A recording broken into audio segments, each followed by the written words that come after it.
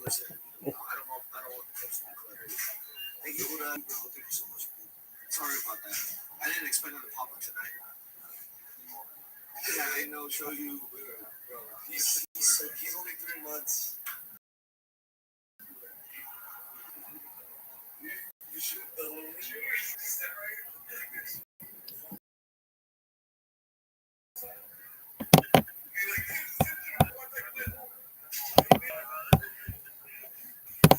Yes, a big healthy baby boy. Baby tank, yeah. He's what you call that? He chunky. And he's active too. He's strong.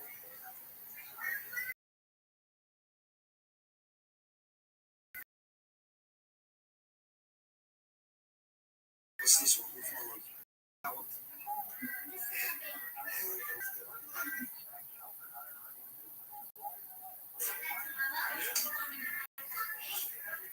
Yeah. Thank you. Besides, I don't. If we're getting front page right now, I don't know what's happening, what's going on. That's why I'm here because I know the last thing I want to happen is from like, let's say if I'm at my station, I'm at my desk, I can tolerate the weirdos that are on, but right now I'm like, I don't.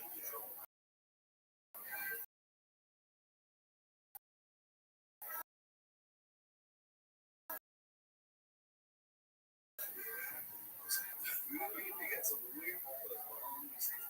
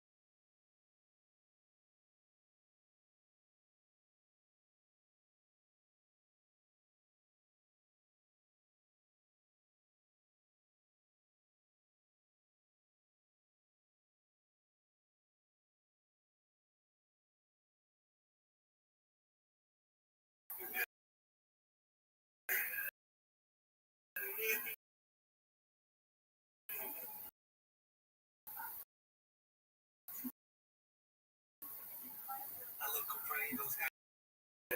1800.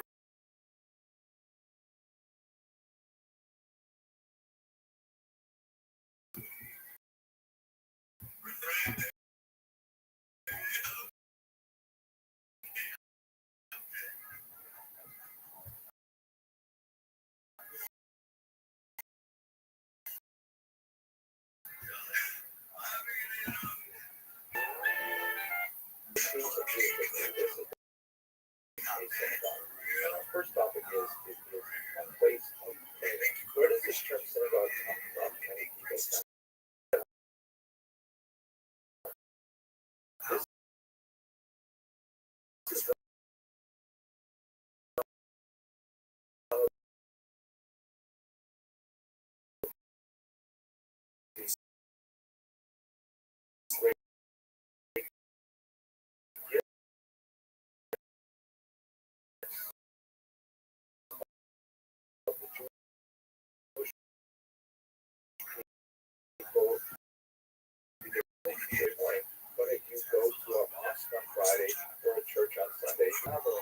Nobody's ever gonna watch this. Nobody's ever gonna watch this. Period. All other established. But the synagogue is quite different. The synagogue is not trying to compete with the temple. The synagogue is kind of like, we're too far away from the temple and we still have it exist. We see this argument also mentioned in Christian sources. There's an attribution of this institution to Moses. There's a lot of interesting literary suggestions that the institution of the synagogue was 6th century before the Common Era, and Israel was conquered by Babylonians.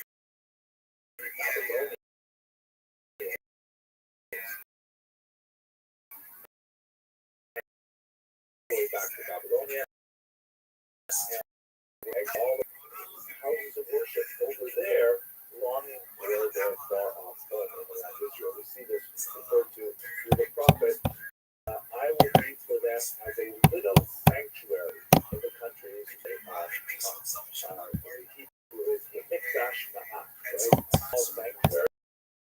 And this certainly encapsulates the idea of synagogue. Interesting passage in the Talmud that talked about ancient synagogue structure. One is what they would call Shatzayadi, which was built in by putting together some of the ruined bricks from the first temple itself, brought to Babylonia and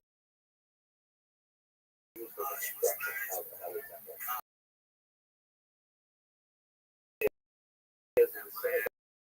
Today represents some part of that ancient tradition of the temple itself. It's not often separated diaspora communities from the center in Jerusalem that Jews wanted an outlet to express their desire to be closer to God, and so creating a special idea that's designated as a place of sanctity, that seems to make a lot of sense. So we see synagogues popping up all over the diaspora, and over the course of these series of brief videos, I hope to show you some of the gorgeous examples of synagogue art and architecture where Jews focus their thoughts and express them.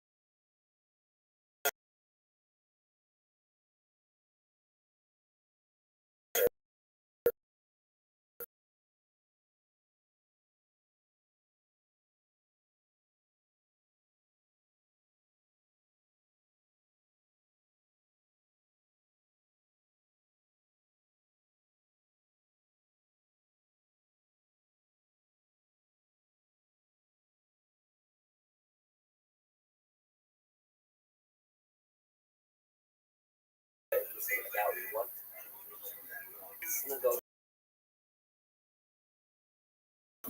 Jewish life throughout the ages.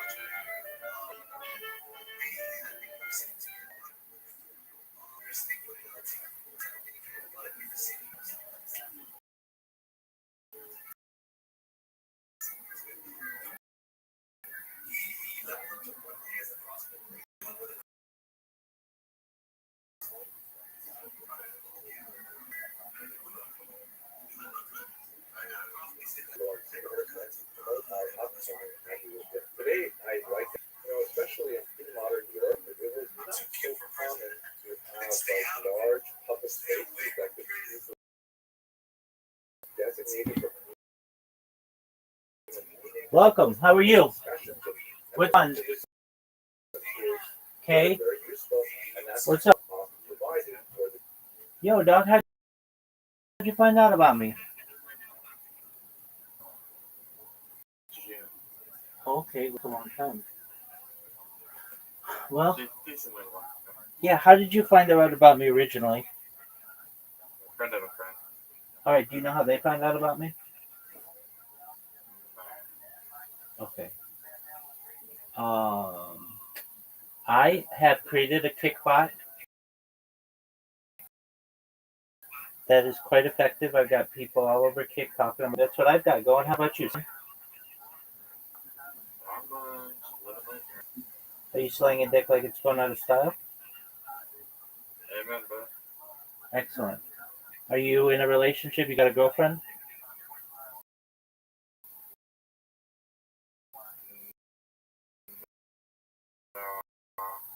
Why not? Not that I know of, at least. I don't know. So you might have some secret girlfriend somewhere. Even you don't know. There's scammers that steal my identity. Korean girlfriends, you gotta watch out for them. They love the fucking equator.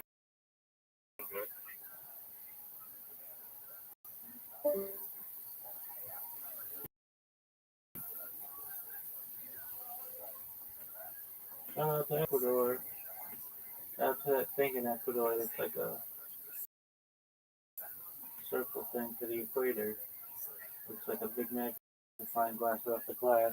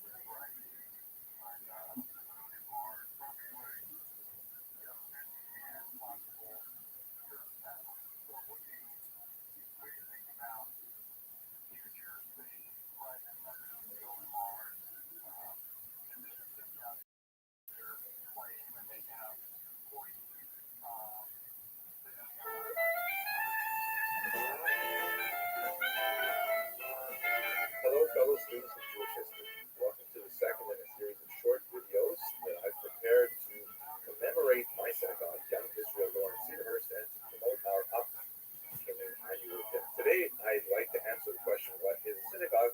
With the response, it is a place of kindness. In the first video, we talked about the synagogue as a place of prayer, but the synagogue actually serves a very, very useful purpose as a communal gathering space.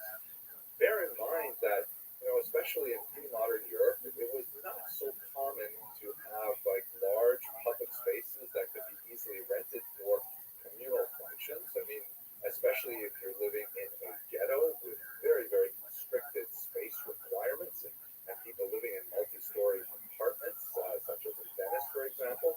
So having a free space that can be designated for communal meetings and for communal discussions and for communal activism is very, very useful. And that's the service that the synagogue provided for the Jewish community. This is especially true in not only in ghettos, but also in shtetls, in the small villages that dotted Eastern Europe, where the level of wealth might be such that the space available would be the synagogue. And as such, the synagogue serves as an extremely useful logistical starting point for all kinds of community organizations, so-called chevras, or committees, which deal with everything from providing dowries for poor brides to taking care of orphans and widows and the travelers, and providing for education and providing for all kinds of needs of the community. These would be typically organized within the synagogue walls. The Talmud, the Tractate Megillah, does place restrictions on what can be done in a synagogue. It has a level of sanctity, so it can't be used, for example, as a place to organize, the conducting of business, or to take advantage of the large open space to hang laundry or something like that. One can't even, for example, take a shortcut through a synagogue. If you want to get from one street to another street, and the synagogue has doors on both streets, you can't just cut through the synagogue. But for the most part, synagogues in medieval Europe in particular were frequently used for all kinds of communal activities to benefit the community as a whole. It served as the synagogue for charitable purposes, to organize charities, and things like that. I'd like to have a look at one particular synagogue that I find incredibly beautiful, that really encapsulates this tremendous value of the synagogue as the beating heart of the community. Let's look at the synagogue of Rothschild, which is in Poland, and you can see from this map here, it's just a little bit east of Krakow. And when you look at photographs from when it existed, it was unfortunately destroyed by the Nazis in 1941. It had kind of like a barn-like appearance. I mean, it was a little bit more majestic on the outside because it had this sort of pagoda-like architecture, but it really didn't give any sense as to the tremendous beauty that was within this wooden synagogue. I'd like to say two things about this remarkable synagogue. First of all, like many of the wooden synagogues that were constructed throughout the villages that dotted Eastern Europe, the simple, almost barn-like exterior was a disguise really for a far more opulent and inviting interior. The exterior hid an ingenious internal cupola, which you can look at this cross-section here, actually like a totally distinct interior. When you were looking at it from the outside, it looked like a rather large kind of, but simplistic, somewhat ramshackle. But when you walk inside, you felt the grandeur of this curving, gently sloping architecture that you directed the eyes everywhere. And that must have been an absolutely incredible experience. The second thing is that many of these wooden synagogues had their internal cupolas, and in fact all of the walls richly decorated with luscious colors and representations of ideas in Torah and Talmud and so on, particularly the zodiac, as we shall see in a minute. Now, the black and white photographs we have from Rothschild do little to really give us a sense of what this experience must have been like. Many years ago, I had the pleasure of working with Al Barris, Florida Atlantic University, and director Carl Hirsch on a documentary video by the Nazis in Europe. And here's a short clip of one of those synagogues, specifically a zodiac, with a much younger being.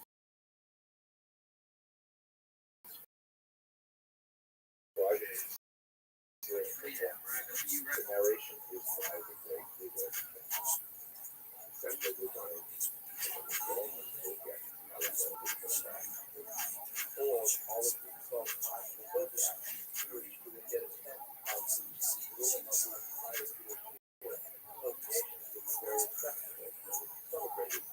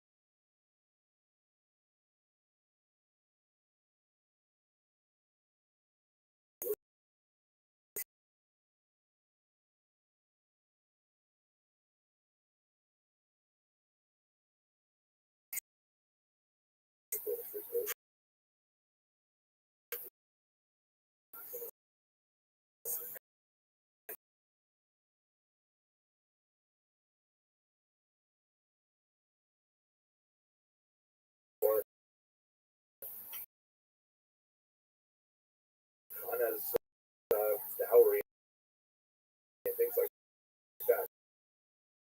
They must have been infused with truth. One of the reasons why my wife Ilana and I are so proud, enthusiastic supporters of today.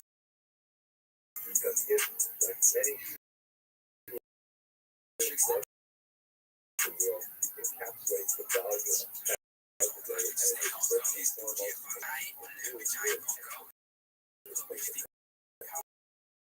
foremost the phenomenal opportunity that goes on. So honored that the shul chose us to be the Young Leadership Award.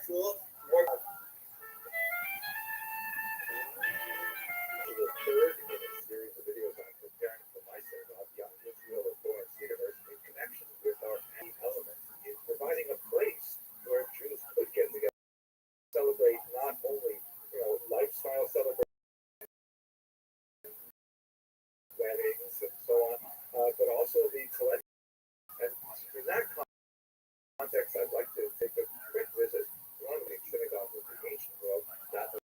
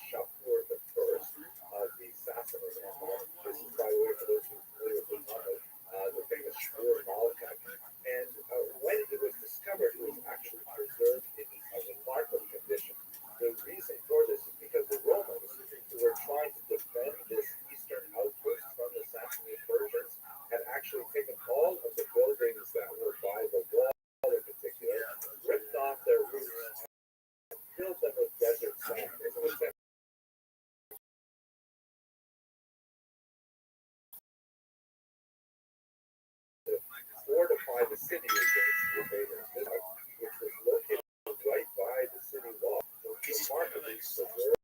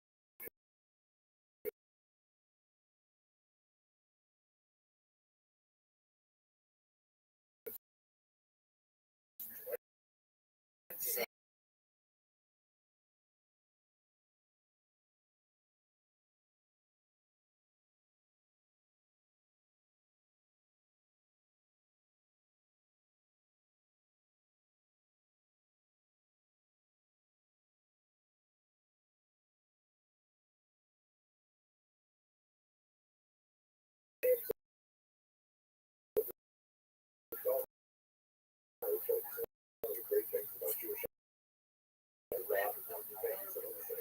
so let's have a look. Here you can see the Western has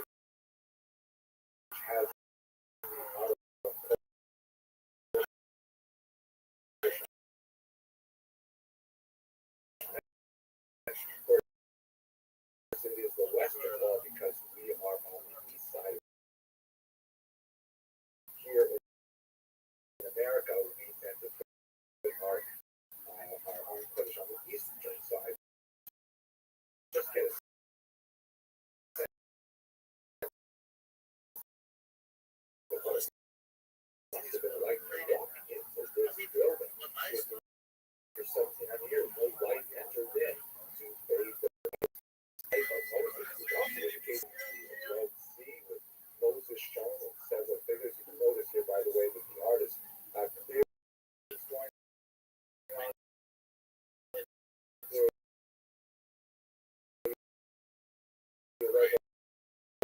Here's one of my favorites. Obviously, he lost his tent somehow, and he is walking. Imagine that these remarkable images must have happened here. A sense of awe and celebration, elements of rejoicing. So beautiful building we call the synagogue, and it is one that I associate very closely with my synagogue when Israel going to the I really hope that you'll be able to participate in one form or another, hopefully by actually coming in person to our dinner celebration this year. Thank you very much for watching. Hi. Stephen and Margaret Tillman.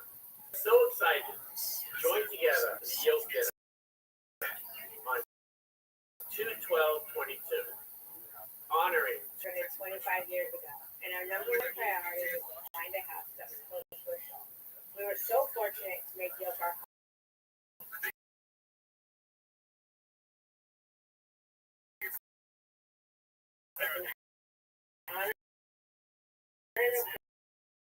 Privilege to join our Yield.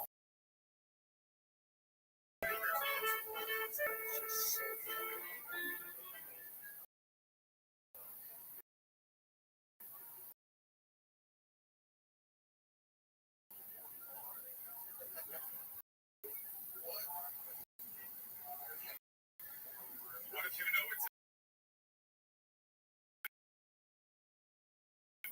possible that during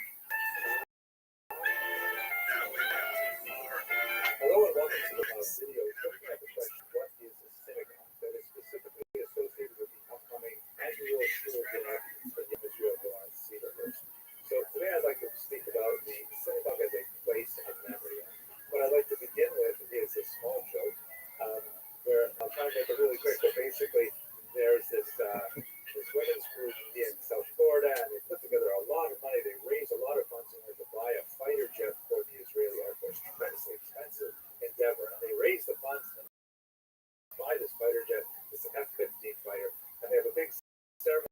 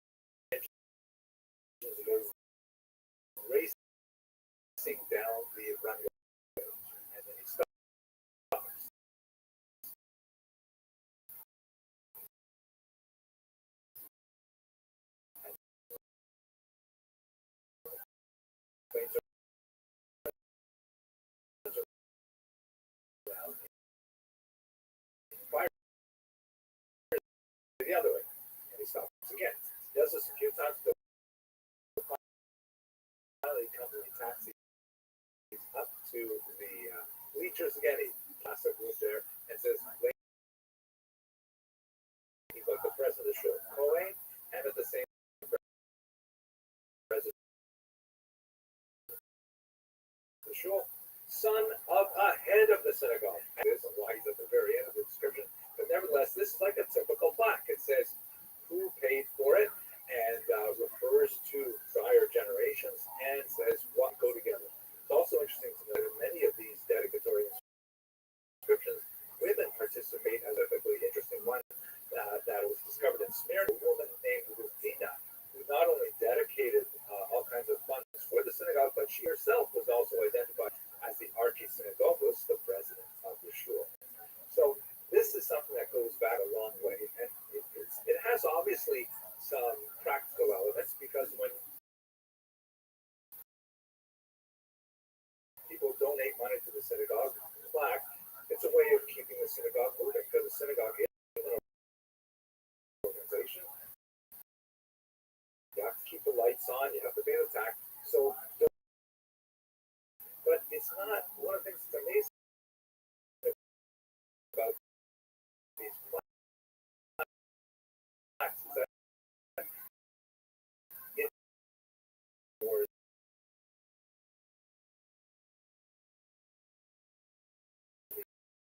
to dedicate like the foundation to the Shavana, or things like when my wife suggested that we should make a donation to the daily coffee expense by the coffee stand. I think one of the most moving elements of in Jewish tradition is the yahrzeit board, in which you can, and this is very affordable, every family can do this. You buy a small little plaque that lists the name of a beloved one who was deceased. It goes up on this board, and then on the anniversary of their death, a really nice innovation. I don't think they did this before.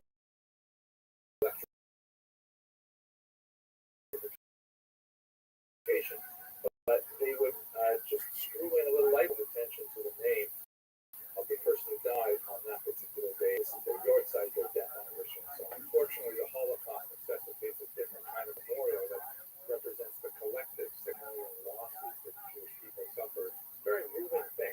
And what I think is so meaningful about it, and I have one there as well from my own beloved father who passed away.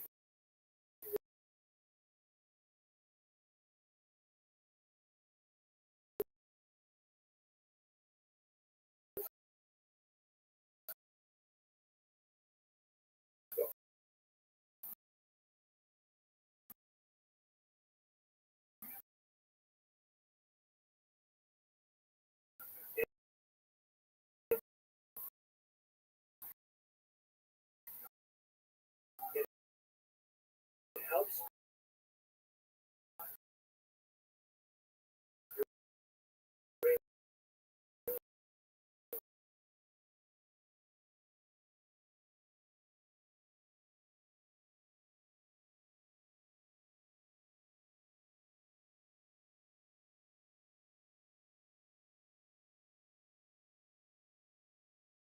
it's so beautiful to have a common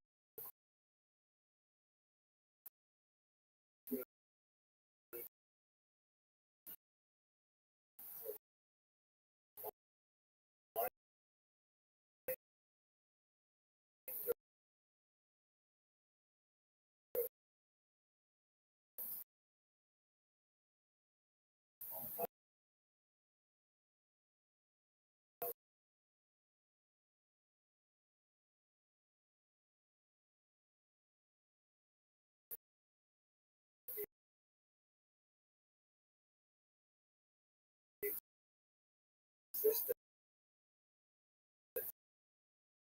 of a loved one in a place where people gather, in a place where you can come together. I often at the end of the day just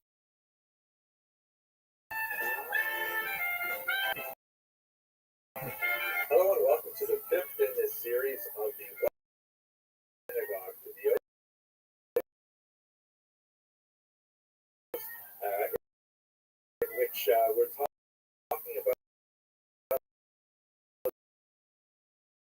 connection with the upcoming annual. Wife and I are privileged to serve as the guests of honor at their annual dinner this year. Are places of rebirth, right, of the Jewish people. We see that especially clearly in this very unusual synagogue in Belmonte, Portugal. Now, I got to tell you, this is an amazing synagogue for all kinds of reasons. First of all, we should realize that the Jewish community in Belmonte, Portugal, here you can see where it's located, it's kind of inland. Portugal is not near any major areas with the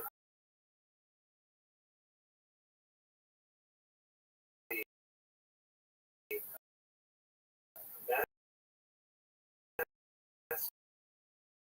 conversion that was engineered by the Portuguese, even worse than the Spanish Inquisition. So one really small remote communities like Belmonte, the church actually went underground, and they, but in reality, they were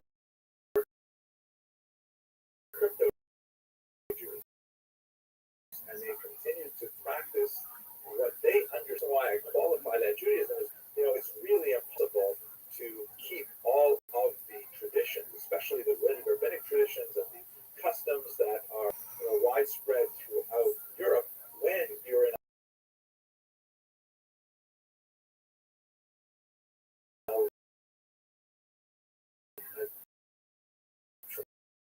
tremendous generation to generation.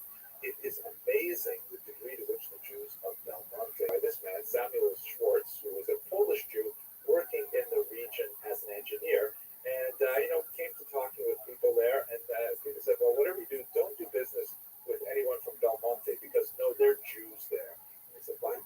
Jews in Portugal? They've been kicked out since 1497, or they've been forcibly converted. How are there any Jews left?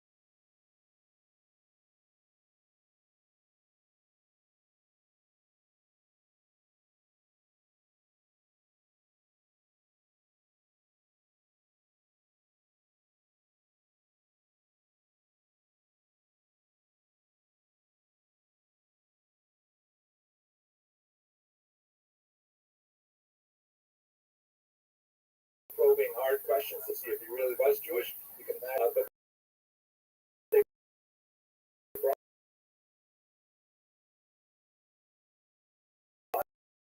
in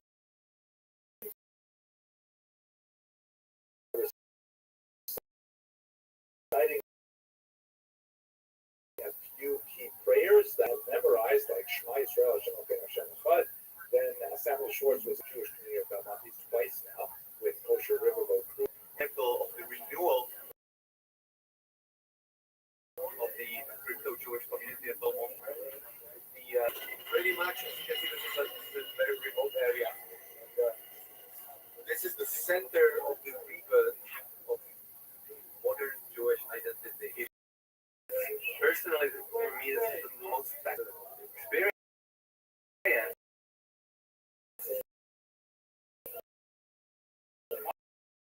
Obviously, this synagogue is a century addition to the, but it has a lot of features that are very subtly designed. In most synagogues today, you'll see that there's some light there, sometimes like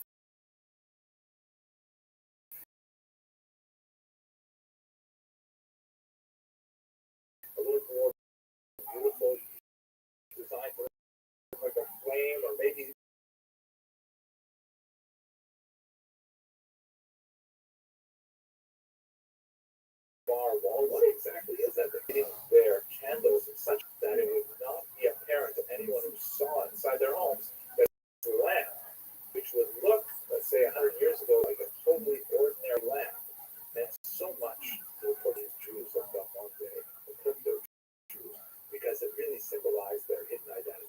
Like even now that we have electrification, now more of them, we have regular Shabbat candles and things like that.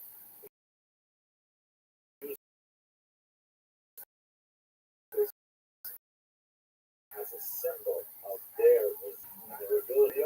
I would love it to participate in the dinner.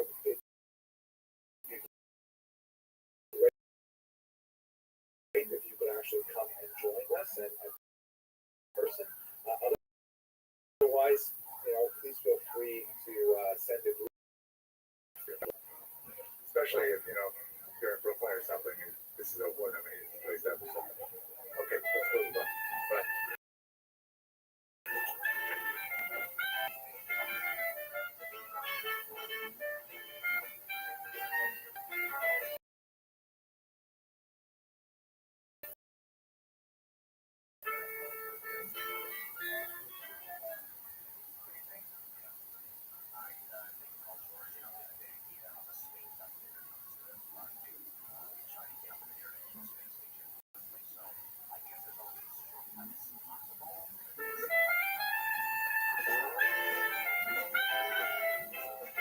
Hello and welcome to the 6th video in this series in which I ask the question, what is a synagogue? And these videos are prepared to promote the upcoming annual dinner at Synagogue, the Young Israel of Lawrence Cedars, where my wife and I are very privileged to serve as the guests of honor. So today I'd like to talk about the synagogue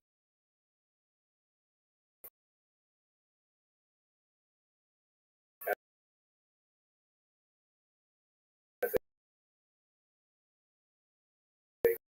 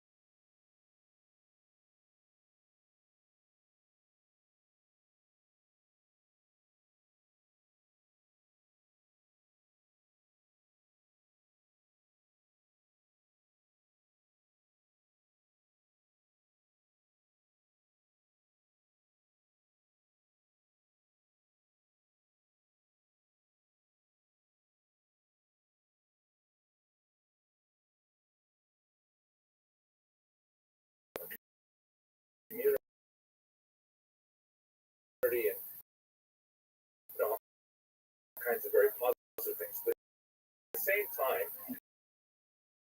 the second meaning of that phrase is the place where you have to have security in order to be safe. This is something that goes way back in Jewish history, that synagogues, particularly in the day, were places of refuge from physical attack. Let's recall that Jews were always minorities, more or less successfully in Christian houses of worship. Clergy, bishops, and How are you? populations of Jews would make their way to Jerusalem, where I'll see you in 5 hours. Have fun. these synagogues for themselves. Here, let's have a look at a few examples. Most of them are in Wikipedia. See, it's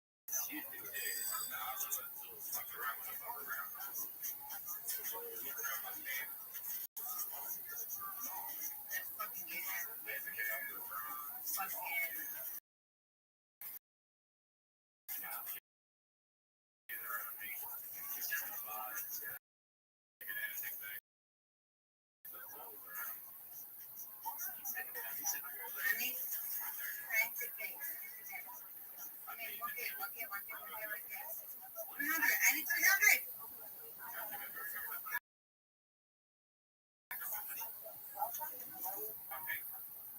No. What do you mean now? Receipt. They're typing from on top.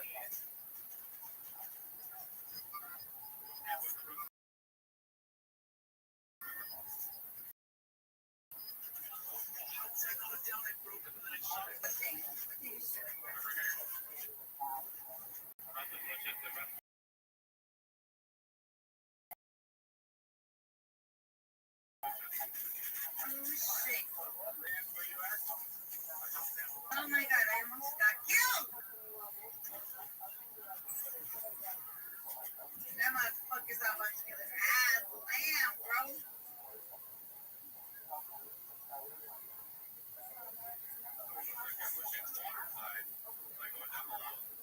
I don't know who he is. Michael Jackson, who is the Rabbbi? The Rabbbi? I don't know who the Rabbbi is. He's a Rabbbi.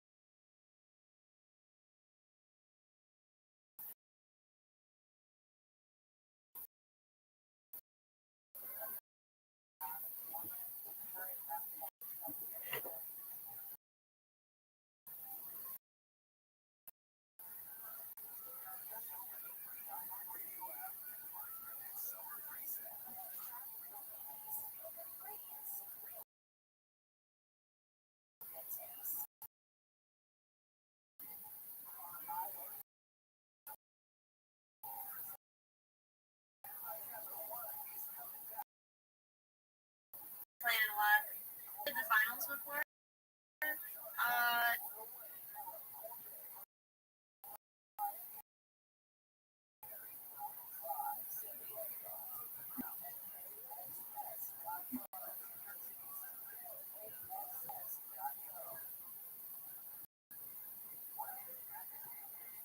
Receivables, you're not going to have enough cash.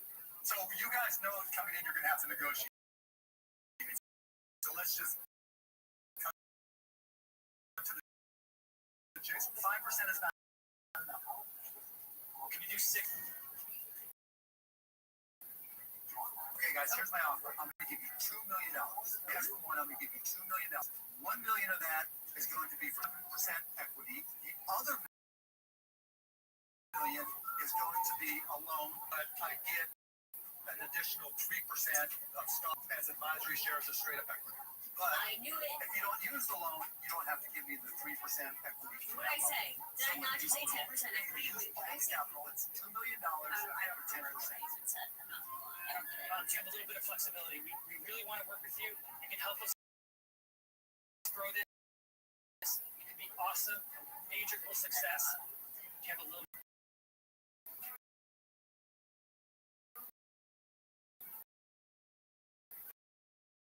That was my flexibility. 5, 7, 6. You came in asking for $1 million, and now you have access to $2 million. Hey, greedy. Let him rob you. You got a deal. Deal.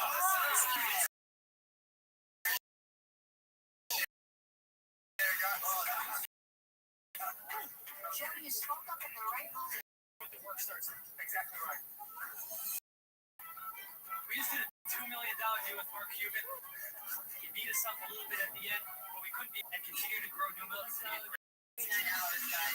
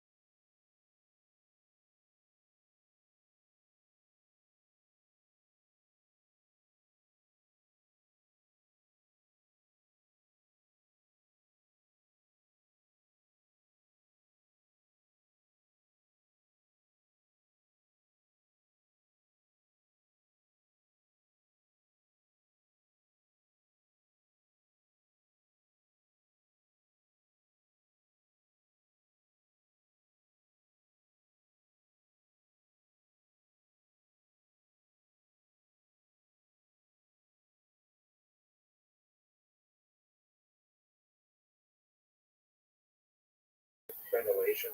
In some of these synagogues, you actually have like archers' windows and things like that to protect the community. Here is a fascinating reconstruction of the synagogue and bells, very important site for Hasidic Jewry. And you can see that on the left, here's the pre-war version of it, and on the right, you can see how it is set up in Jerusalem. Yeah, really interesting.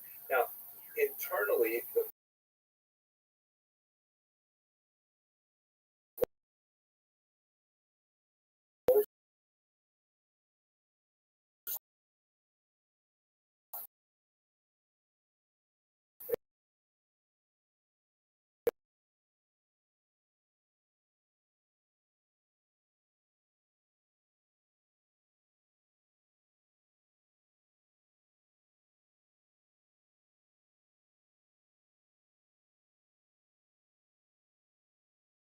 of the Vorstadt synagogue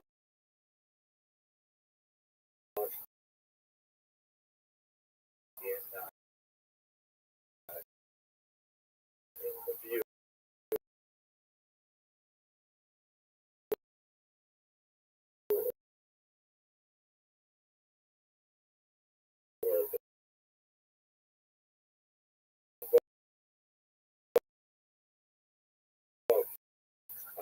which at the time was in Poland, now right within the very middle of the synagogue.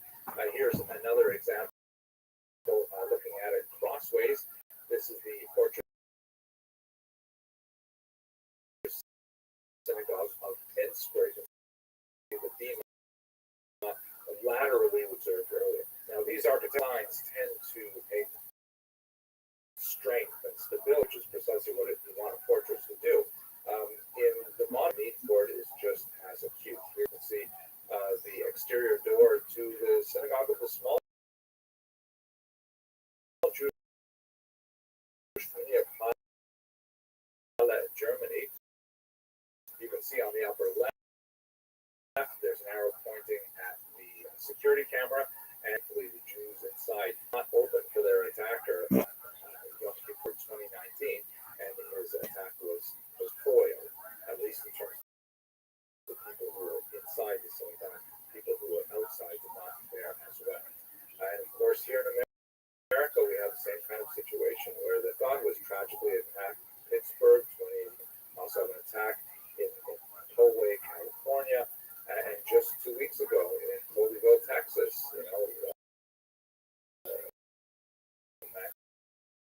comes in and makes the news happen in even this great country to this very day. Security is a reality for synagogues, historically and unfortunately in our country. When I was making this video, the kind of sad realization that actually the very first person I say good morning to the security, young Israel, either Bob or Chris or whoever happens to be on duty that morning, they're the first person who is at the door, making sure that I'm safe when I get into synagogue and helping preserve the safety and integrity of everyone in the building. And, this is just part of what it means to have religious freedom in this country. There's a price associated with it, a psychological price, a sociological price, and an economic price. But when we are united, that's when we can manage these costs. And you, to participate, please go to attend the dinner. It'd be great to meet you in person.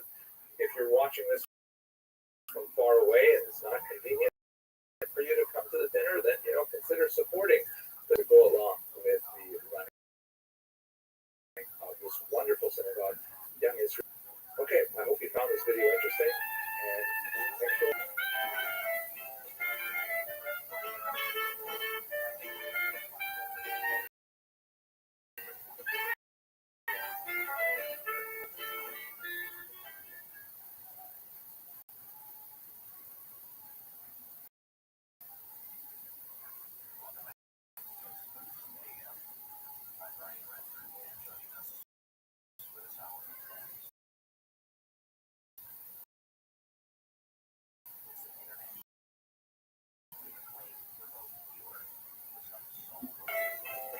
Hello, students of Jewish history, and welcome to the seventh and final video in this series of questions.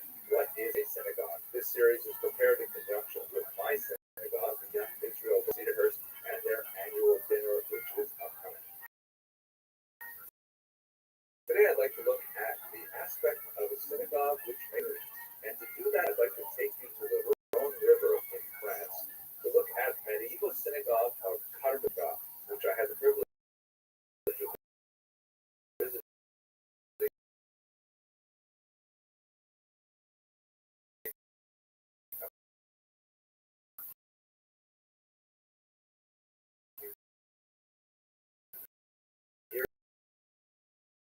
years ago.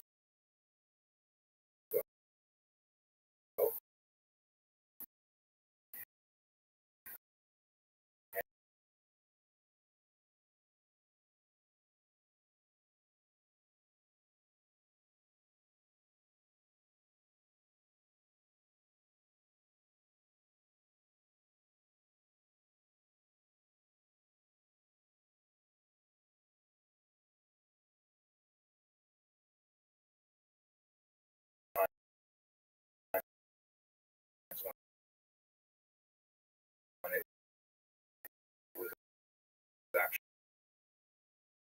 sealed at one in this tiny space, when applying for badly needed renovations in the 18th century.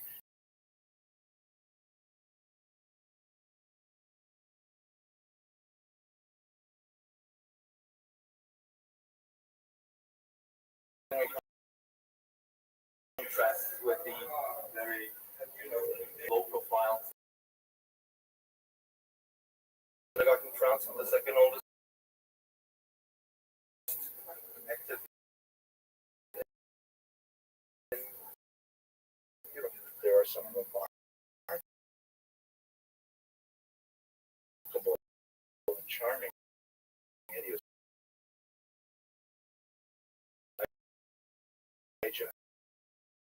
that sits in an alcove on one wall. And up there, so it's jail? Of course. Look at how tiny it is. Very interesting feature of this 18th century Baroque style. The Torah would have been read on the opposite with kosher river cruises. A lot of important people are traveling with us, and so they not only showed us their prized possession, the Sefer Torah style case, but they even opened up the area behind the Aron to show us all of their antique for public reading. But they had behind the Aron a dark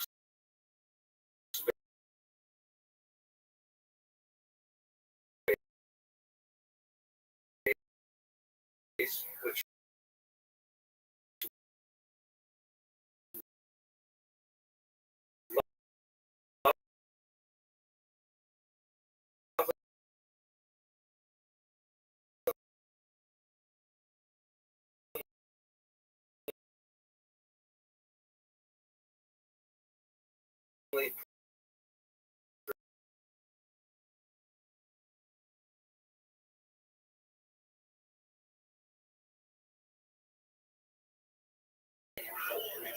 really incredible.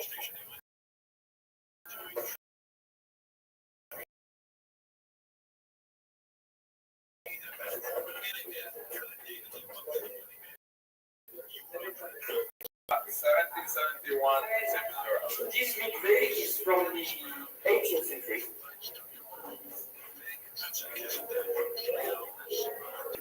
Okay, so this was the 18th century, the water from the mikveh. So you put some wood under, and you make it heat, and then the water goes. In the basement of the 14th century Carpentras synagogue is the community mikveh, a ritual bath. You can see that the water is still quite clear. It's right from an artesian well. The light dusting on the top of the water is from the flecks that come off the limestone walls. Originally, of course, you were in candlelight, which really heightened the mood of solemnity associated with the ritual immersion, since no natural light can descend into the space.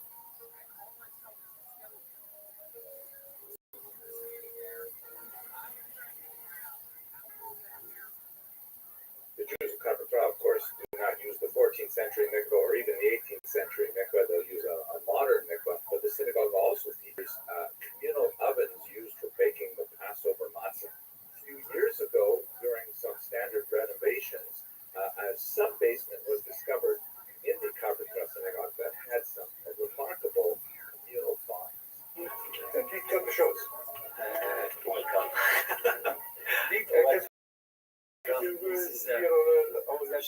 Je le dis en français. Oui. Ah, super. Cette synagogue, il a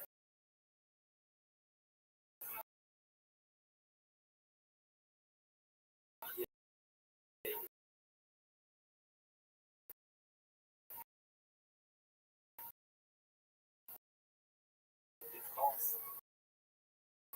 Elle est exceptionnelle parce que sur le même lieu, et chaleur acoustique. Ok, qu'est-ce qu'il y a ici? Voilà ce que je voulais vous dire. Kenisa, On a trouvé que c'était ok. Et c'est une Kenisa de document? il y avait des documents. J'ai pas.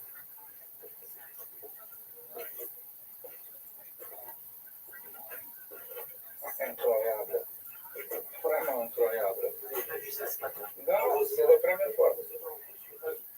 Je suis ravi. Alors ça, Qu'est-ce que c'est ça? ça c'est normalement il y a des couloirs qui rejoignaient les habitations.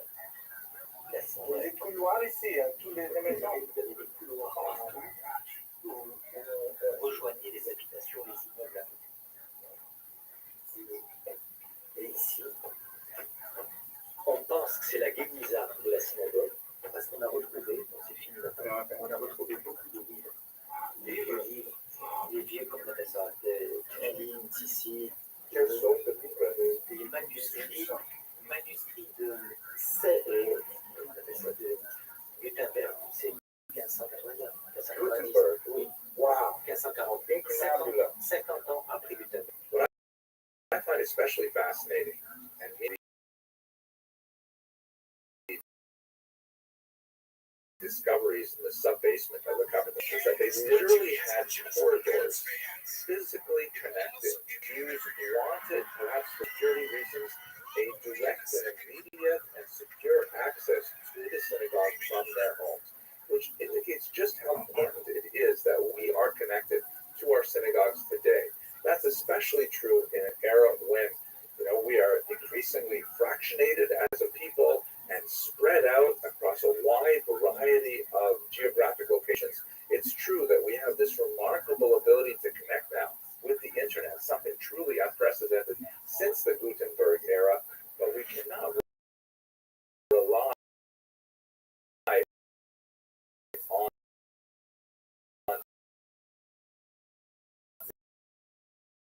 this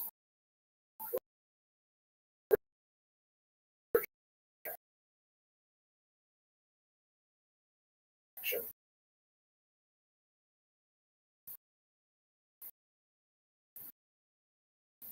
face the actual person. And if our geographic distances are too wide to make increase the participation of Jews. And I hope you have a fantastic day.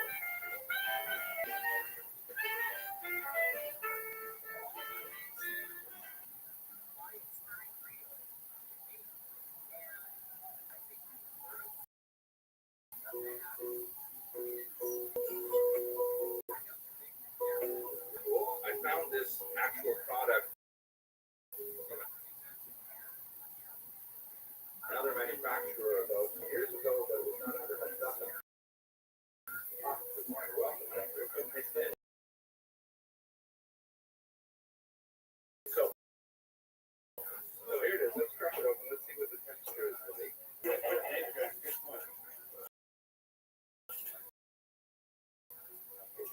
we go. So, it's good in the jaw, you know, so it's jaw gets over the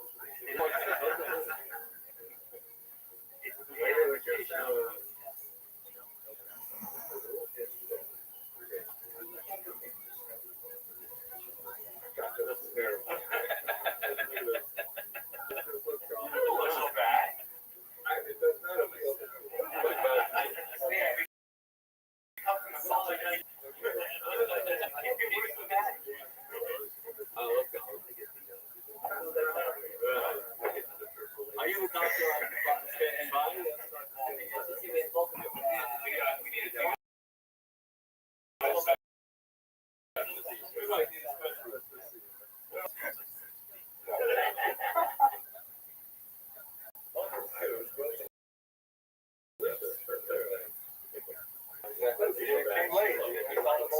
Too early.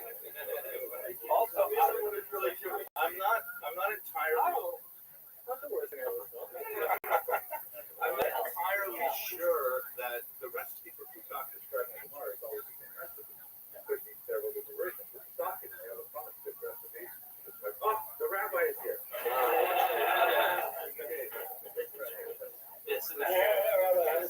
He's the first one to taste. Rabbi, have a seat. We're hoping that you'll the Mahanas, which is the word. No one's tasted it yet. No one's tasted it. I was just discussing about the rest of them. But if you never run about the green so with Morris and the Dorian, I think we're going to keep showing. Look at these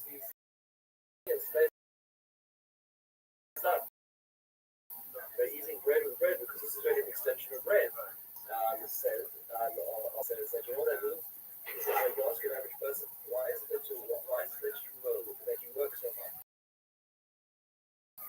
Says, you know, because I need to earn money.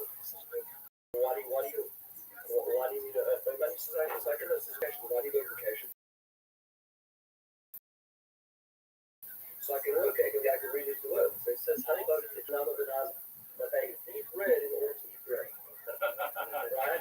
And then the Kozak is meant to remind us that to be a foolish Babylonian, to spend the time on the ranching green and carry on going just not to be able to eat again. So every time we see Kozak, we're reminded of that. We're reminded of that statement, which is why we stop wanting to do it.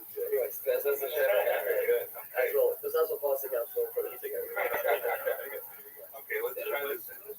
This is how most people want to watch. I also have Tam Tams, which is first.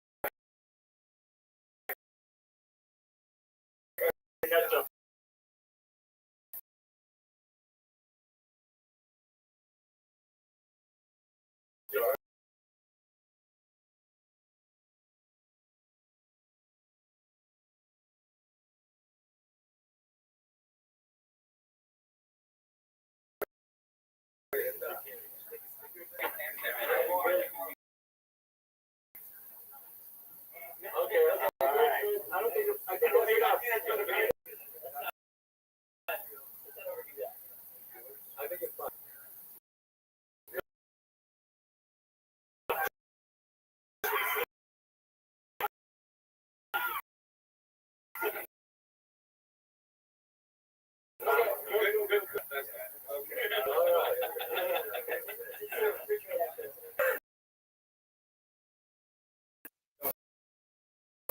I would like to give this up to the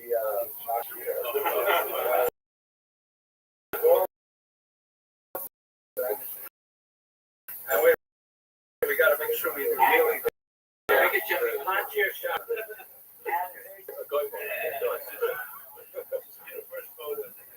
Baruch atah Adonai Eloheinu haolam borei.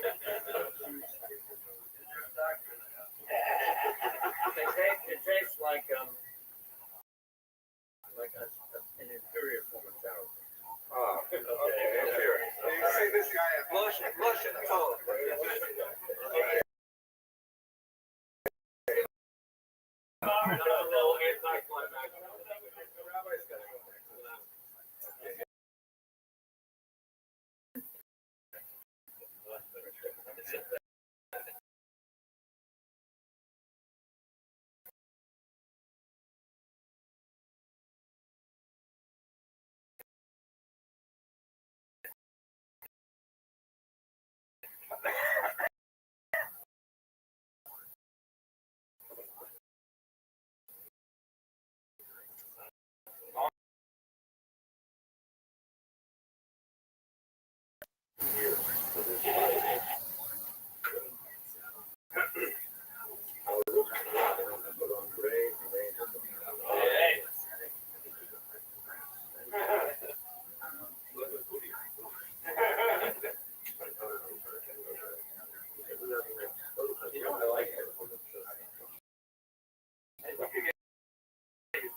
Faintly nutty taste, I think. That's what Dr.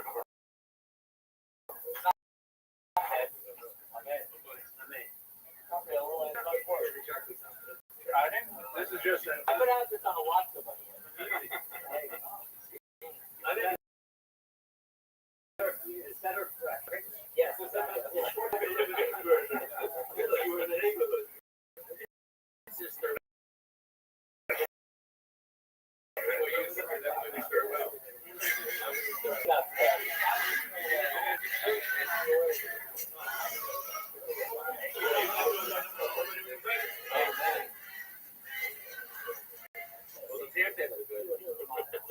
Very strong sour cream vibe. You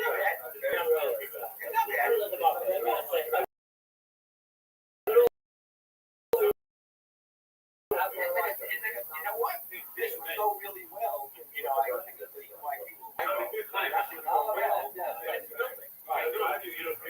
You know, that's what it would be like a gyro sauce. You know, it's scary. It's a little sour. Not bad.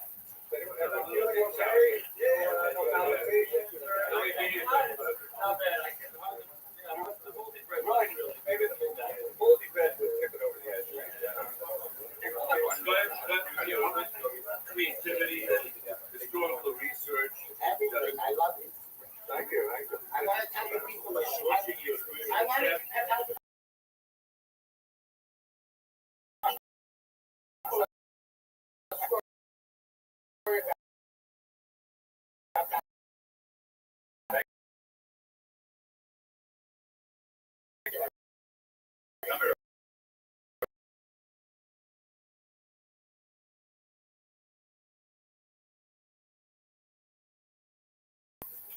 Here at Pesach, I go to Chazon Peru.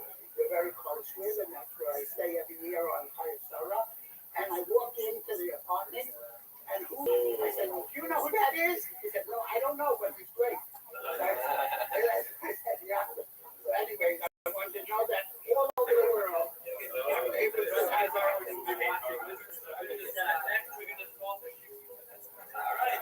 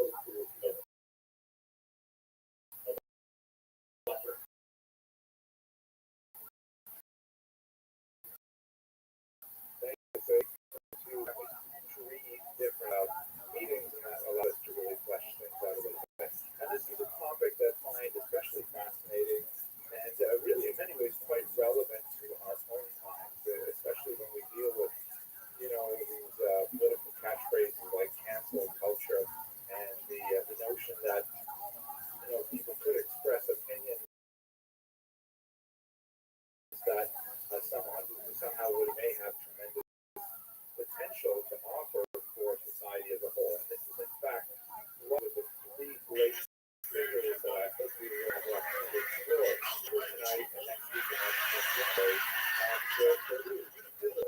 One of the figures that many backwards in history of their legacy, is impossible to imagine that there is a controversy regarding these higher. But in reality, what they say is not so much today. Talking with Matthew from Korea, and I was going to give them expert report. By way of a general introductory theme, I'd like to step out of my Jewish history for a moment and look at this individual on the left, Semmelweis, who is most likely Jewish. He was a 19th century doctor who was very active in the Austro-Hungarian Empire, in Vienna and Buda in particular. There is some question about his background. Most scholars seem to think he was ethnically German, living in Hungarian territories, but it's not at all impossible that he was a descendant of converts to Christianity, which was very common in the 19th century among educated Jewish families. Here he is with his bride in 1857 when he was in his 30s. Now, he's an unusual figure because he worked as a medical doctor, as I mentioned, in obstetrics in particular, and he was especially charitably minded. He worked in some of that had been established specifically for poor women who were having free births, meaning they would just, find any place to give birth without any medical attention, like free unwed. And there was a fear of infanticide, and so the state set up several of these free clinics for women. And the rumor went around, and it was actually a well-founded rumor, that one of the clinics from puerperal fever, which is essentially a kind of a sepsis that they have difficulties in childbirth. The other clinic, which operated on different days, had a much lower level of puerperal fever. And ironically, the level of puerperal fever in the second clinic was just about the same mortality rate for women as those who gave birth without any medical attention. So this really troubled Semmelweis, and he looked at all kinds of reasons. Why is it that Clinic 1, which operates on a certain number of days a week, is having these atrocious mortality rates, and Clinic 2 is having less of them and more like the normal mortality rate associated with childbirth in the 19th century? He troubled him deeply. He looked at all kinds of variables trying to figure out what was going on. The only difference between the two clinics is that the one with the high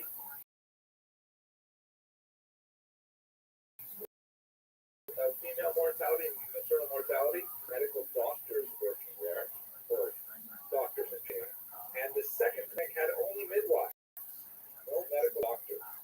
And so he deduced that what was probably happening is that the medical doctors were coming into contact with cadaverous particles. Now, this was before the theory of germ theory was developed, and people didn't have a good sense of what infection was and things like that. But he thought that perhaps, correctly, although in a kind of a simplistic way, he thought that the fact that the medical doctors were working on autopsies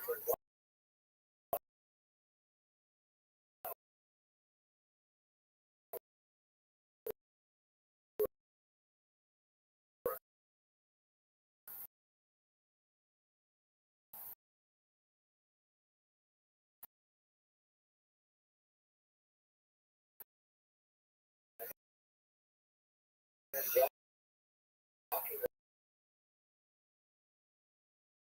did was try to find a way to any of these cadaverous particles of the surgeon. And when this treated him, amazingly,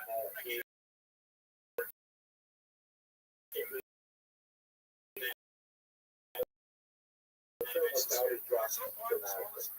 And the doctors were not washing their hands between autopsies and deliveries, which is just incredible. But he discovered it. He said, hey, you just have to make sure you disinfect your hands. Of course, they didn't have the idea of what exactly disinfection means. But nevertheless, that is just precisely what happened. Now, remarkably, discovery was ignored by the medical establishment in Austria and Hungary.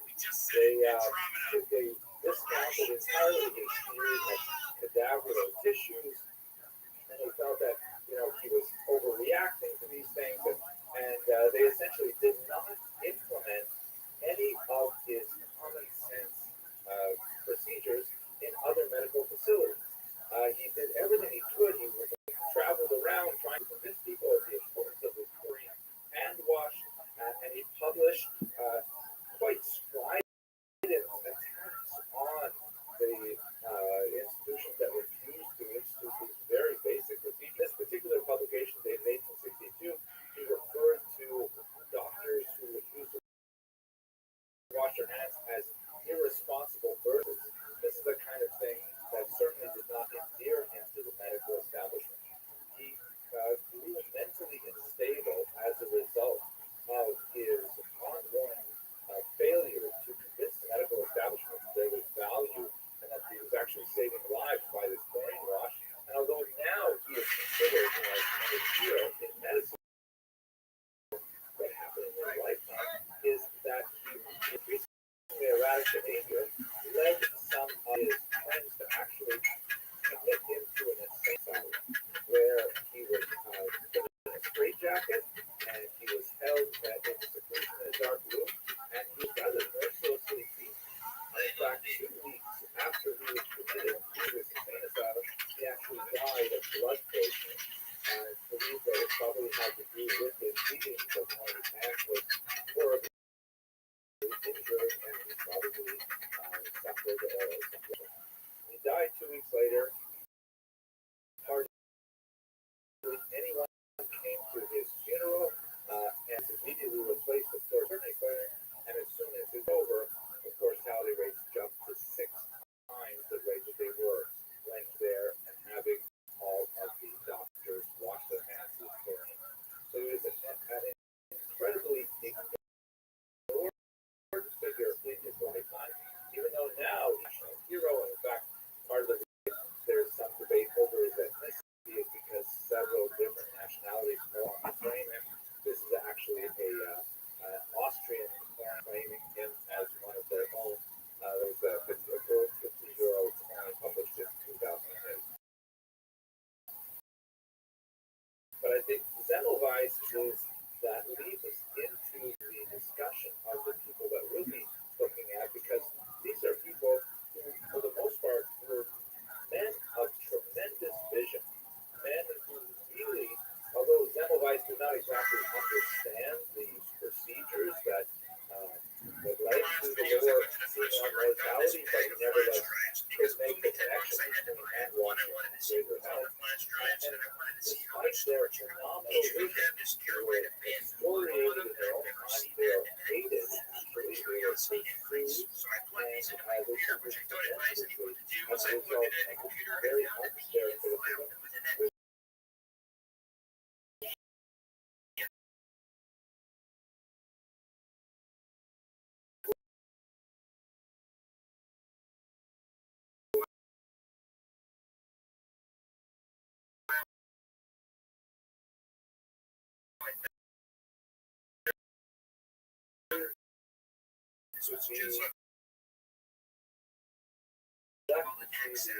statue of Semmelweis in Spain,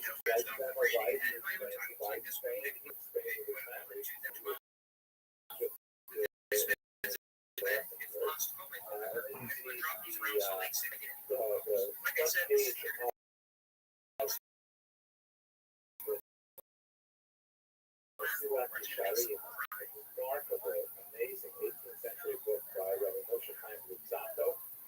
and named as a hero to not only the Lithuanian Talmudic world, because he's also claimed to be a hero to the Hasidic world, because he was first and foremost actually a Kabbalist. He remarkable work on the philosophy of Kabbalah. And he also claimed, ironically, by the non-religious Haskalah movement, because he also wrote plays, much like 18th century Italian romances.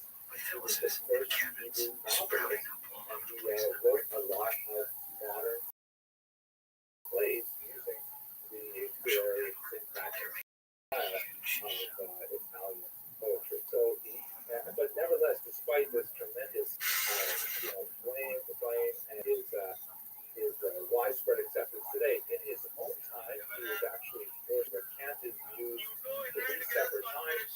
He was run out of his native Padua. He was run out of his native Padua, Italy.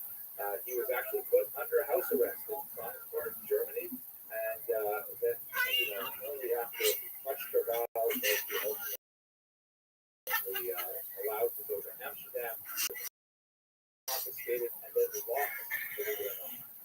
So this is the story of the Rothschild. And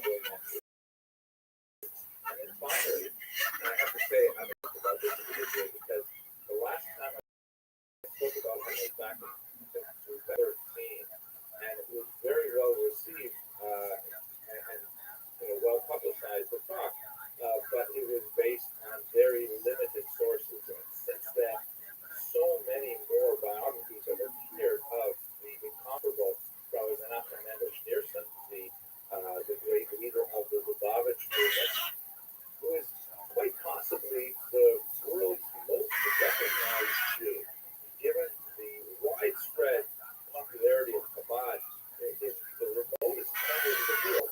The Lubavitcher Rabbbi is remarkably well known and actually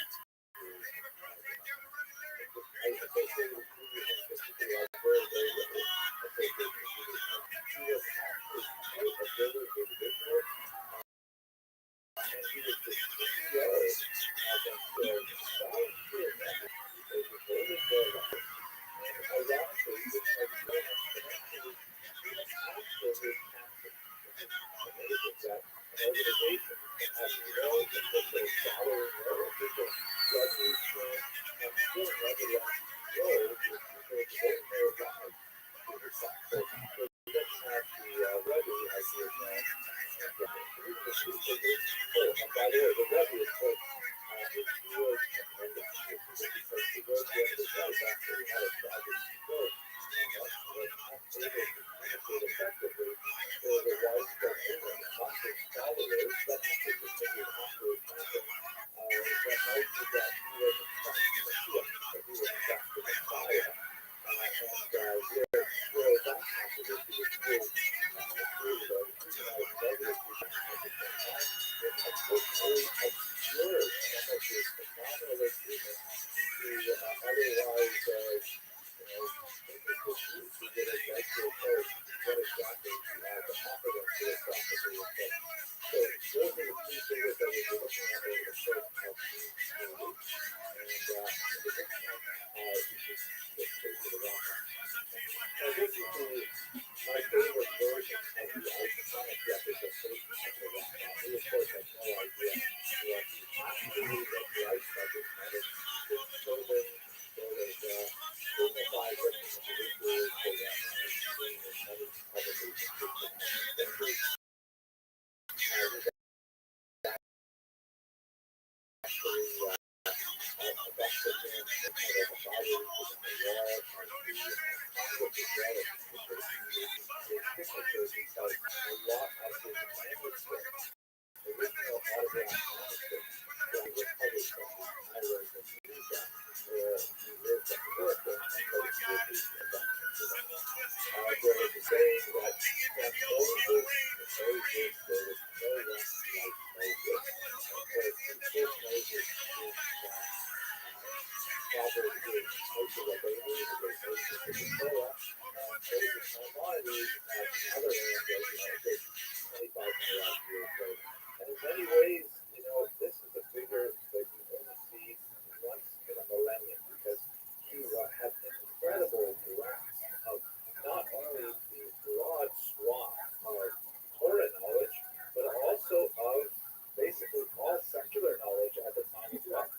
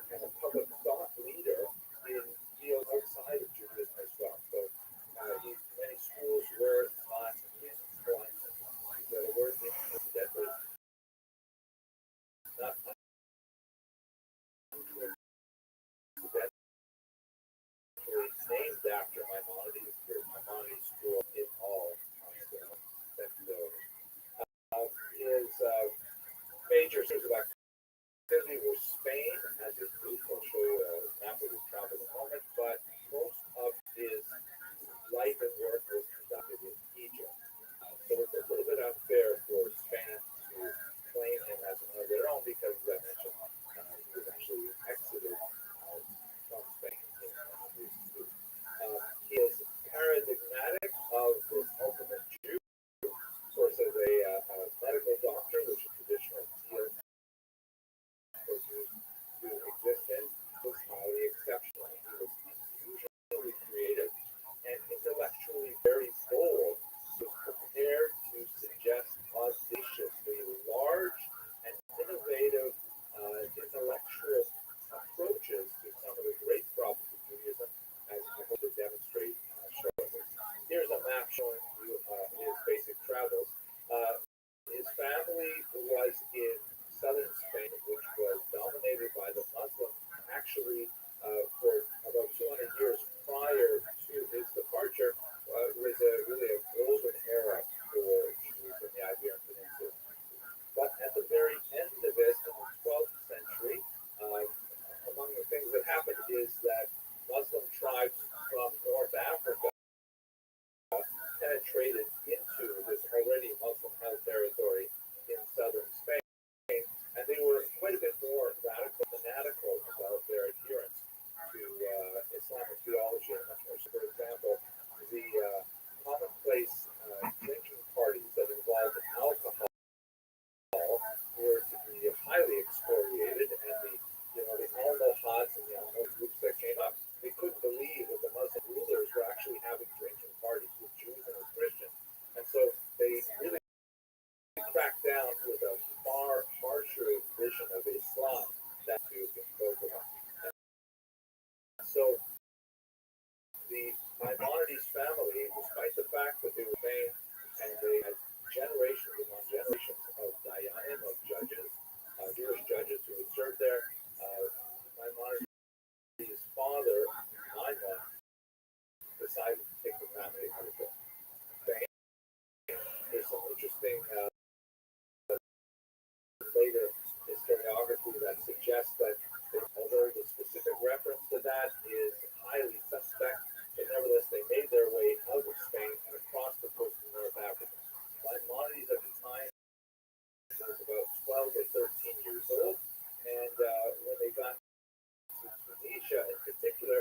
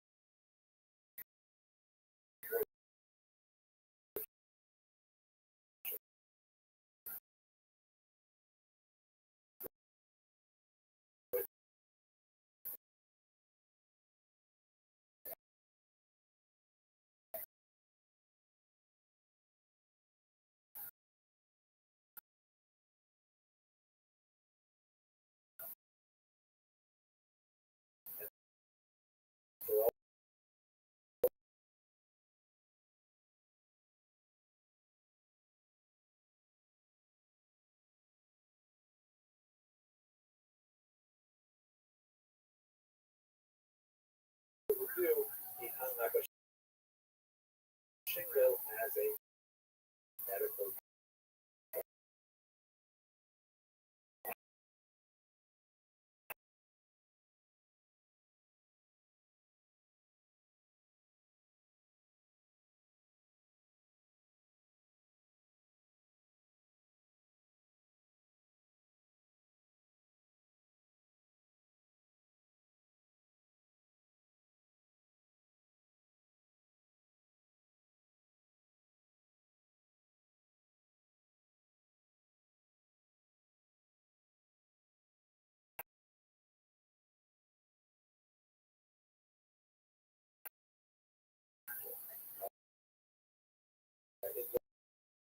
those times of medical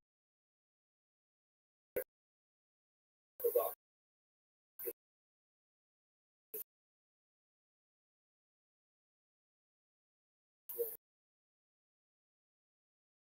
involved much more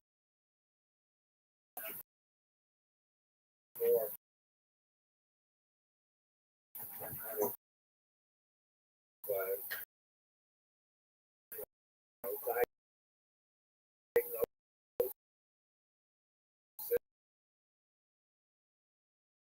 and ended up being appointed to be the family physician of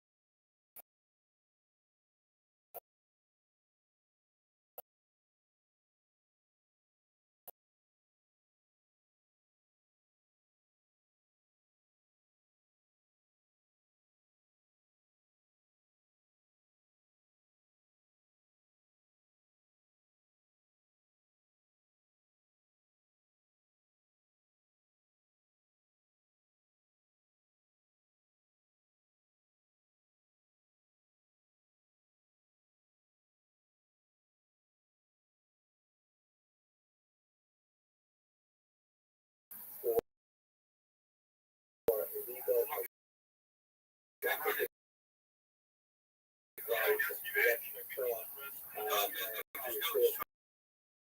very, very late at night. Somehow, I sent you. I just have one. to his Jewish thought, and that it is standard Mishnayot today. That if you want to study the Torah, and you get the commentary of Maimonides.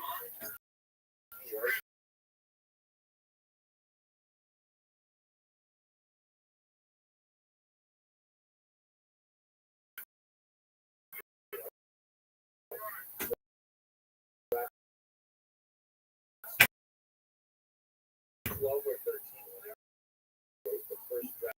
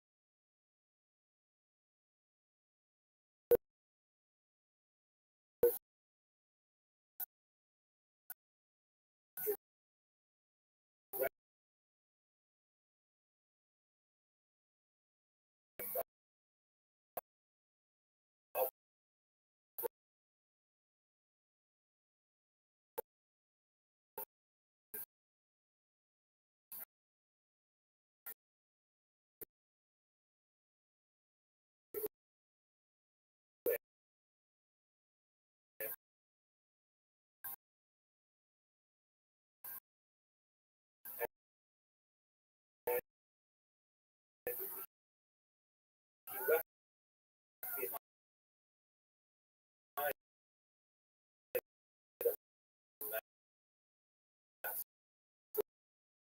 a correspondence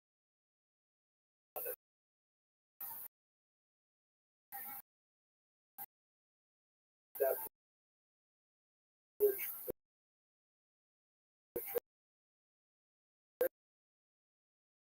portrayed a tremendous sensitivity to individual concerns and often gave very insightful advice to Judaism. Was having a hard time because the rabbi in his town was telling him more spiritual. Really get a sense for who he was as a person. In the letters, which portray a much more personal view. His magnum opus, however, is the greatest works of his career, and the text of it indicates that he wrote it for one student in particular, although it's quite likely that he understood that by writing this work, that Judaism, from the attacks, was an apology for Judaism that was not something that had been directed primarily at a particular Arabic-speaking world that is not for the time that the Maimonides is functioning. You have Rashi, and you begin to see the Tosafot beginning to emerge, but there's no question that the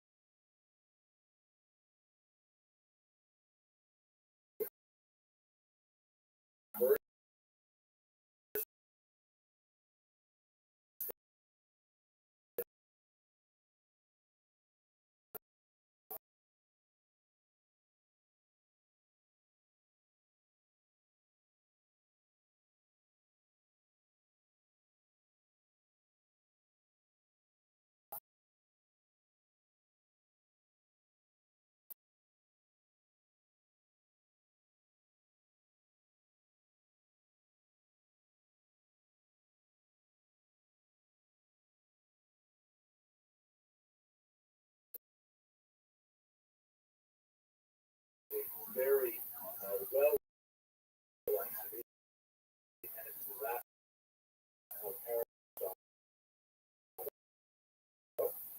He would argue that Judaism and Aristotle are far closer than in Aristotle. Aristotle, so the idea of a concordance between Jewish thought and Aristotelian thought was considered a very valuable book for a lot. So this was a book essentially, if you can imagine in contemporary terms, it's kind of like a book for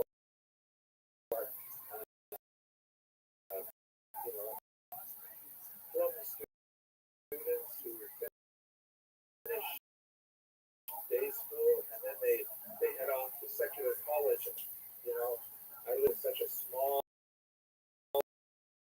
kind of like insular world in my little Taiwan, which by the way will have a huge influence on Christian thinkers like St. Thomas Aquinas.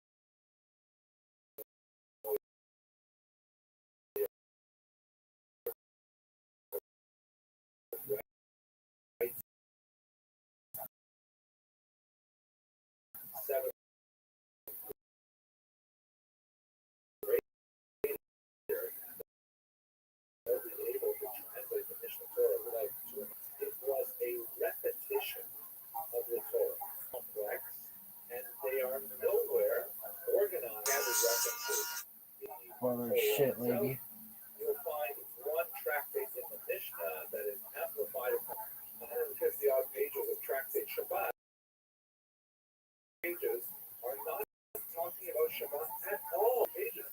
They're scattered in other tractates. You'll find stuff in Tractate 8 that really know the laws of Shabbat, which are the entire Talmud. And that's how huge. So what Maimonides did was he said, listen, this is really, I'm going to make it simple for everybody. I'm going to start from the very, and I'm going to discuss the entire Torah. All of it, everything, and I'll put it in organized fashion, basically Greek with, a chapter that's devoted entirely, or chapters and Arabic style of writing, and all of that Torah, the repetition of the Torah. And in your Hebrew, although it's often deceptive in its simplicity, and trying to figure out why he phrased it this way, like Bruce and I, we would work on the all 5 days a week, and then we were assigned the section of the Mishnah Torah that dealt with the Talmud. But after dealing with the arcane convoluted arguments of the Talmud, we thought the Mishnah Torah was so clear and easy. We know this, so we really got to spend 3 hours talking about this. But then when we got to the Shir, and it was offered by Edgar Weinbach himself, he completely devastated our understanding of the sophistication of the Rambam, and explained how we had missed it, like there was a massive supersonic train going past our heads, and really going on in effect, even though we had a superficial understanding. So the Mishnah Torah, incredible achievement that looks at the entirety of Jewish halakha and encapsulates it in a very organized fashion. And moreover, although this was one of the very first codes of Jewish law that tried to put everything within that organized fashion, and was later imitated by the Torah and by the Shulchan Aruch and modern codes like the Mishnah Berurah, all of those later codes did not have the same ambitious scope, meaning they only dealt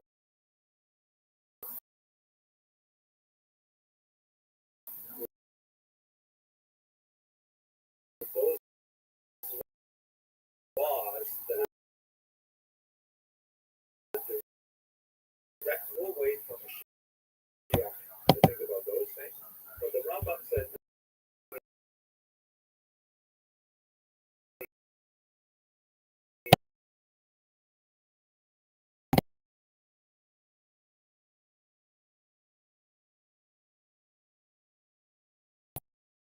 the other, he also does with amazing things like how to have opinions, what opinions are correct and what opinions are not so large for them, and they dealt with mundane matters. I'll just focus on one particular that I'm especially close to because I wrote a book on it, and I actually wrote it several times. This is a book that I'm very close to. One of the brilliant sections of Maimonides' books is his discussion of how to repent, the ways of repenting, or tshuva. I got into this habit of 12 or 13 years ago, but I would always review this particular section of the Hilchot Tshuva in the month before Rosh Hashanah, when I traditionally studied, and then I ended up translating it to English as part of my personal learning. I shared it with some people, and they liked it, and that kind of grew, so I ended up self-publishing it because I was experimenting with that unusual way of getting ideas out, and ever since then, I have reviewed my own commentary every year and republished it, just like,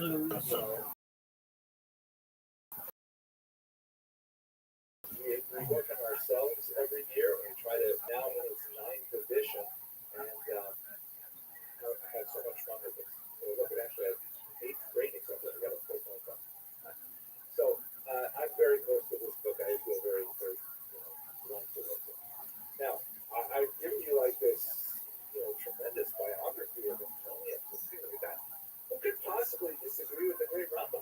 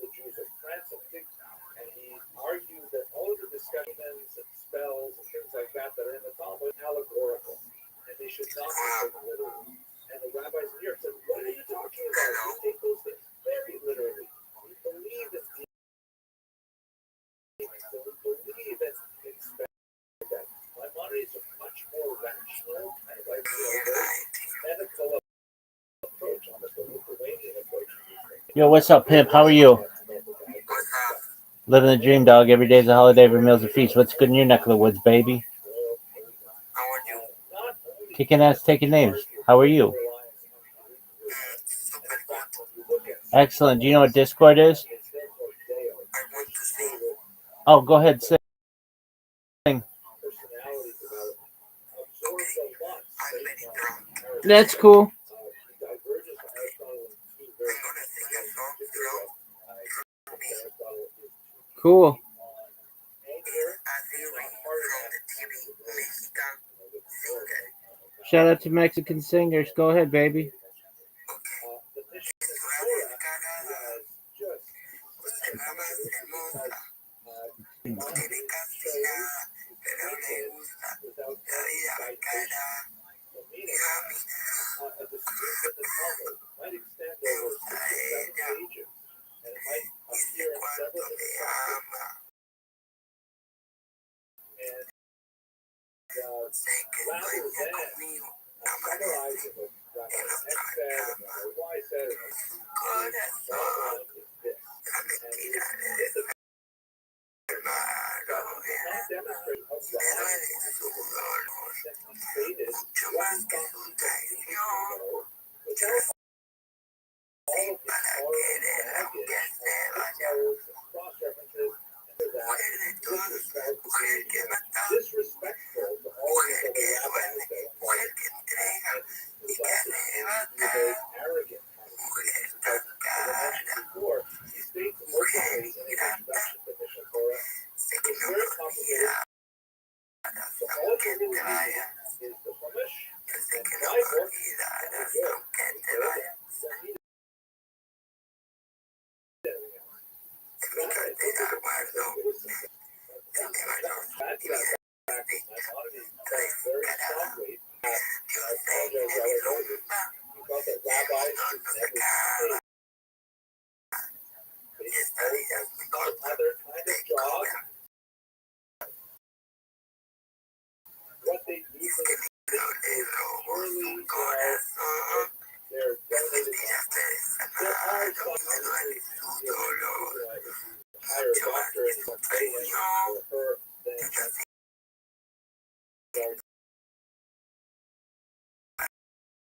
para querer aunque se vaya. Okay. That was great. Well, pimp. Their economic rise, there were attacks on some of this during his lifetime. He's relegated to the other side of the Mediterranean where he never visited. He did hear some of the rumors carried back to Muslim that he was not well accepted and so on, but he took away in 1204 before the controversy really came to a boil. The controversy when the Jews of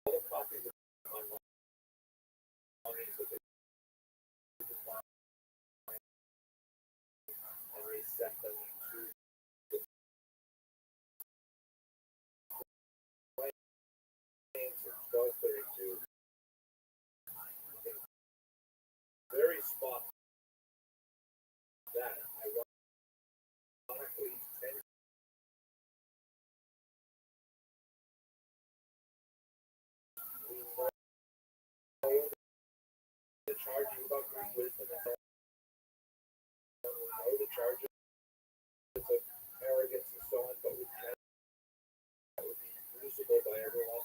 And so he applies that was finally put into the dispute that one could study the philosophical works of Maimonides like the Guide to the segment of the traditional text and only note it is quite often that Maimonides and Maimonides is studied even though his halakha is theoretical as opposed to that which is necessarily accepted. But his philosophical work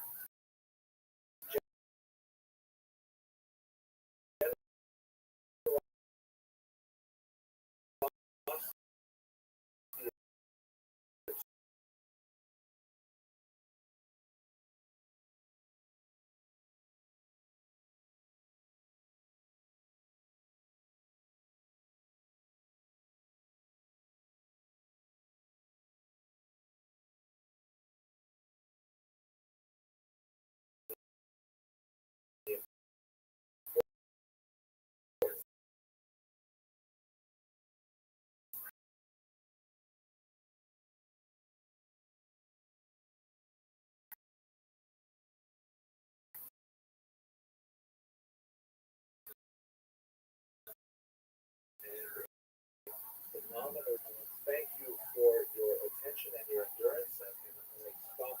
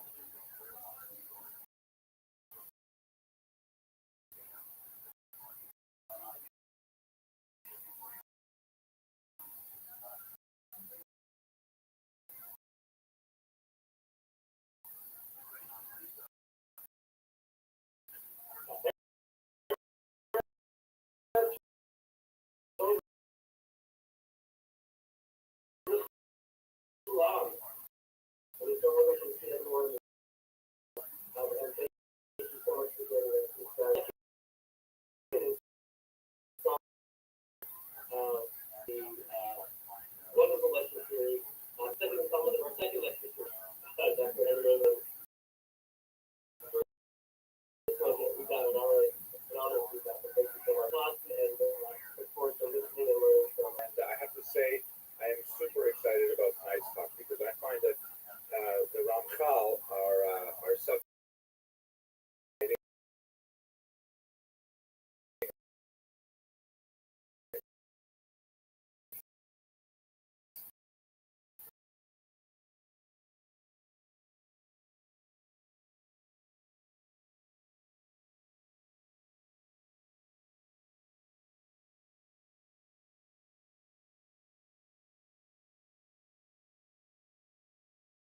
I hope to share with you tonight.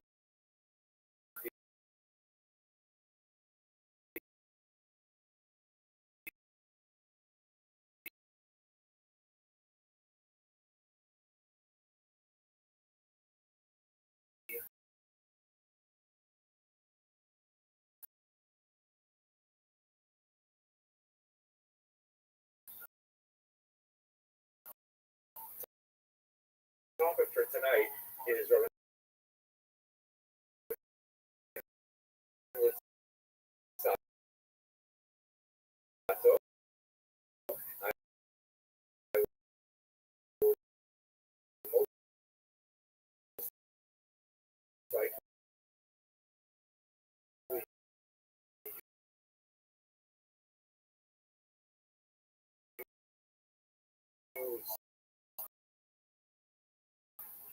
the acronym of. I've also of a sort of a title for these three lecture series. I know it's a little bit late being there. Both of these aspects were true together in January. God willing to speak about.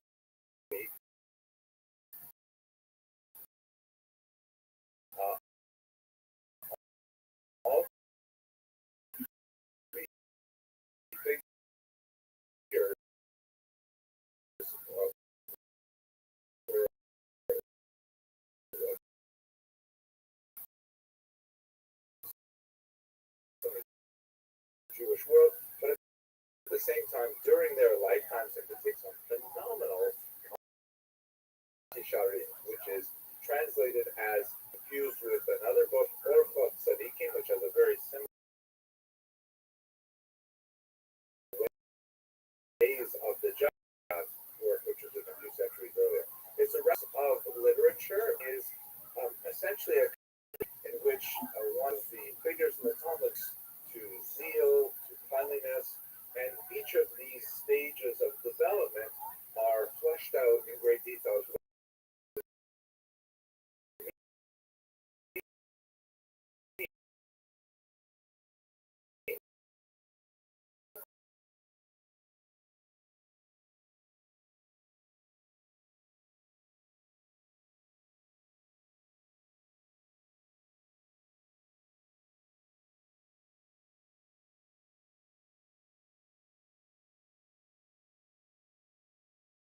It's really quite a fascinating book.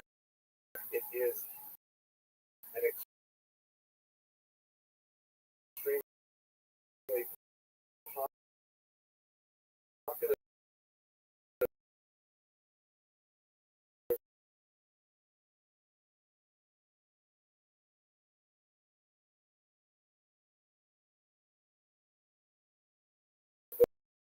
book, especially for young adults who I wish to become, which is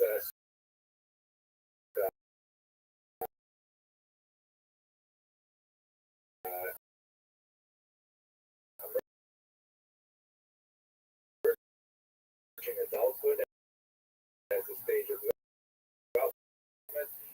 Some of us are kind of stuck on it for a very long time.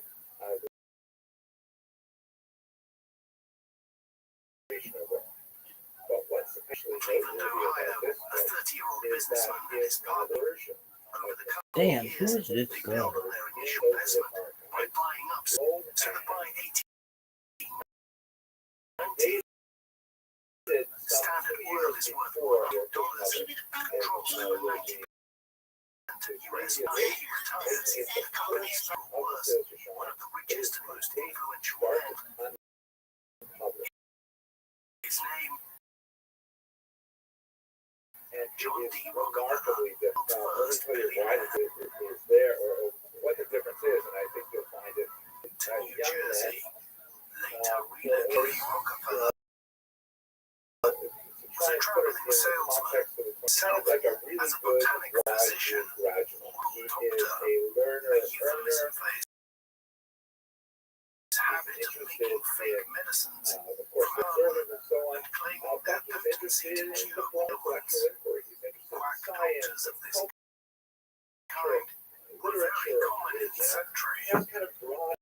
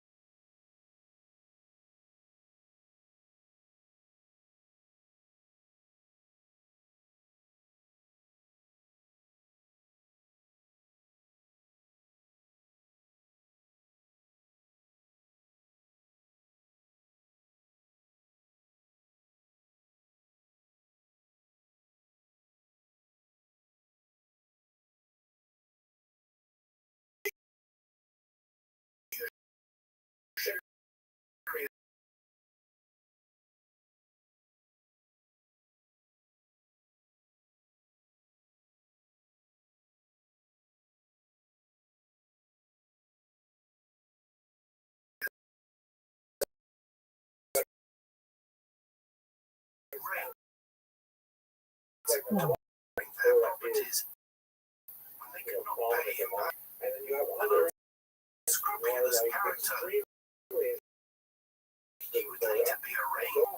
sexual assault and violence involving gun possession. But The lady fella was roving around Wedgwood. Met Eliza Davison and charmed her with his wild tales. like that. And In then February one day, 1837, the book, the he couple were looks across married. the room and he This sees Bill all was already engaged we to have a to see Beatles that woman named and he Nancy sees Brown. that his friend has Eliza begun already. Rockefeller was Yeah, the so youngest and person he goes over to from his Rickles house in Moravia in New York, and some starts 30 catching miles up. north. Curious. Eliza's mother had died when she was a child. Desire to Nancy They have Brown, this extensive who discussion. Bill had engaged as his The character housekeeper. who has The Davison, with her it two has actually illegitimate daughters in tow. Olive is called Seder Following their B'Tua, departure, which is Eliza gave birth to him which is when John was 3 years old. The family moved to Moravia, one of the 3 miles away from the Davison farm. about these two words. In 18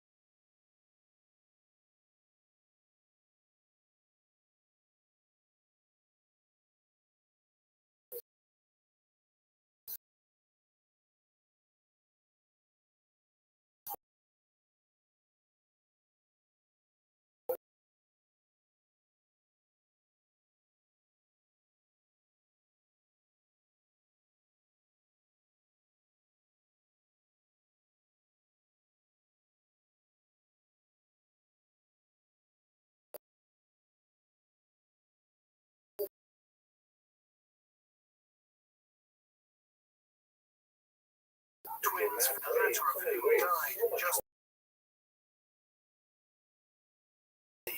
would take his time considering every move, an approach which frustrated his habit of reflection was encouraged, who had much time and pause to reflect on her impulsive decision to marry Bill Rockefeller. John also owed his strong sense of children to the local Rabbi, he was economic and territorial expansion in the United States. John D. Rockefeller exhibited an entrepreneurial spirit characteristic of the era from a very early age. As a boy, he bought candy from the store by the pound, divided it into smaller portions, and sold it to his siblings at a profit. Came upon a nest of turkey chicks in the wood at home for sale.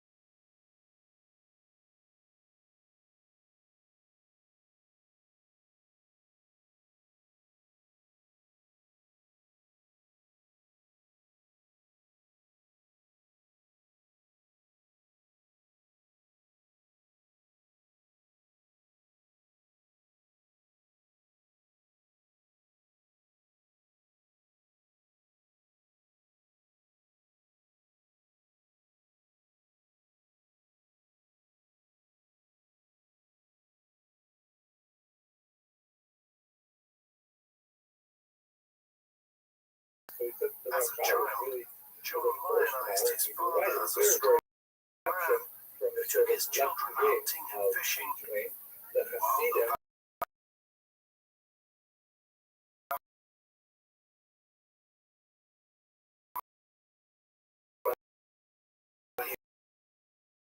experienced long periods of anxiety. He would return with generous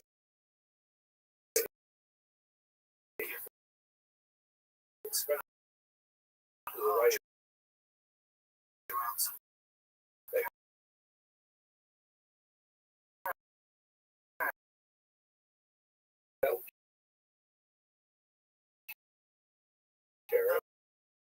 by both fair and foul.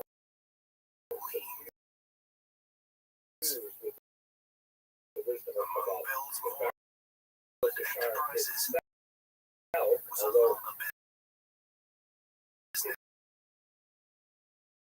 in Moravia, and when John was 8 or 9,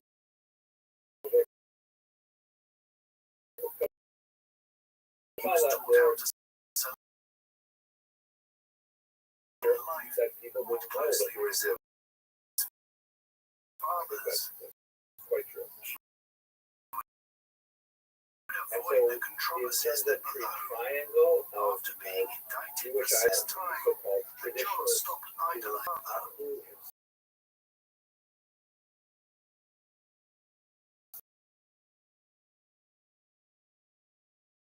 himself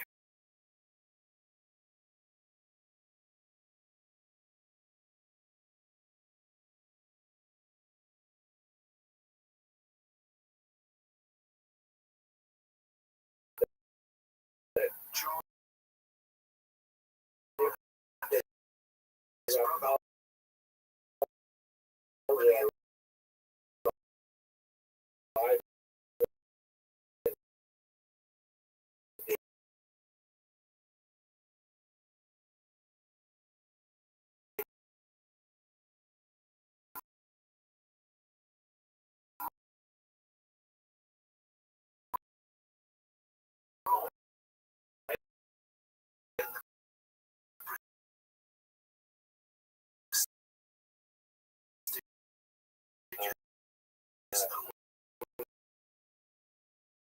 Academy. all the way Vilnius, Bill how to further west to Strongsville. In his school essays, expressed himself as an ardent abolitionist in the Republican Party. Jewish John was intellectuals closing out a were called powerful too many Republican. who have John received hoped to this, go to University 55. albeit some On the eve years of his after. graduation, During Barbara his promptly lifetime, asked we him have to a drop totally out of different story school and as find a to job. Bill was what now his living background he was for all several about. years. And like, He had taken his traveling doctor act across the frontier in he was known as 1852. genius He of met and Padua. fell in love Padua with is 17 while courting the teenager, from conveniently his neglected parents. to They order, gave him and in June a standard 1855, education family of we their have the thorough financial grounding means not to only maintain in kind work, of Italian broad after taking a 3-month as course well looking for as employment onward. in August. Actually, He made a list of all principal the teacher businesses he wanted was to a work rabbi. for several He weeks. He also had no taught him luck, for his bar and his mitzvah. footballing Far prospect of away doing from so Padua. He also galvanized John received a to fairly continue. massive He would celebrate the 26th of September as his medical Job practice. Day. And so He career, arrived at the really office at as a 6:30 teenager, a.m. in he the wrote morning.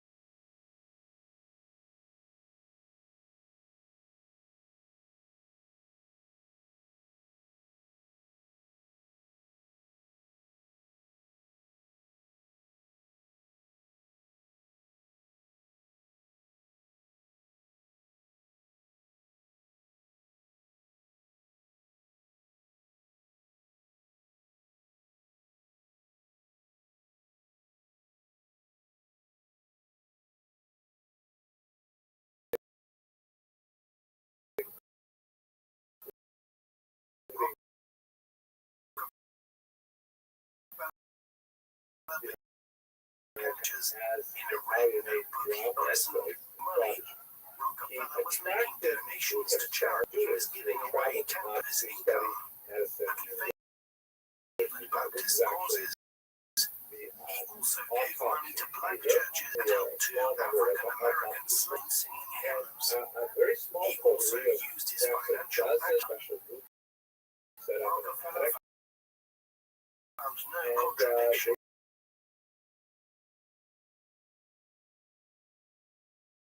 He saved good money too, and decided to build a large house in Dallas time and using it and paying the contractors. for each of them. John's success in managing the project Really of being head of the family, rules about and how Bill they went would to live sleep at Bates. night and so on. There is an irony to the fact quite an that amazing the rapacious son was embarking on a this is all journey in and in the world. studying Had he which known how it would soon make, but Bill would doubtlessly have hung.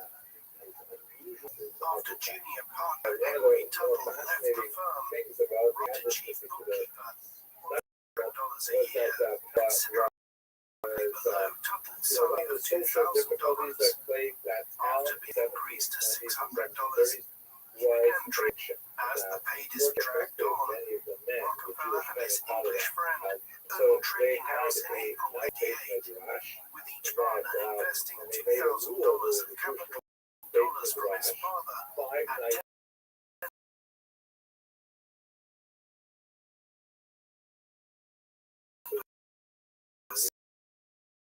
10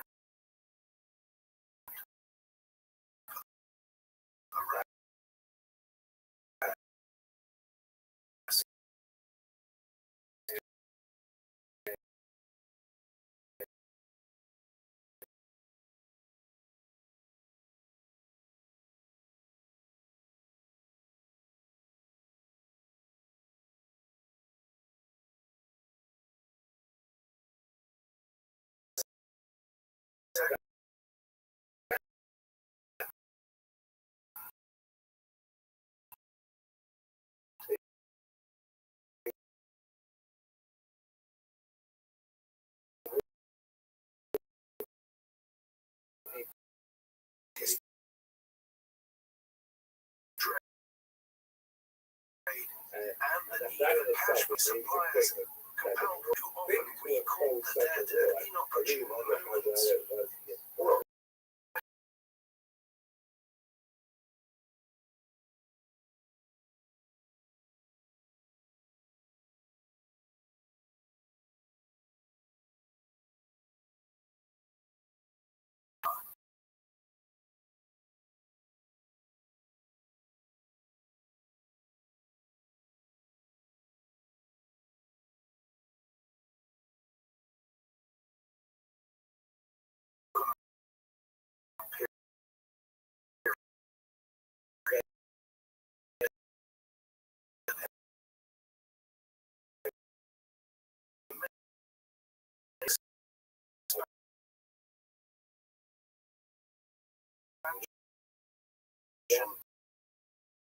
Economic growth, every Christmas firstly, was expanding swiftly, and the inception of the California gold rush, the opening of the American West, where overpopulation was a growing problem. Steam ships from the 1840s onwards also created a population in 50 was around 23 million people. This is where It reached in for the first time in the mid-1910s. This huge explosion in the domestic labor market was a period of more pronounced industrialization as Rockefeller began his business career. The Industrial Revolution had begun in Britain in the 1770s and had belatedly spread elsewhere in the first half of the 19th century. it It sounds really pretty took off weird. in many other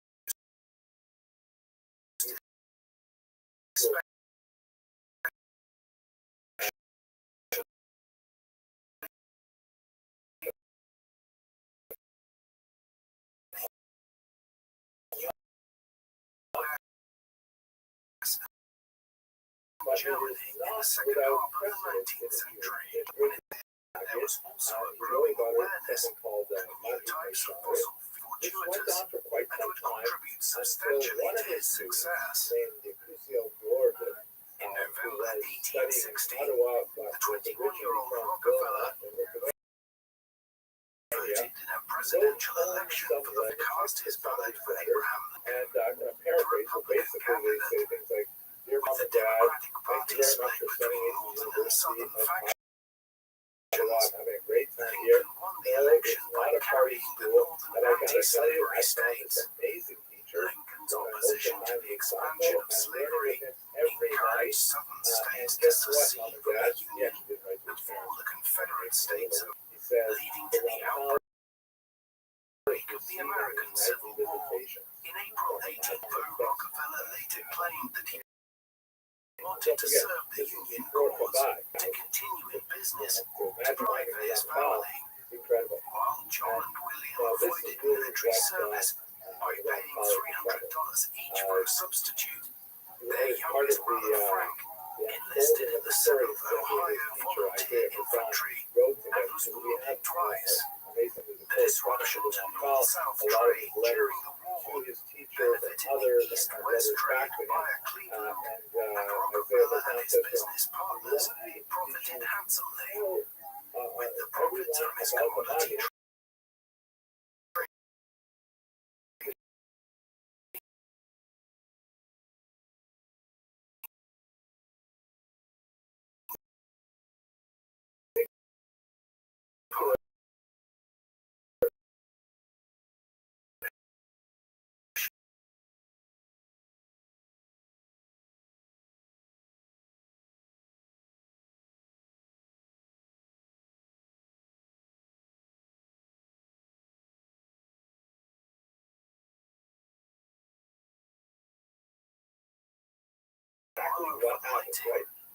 stripping the prevailing supply of whale oil while passing through western Pennsylvania in 1853.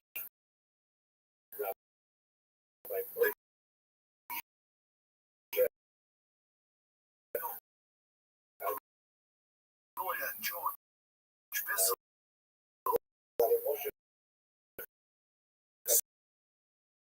saw in Seneca people use black rock oil, company and commission distinguished Yale scientist petroleum, but Bissell and the Pennsylvania Rock Oil Company, he dispatched Edwin Drake to Pennsylvania, after several taking long for the area to be teeming with men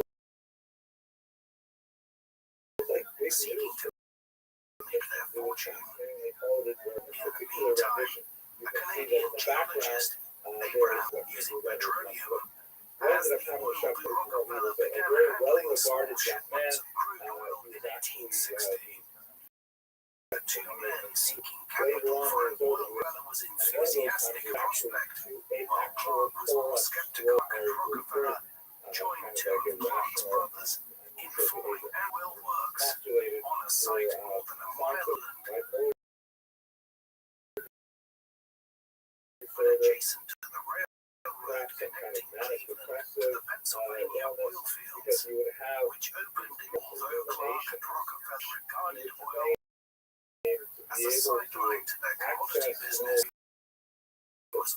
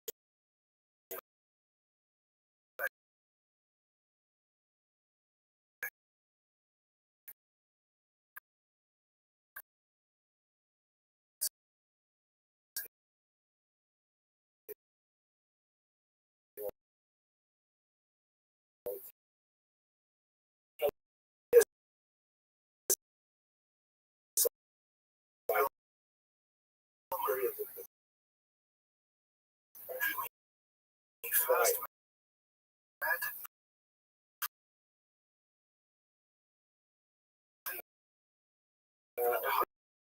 This was just kind of like a decade earlier.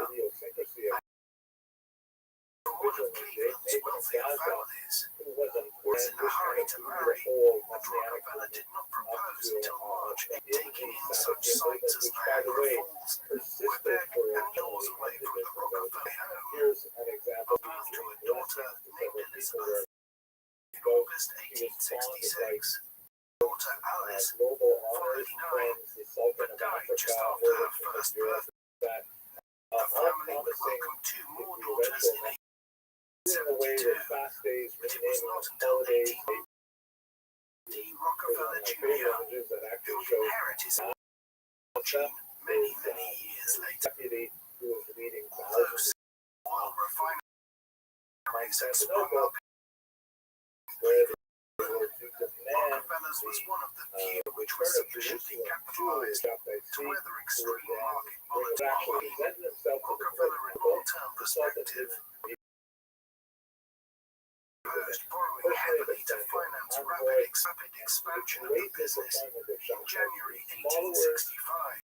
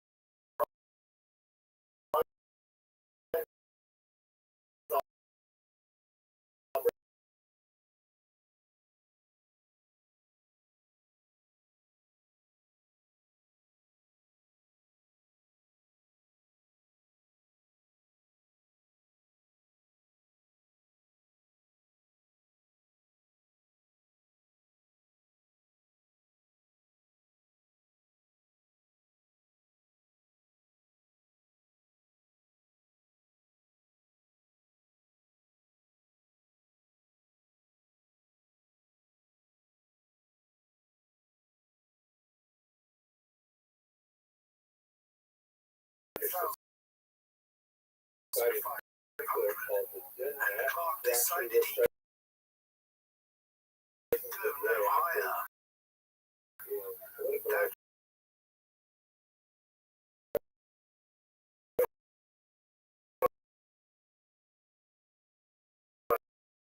$500 was the making of John D. Rockefeller. On 15th of February 1865, and was responsible for the business, leaving scientific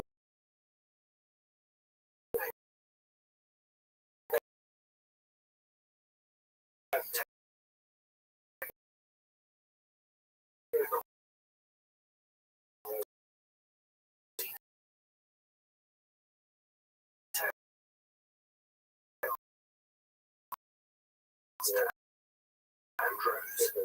A few weeks later, the General Robbie Lee surrendered at the end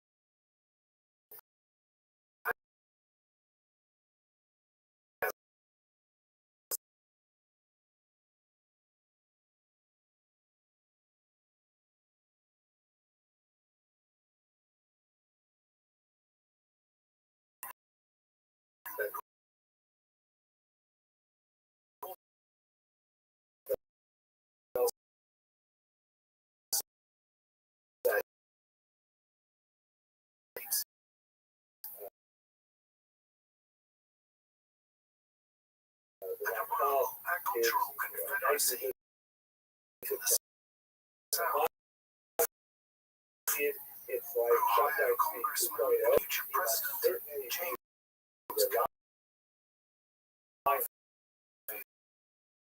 the prophetic remark.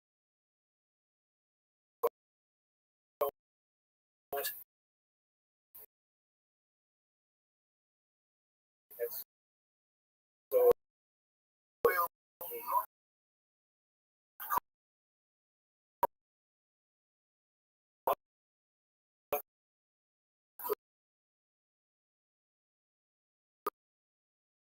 was like Now, in the world house, the first thing that he did was despite he went potential, to Venice, the industry was still in a a rabbinic accidents and economy, regional and authority. fortunes He were said to the lost as Venetian often rabbis, as they were "What made. is, I heard about this Cairo established a and what's second the refinery in and Cleveland, what he's been known saying as the about the during his early days, enabling him to access credit in emergencies and survive Henry Flagler abandoned the partnership to become Flagler forwarded to Ohio. The two men were first acquainted and had their desks opposite each other before the partnership.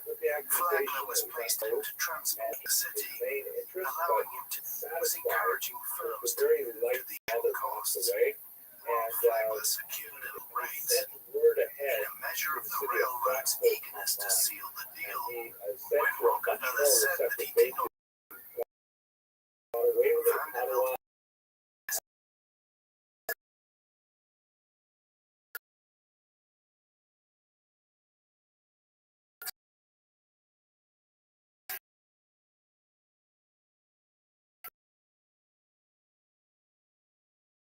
the 29-year-old Rockefeller at his office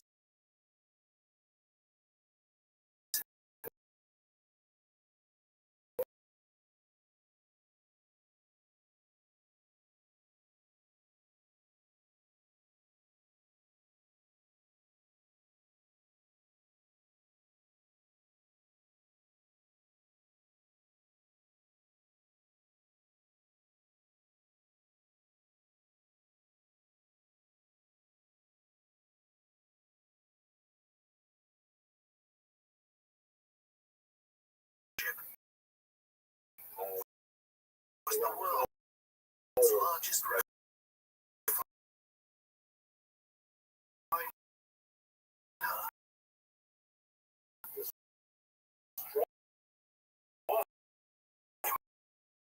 employing 900 workers who produced a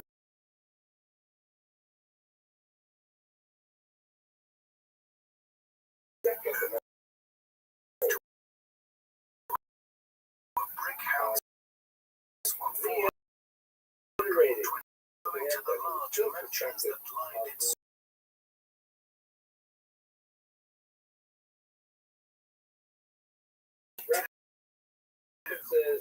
although John D. Rockefeller took a greater interest in children's upbringing than his peers by governesses, and only had the opportunity to engage with wider society and church, drawn to be self-sufficient, had no sense of instead, Rockefeller taught his children detailed accounts of the income they received for doing tasks around the house. On the other hand, if they could confirm The lure of black unfortunate gold precedent, had but attracted Jews so have many been known players from time to that time by to burn their 1817, own miners, translation of the Torah itself. Rockefeller Was that believed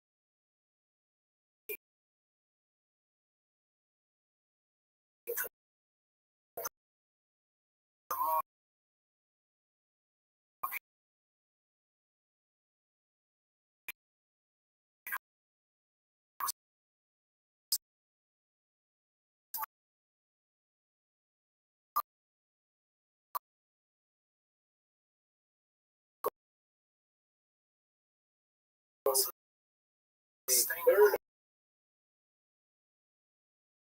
to reduce costs and control the soil.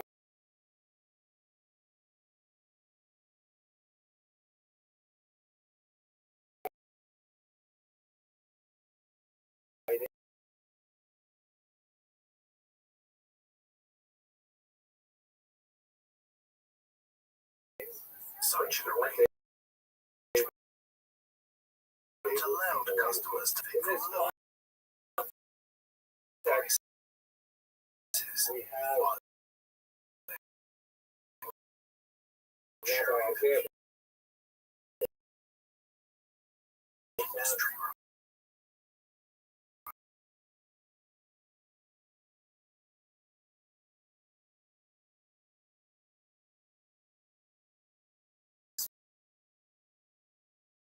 Shareholder at 29%, while other company insiders had no more than 15%. The company had its first senior executives align their incentives with investors by refusing a salary. 1870 was one of the toughest years in the oil at that time. Standard could pay 105% dividend at the end of its first year. When prices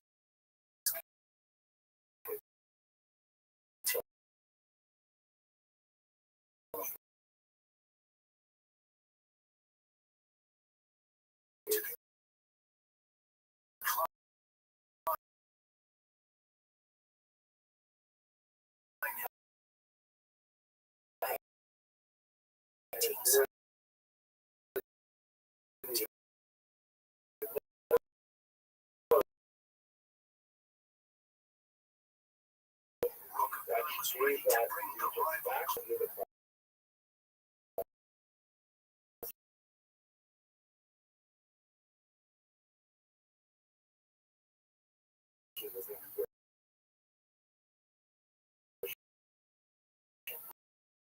While Rockefeller was preparing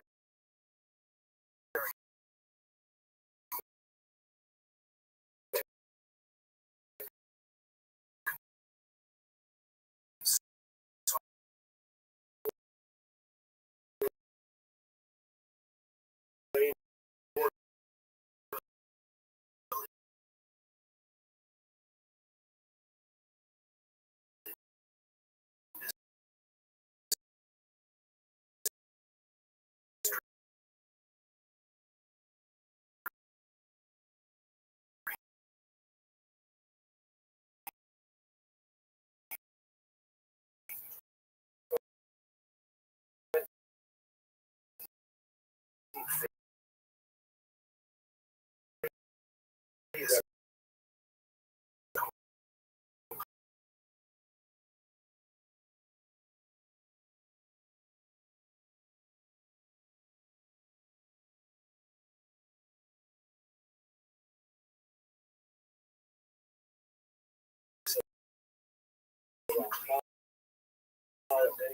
Pittsburgh and Philadelphia for the deceptively named South Improvement Company. Standard Oil was to serve as an impartial buyer to guarantee equal traffic between the three lanes. 45% on the Pennsylvania Railroad and the remainder evenly divided between the two others. The proposal could be implemented with a greater share of the market than ever before. One which would allow him to circumvent December 1871 and March 18. Standard carried so-called Cleveland massacre rivals in Cleveland. Rockefeller began by targeting his strongest rivals, knowing that it would have a major psychological impact on the weaker ones. competitor.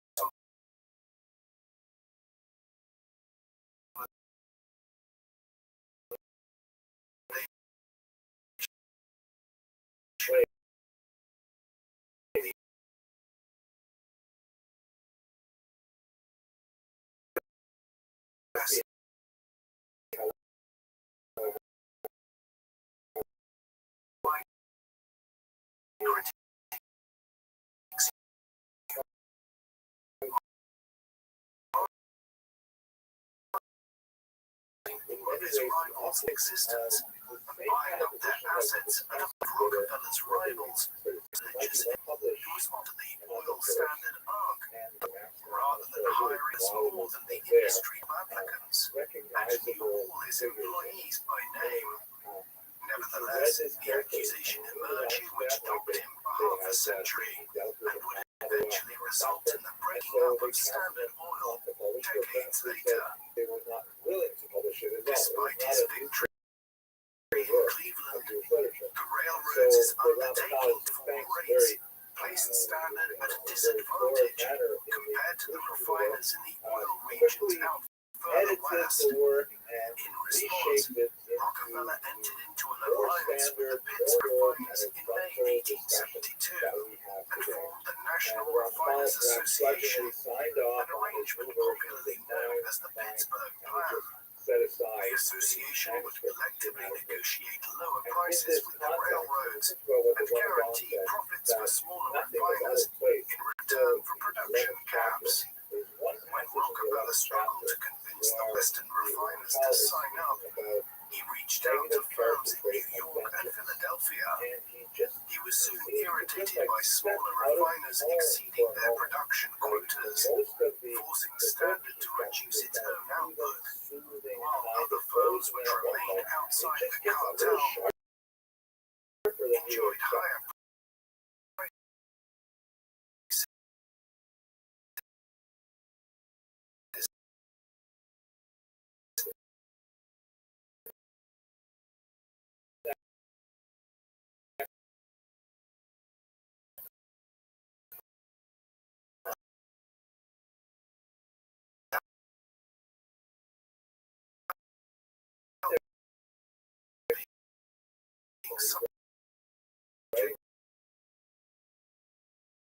by the higher prices, the oil prices exceeded their quotas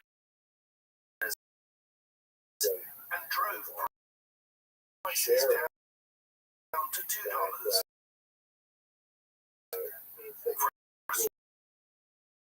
Frustrated by widespread violations of the agreement, the Pittsburgh Plan in June 1873 caused a during which crude oil prices plummeted to unprofitable, despite only operating 2 of its 6 large. Following the failure of the plan, Rockefeller set his sights on the Pittsburgh refineries, adopting the same playbook as in Cleveland. Met with child refineries in Pittsburgh, Philadelphia, respectively. Some inconclusive talks. Howard Rockefeller invited Warden to Cleveland at books. Once Warden realized that Standard could sell kerosene for a profit at a price operating costs, he and Lockhart agreed to join forces with Rockefeller. He'll send shopwares through the system, and within 2 years, only a single independent refinery that previously existed. Likewise, Rockefeller did his footprint in New York. The deal was kept secret, an arrangement that Rockefeller preferred to give the impression of a competitive market to avoid a political backlash. In In the mid-1870s, First he class continued to acquire refineries. In the process, many former critics became standard converts. The most prominent was the 27-year-old John D. Archbold, who had been one of the most vociferous opponents of the self-improvement company scheme. Archbold became a senior figure at Standard Oil and represented Rockefeller in negotiations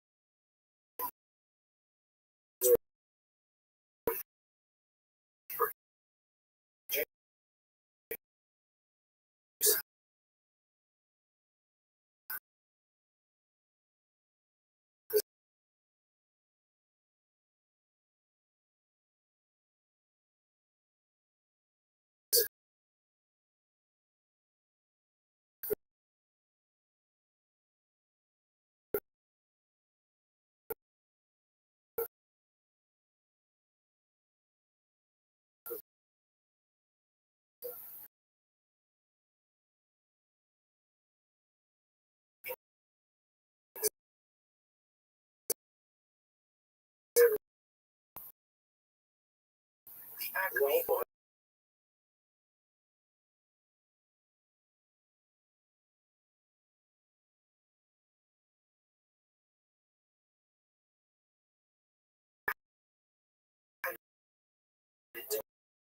New York, a few remaining independents in West Virginia brought their oil to Baltimore via the Baltimore Railroad. In May 1875, Rockey's close relationship with the Erie and New York Central Railroads. He was often in conflict with it. In 1877, Pennsylvania took advantage of a dispute between Rockefeller and Producerfield in Bradford, Pennsylvania, to connect the new wells to its own pipelines. Rockefeller fought back by diverting oil to the Erie and New York Central, forcing the Pennsylvania to fire hundreds of workers and triggering a strike. The Pennsylvania's president, Tom Scott, backed down and offered to sell all of the Empire Transportation Company's assets to Standard Oil for $3.4 million, fleet of obsolete steamships, which Rockefeller had to pay for out of his own pocket because his fellow executives refused to authorize the full amount. Rockefeller was magnanimous in victory and worked out a revenue-sharing plan that restored Pennsylvania's market-leading position. Standard continued to expand its pipeline network, and by 1879, it controlled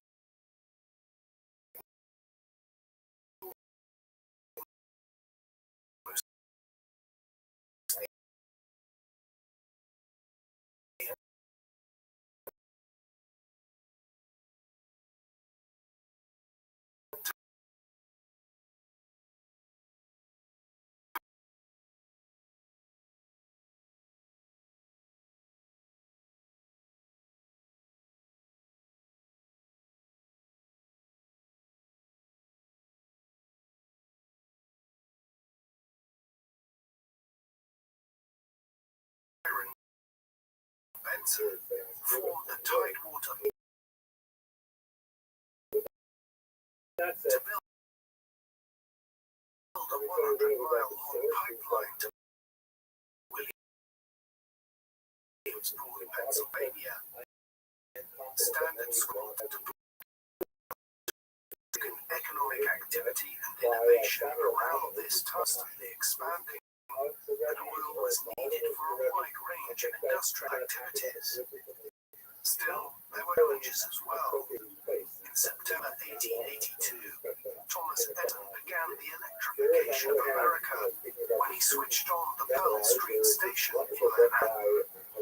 While we might think that this would have been a boon to petroleum companies, the American electricity grid was fueled by coal for decades to come, well into the 20th century, not petroleum.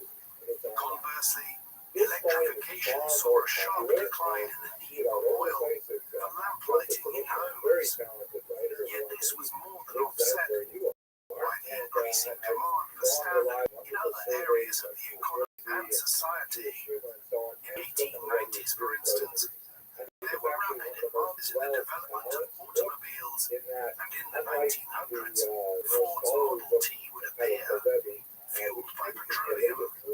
Ships, which were huge fuel guzzlers, would soon be switching over to petroleum from coal as well. The scale of demand was mirrored in the size of crude oil production in the US during this period. Around 1870, there were less than 5 million barrels of oil being produced in the United States every year. By the end of the century,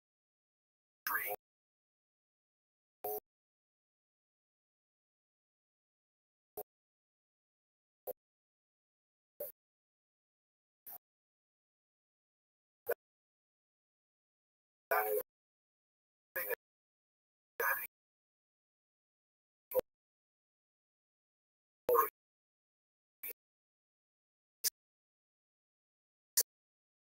12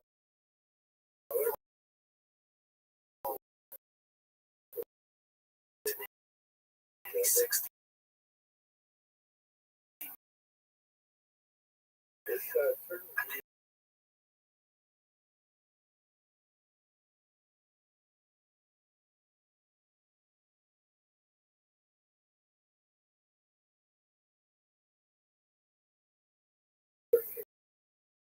Back in the early 1880s, the setback over the Tidewater pipeline was a sign that Rockefeller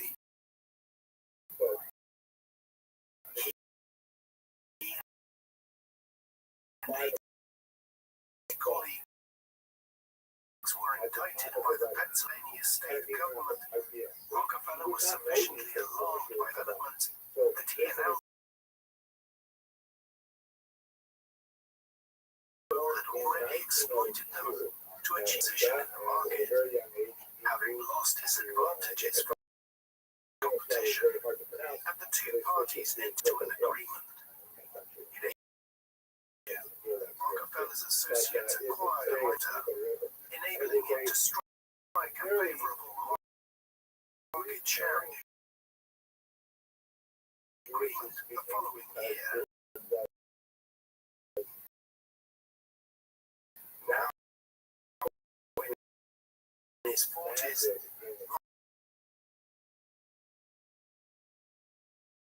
was among the richest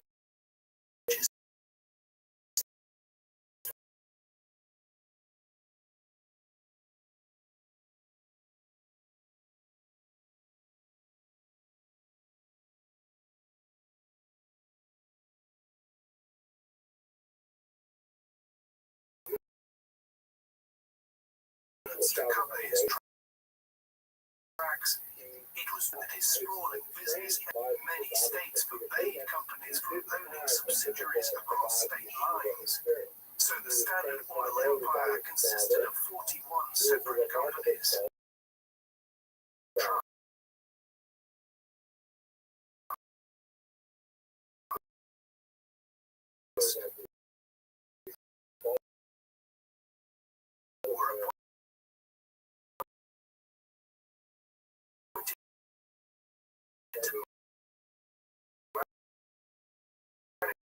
The interests of the company.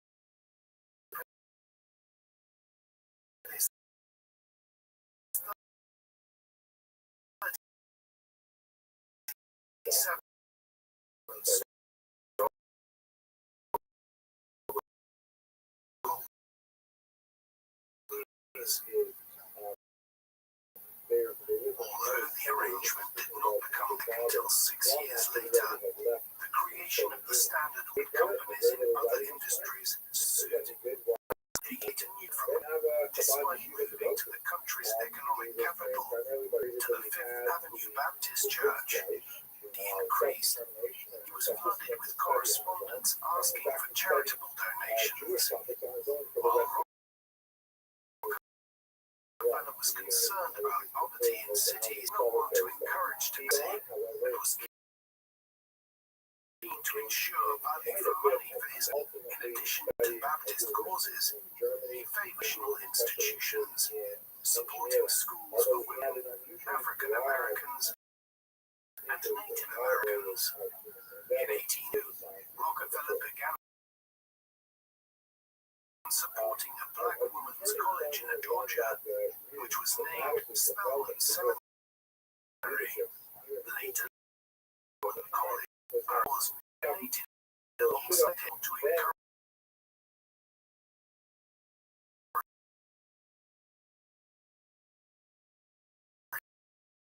others to contribute to his favoring matching donations. In 1889, he offered $6, and he continued to give liberally to the institution throughout the remainder of his life.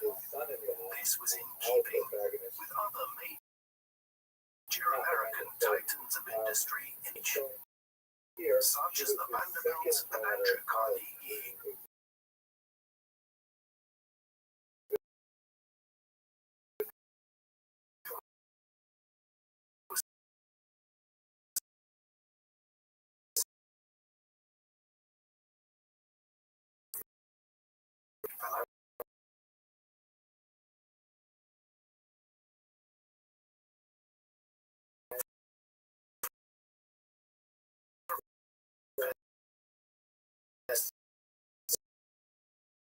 Modern history.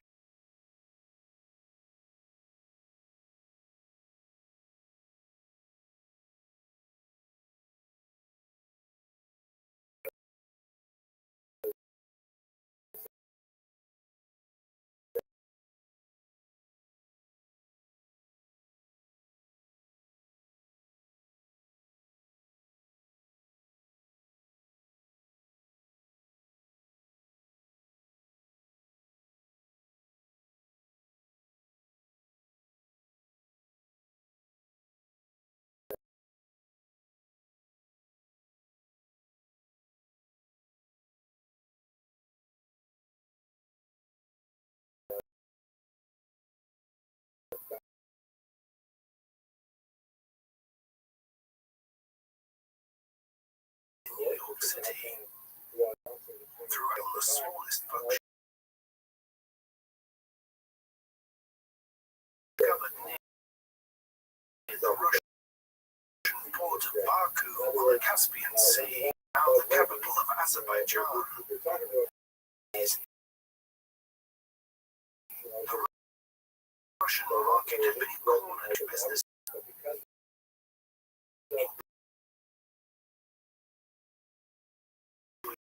Nobel and the founder of the Nobel Prizes. In the meantime, the Caspian and Black Sea Oil Company had built refineries on the eastern shore of the Adriatic to refine crude oil from Baku.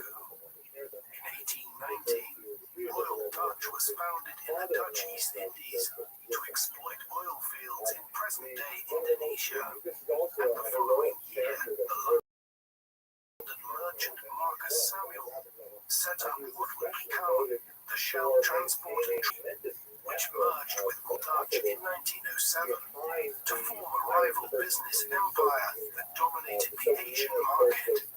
Rockefeller responded to these developments by establishing standards-owned marketing offices in Europe. Despite increasing foreign competition, even in an age before the Middle East became a major player in the world oil market, Standard's control of the domestic states remained seemingly unassailable, owing to its control of pipelines. In the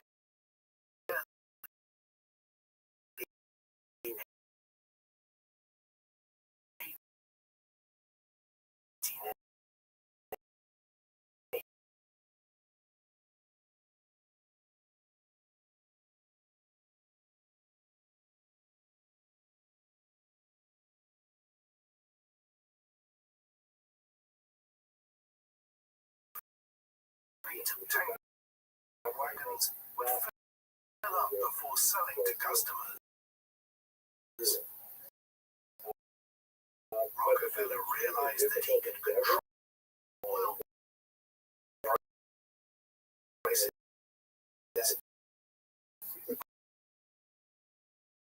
by changing oil storage costs depending on market conditions.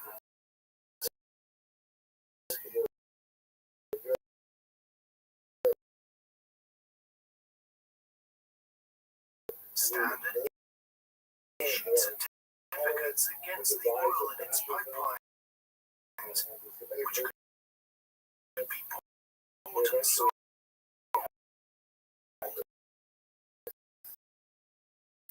thereby creating the oil futures market.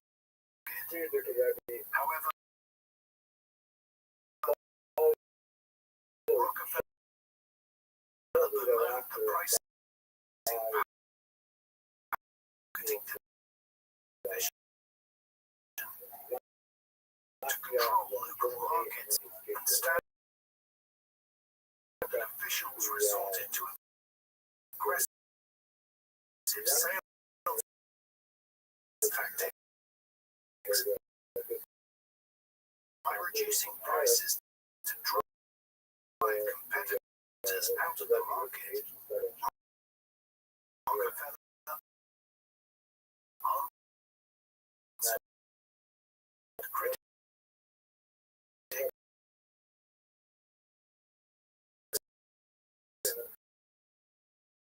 by merely stating that the company wanted to supply cheap oil to poor electrification, contrasted the wealth of industrial capitalists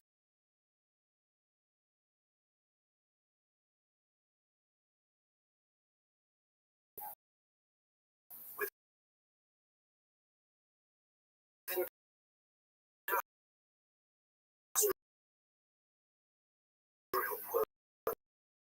workers.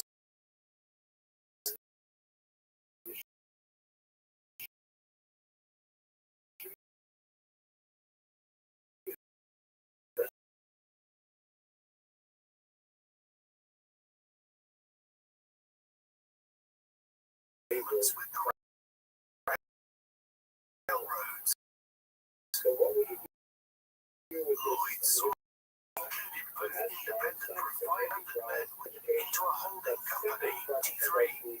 Rockefeller clashed with steel tycoon Andrew Carnegie, who was troubled by Rockefeller's investments in iron ore. The dispute was easy fodder for newspaper cartoonists, but Carnegie soon made a deal with Rockefeller to buy his ore in exchange for a promise not to make steel. In the same year, Rockefeller bought the estate of Pocantico Hills, some 20 miles north of New York City. Pocantico became a retreat for Rockefeller as he stepped back from his business. His mother had died in March 1889, though his elusive father continued to live until 1906. Rockefeller had his own health issues and suffered from alopecia, a rare disease that caused hair loss, depriving him of his iconic bushy moustache. In 1897, he left John Dustin Archbold in charge at Standard Oil, while retaining his title of president and his 30% stake. He relied on his son, John Jr., to keep him informed of Standard's business operations in his capacity as vice president. In 1899, Rockefeller took up golf and built golf courses at his estates in New York and Cleveland. In 1896, Rockefeller donated to Republican candidate William McKinley's presidential campaign, which was managed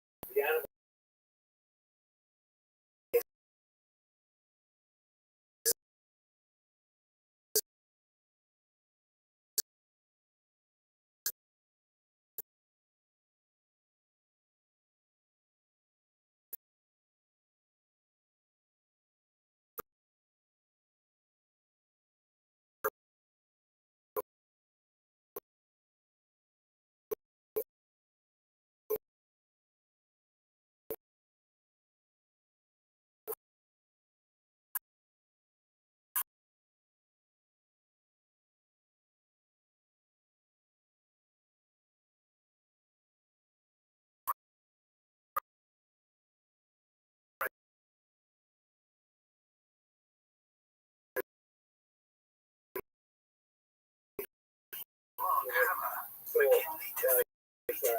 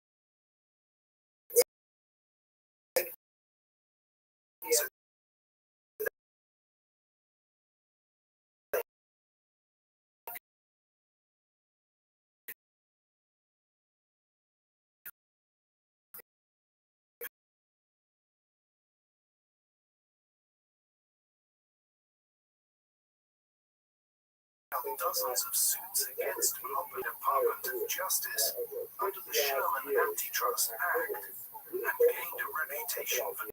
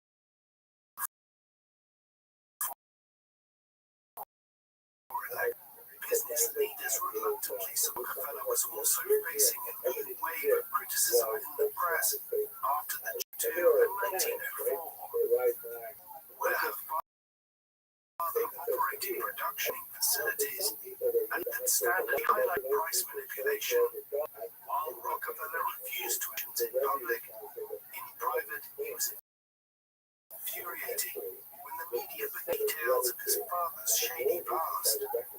John had known about his father's bigamous marriage in books and articles by inviting Roths to his golf courses, suits from federal and state governments.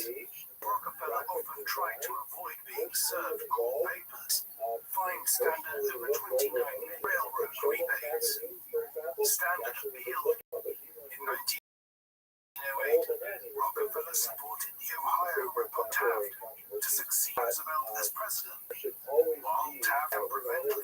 conservative, he not only continued Roosevelt's trust-busting campaign, but expanded it.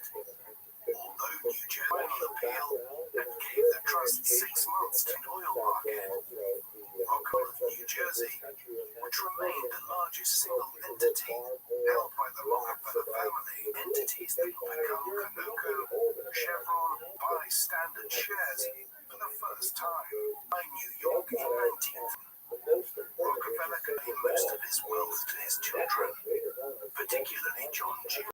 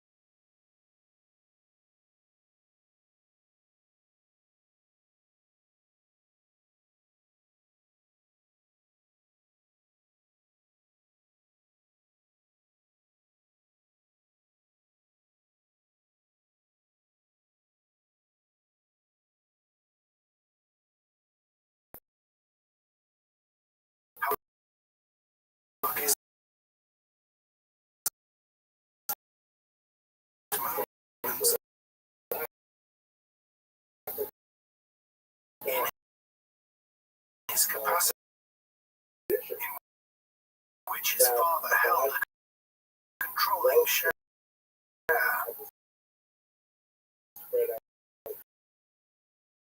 When the United Mine Workers against poor working conditions in 1913, Junior supported the company's efforts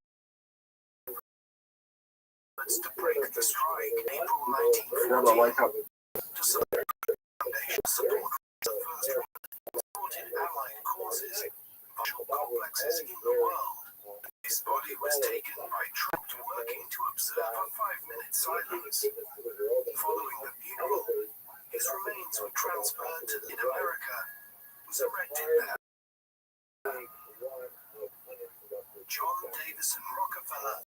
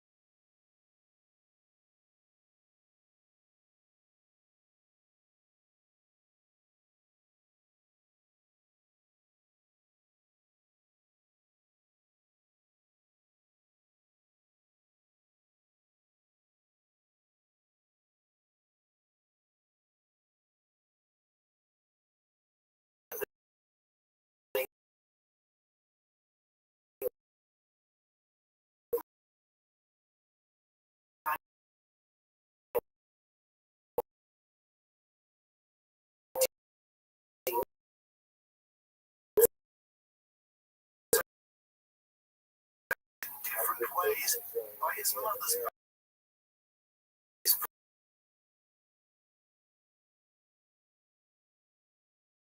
father's often dubious money-making schemes, while his critics attacked him for nefarious gave him an unfair advantage over his rivals. Rockefeller cheated to prevent the oil industry from competing itself out of existence. Create a full monopoly, and his market dominance was gradually eroded by international competition and government intervention at home. After taking a step back from standard in the 1890s, Rockefeller pursued philanthropic projects. University of Chicago, Rockefeller had a prominent role in American Mark's death. John Jr.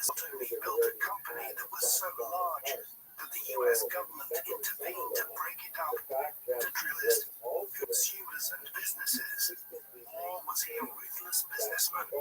Eventually, the Rothschild capitulated.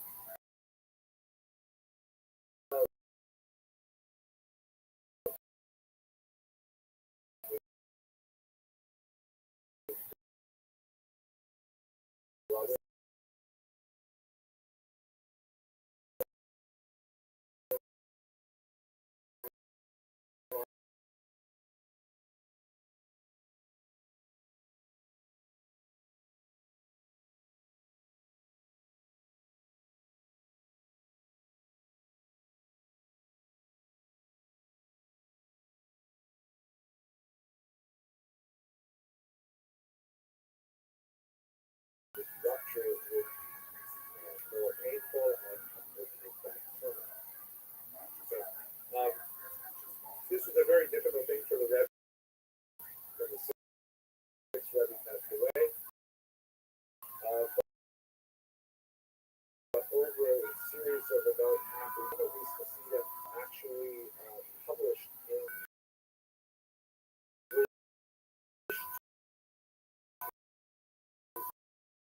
follow the second son-in-law. It became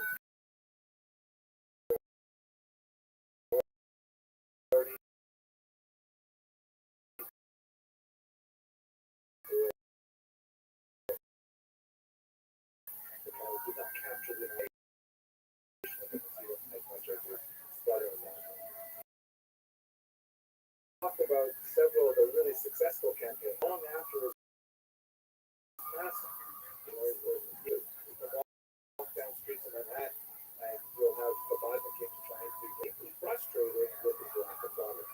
One of those, for example, this is also exemplary of his kind of large vision, and he was concerned about not just Jewish kids in Chabad yeshivas, but Jewish kids in public school and non-Jewish kids in public school. One of his other campaigns was really trying to emphasize the 7 Noahide laws and to popularize them among non-Jews. At any rate, in the 1960s, the Supreme Court struck down the practice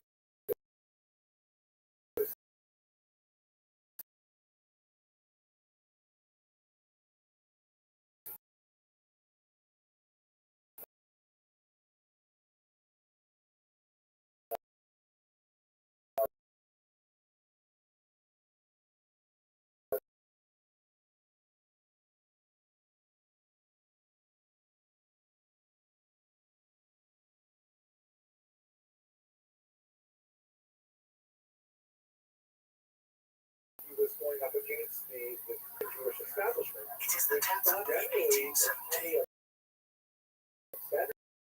In Cleveland, Ohio, a 30-year-old businessman and his partners incorporate the oil is worth $100 million and controls over 90% of U.S. oil. It's not such a bad prayer, but it's very nice prayer. Things like that.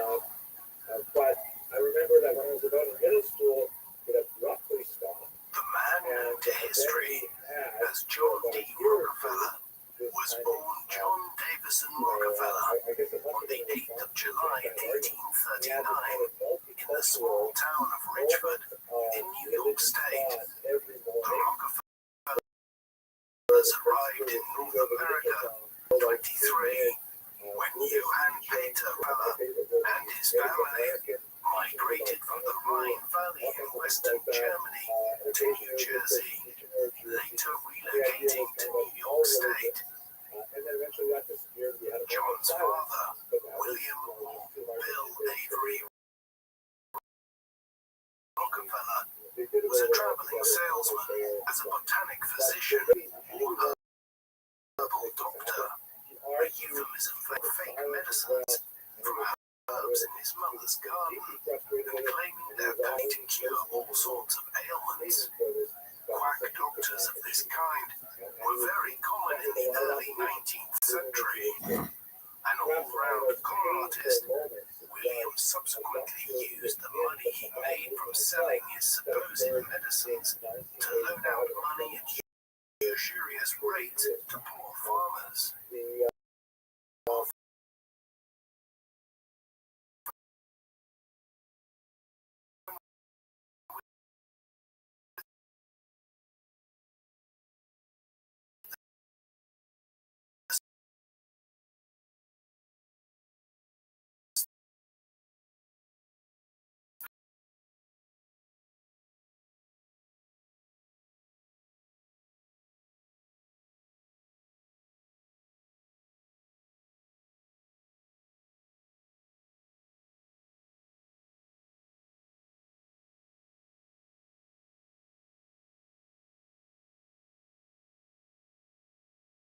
He would later be arraigned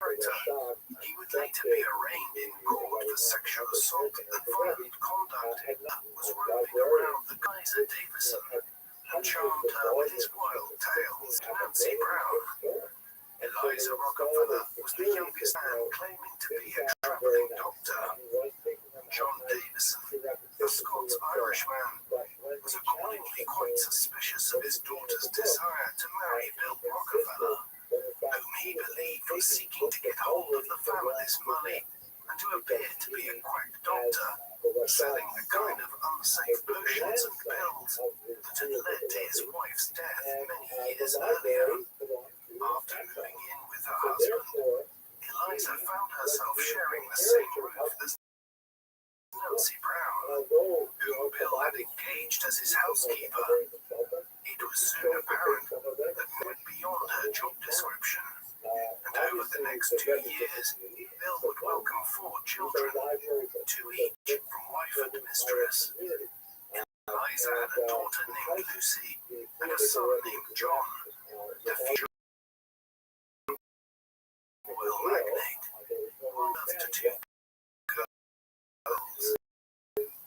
Although Eliza pitied Nancy, the 2 women maintained cordial relations during William's often prolonged absences from her parents, with her 2 illegitimate daughters in tow. Following their departure, Eliza gave birth to another son, William Jr. With her husband often away for several months at a time, Eliza ran a frugal household. When John was 3 years old,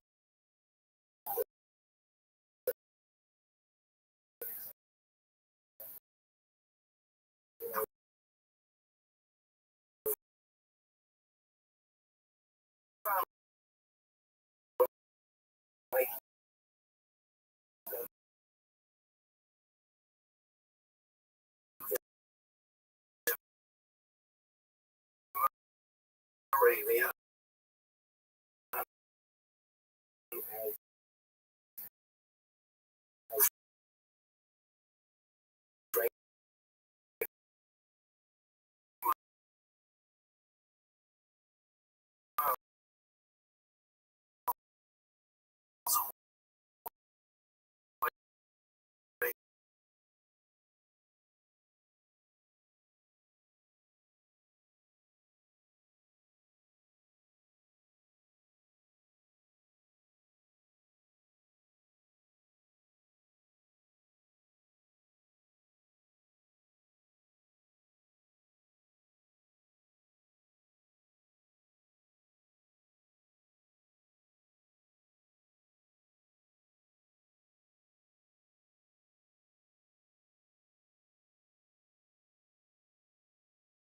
respectability for a time during the 1840s in the town of Moravia and helped finance the foundation of the local school. At the same time, he considered work beneath his dignity, and the two elder boys, John and William Jr., were soon required to do much of the manual labor around the Rockefeller home. The boy given adult responsibilities at a young age, something which was hardly unusual in the 90s, an era when children as young as 9 were often expected to go to household finance by finding work of some kind. This caused John, he was otherwise a quiet, introverted boy who lacked the exuberance of his peers, but he was patient. When playing chess or checkers, he would take his time considering. Although he would come to recognize his father's numerous character flaws, as a child, John lionized his father as a strong, athletic man.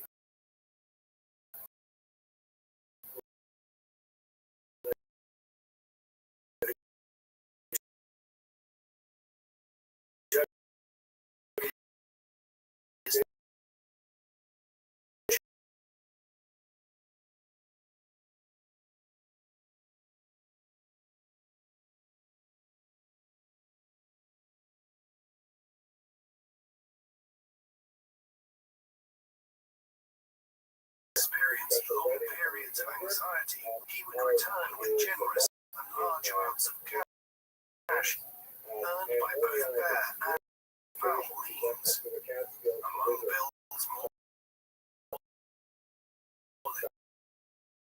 legitimate enterprises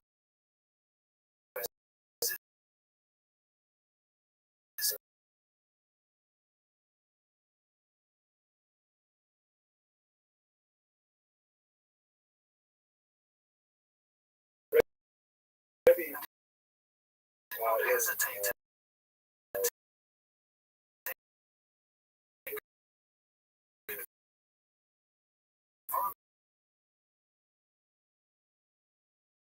advantage of the ignorance of potential custom, offered generous wages to his workers, paid his debts on time, closely resemble his father's.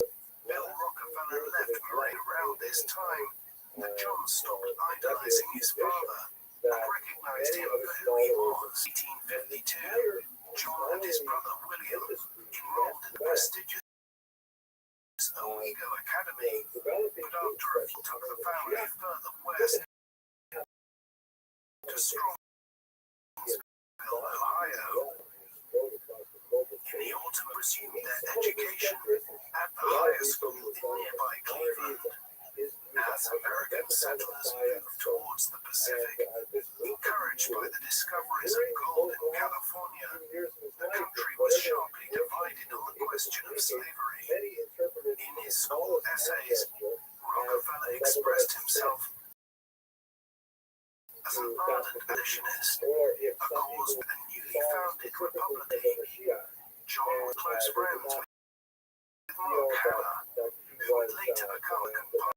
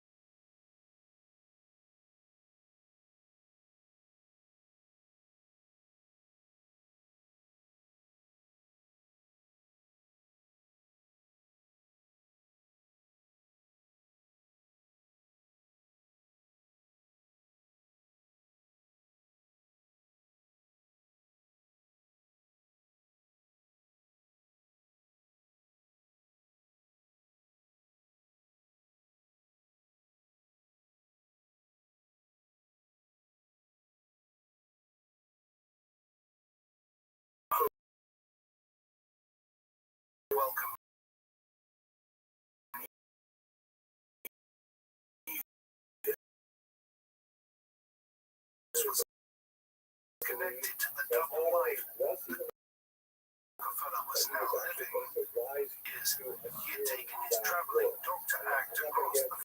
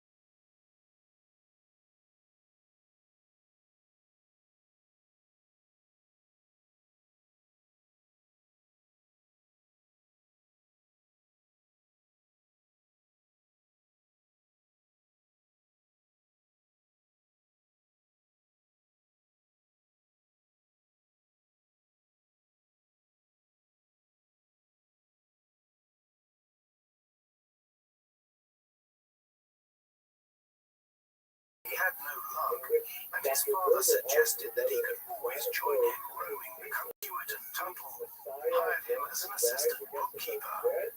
For the rest of his life, he would celebrate the 26th of September, and the teenager loved in detail, accounting for every single cent to ensure that 6:30 a.m. in the morning, and often did not return income and expenditures in a red notebook. As soon as he started earning money, Rockefeller was making donations to causes.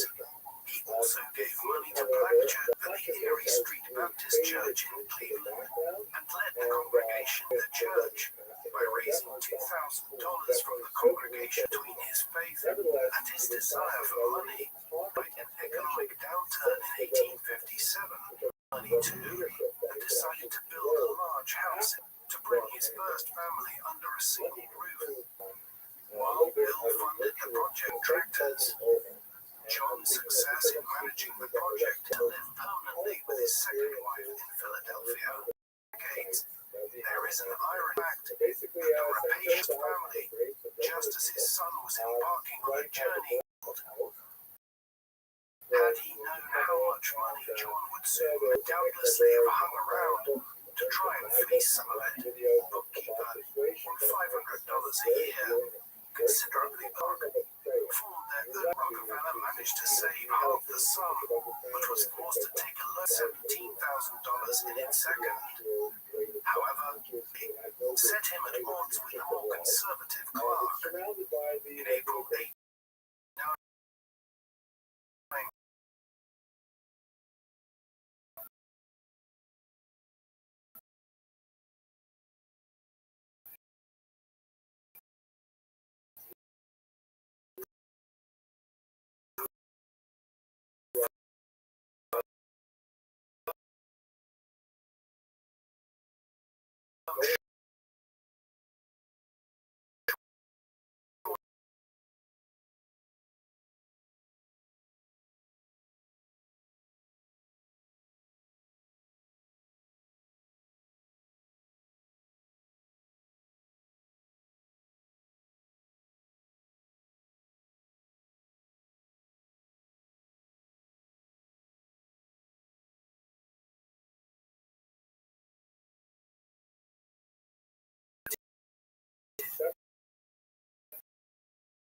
when Clark unilaterally changed to Clark, Gardner and Company, he was also irritated when Gus's would undermine the firm's ability to access credit of the California gold rush in 1848. Mass migration of millions of people where overpopulation was a growing problem on the new steamships onwards also created a population in America.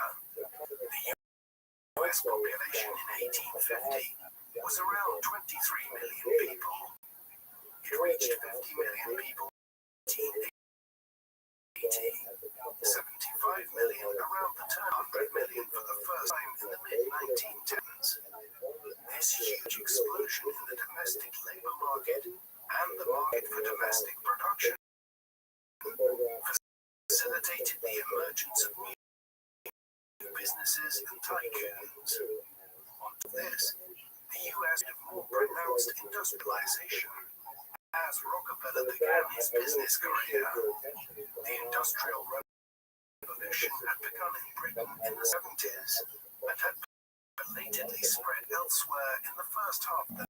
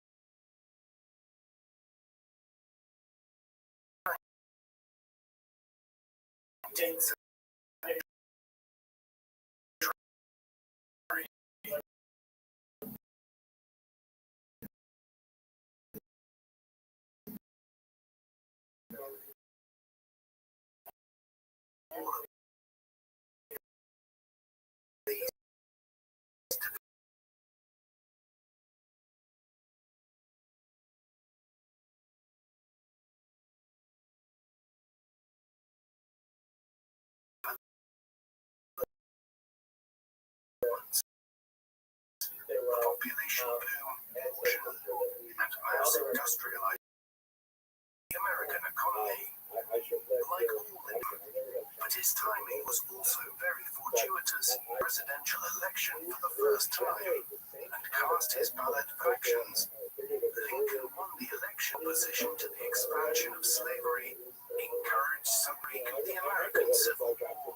In April 1861, although Rockefeller later claimed that he wanted to serve the Union cause, he decided to continue living for his family.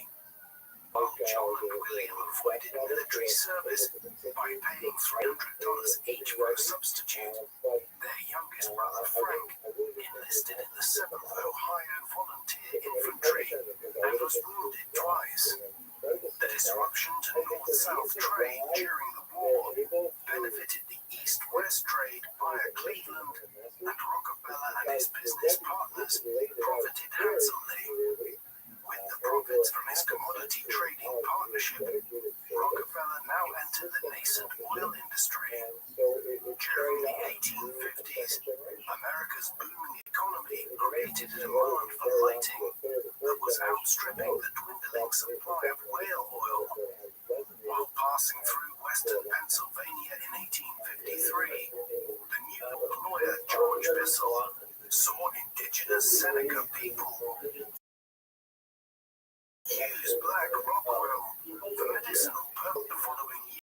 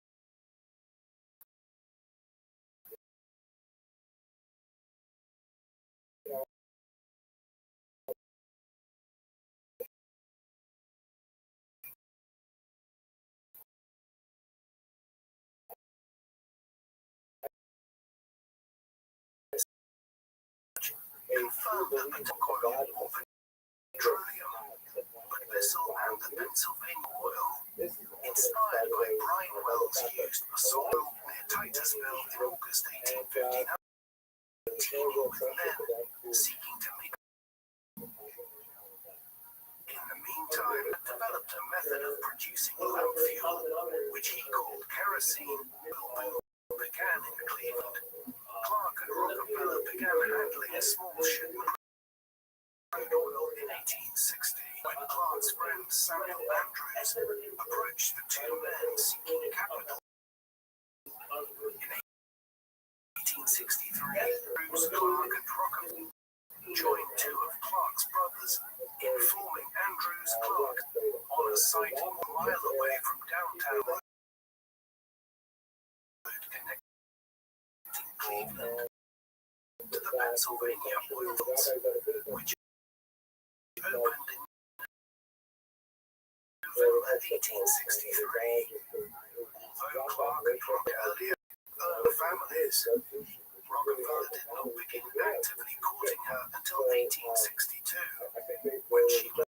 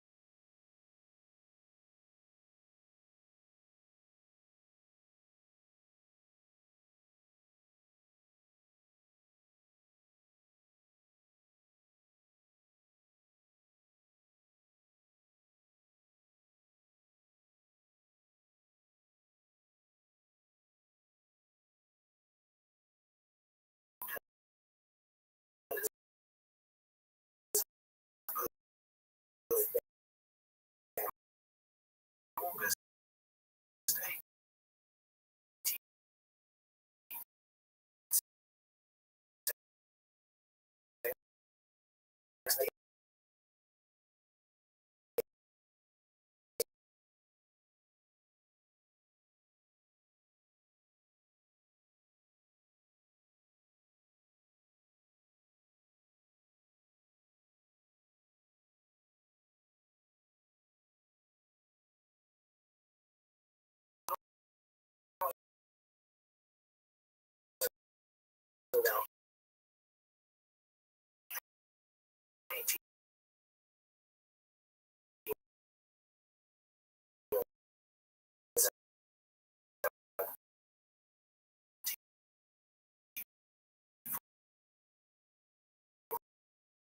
Their only son, John D. Rockefeller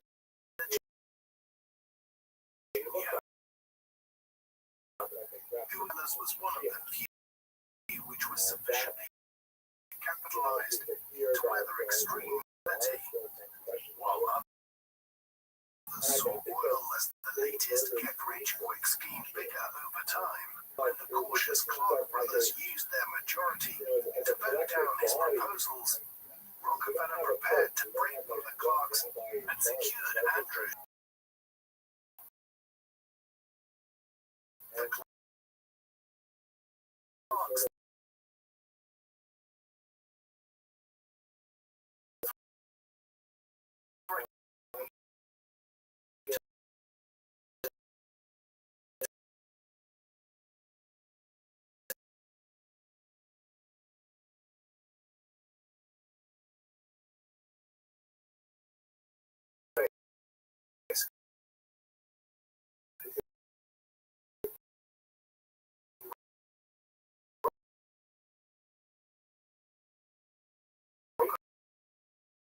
Rockefeller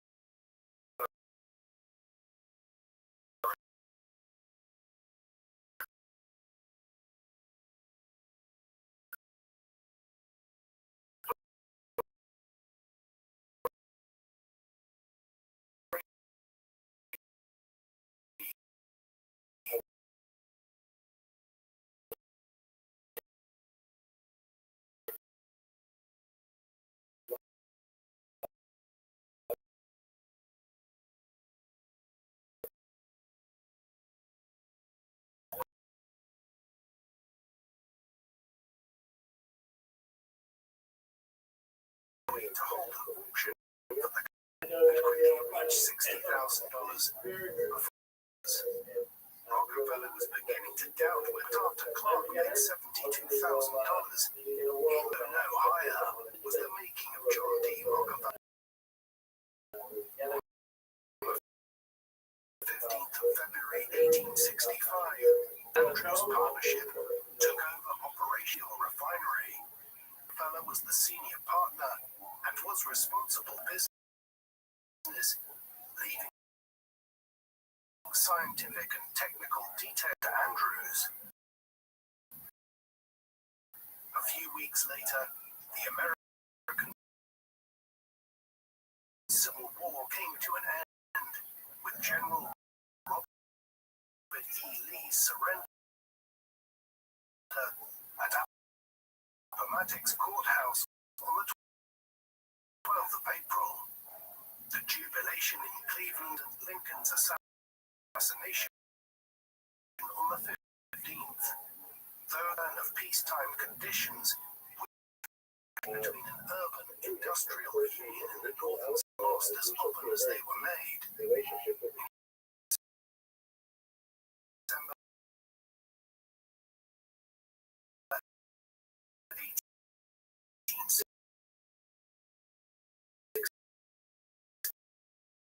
1865.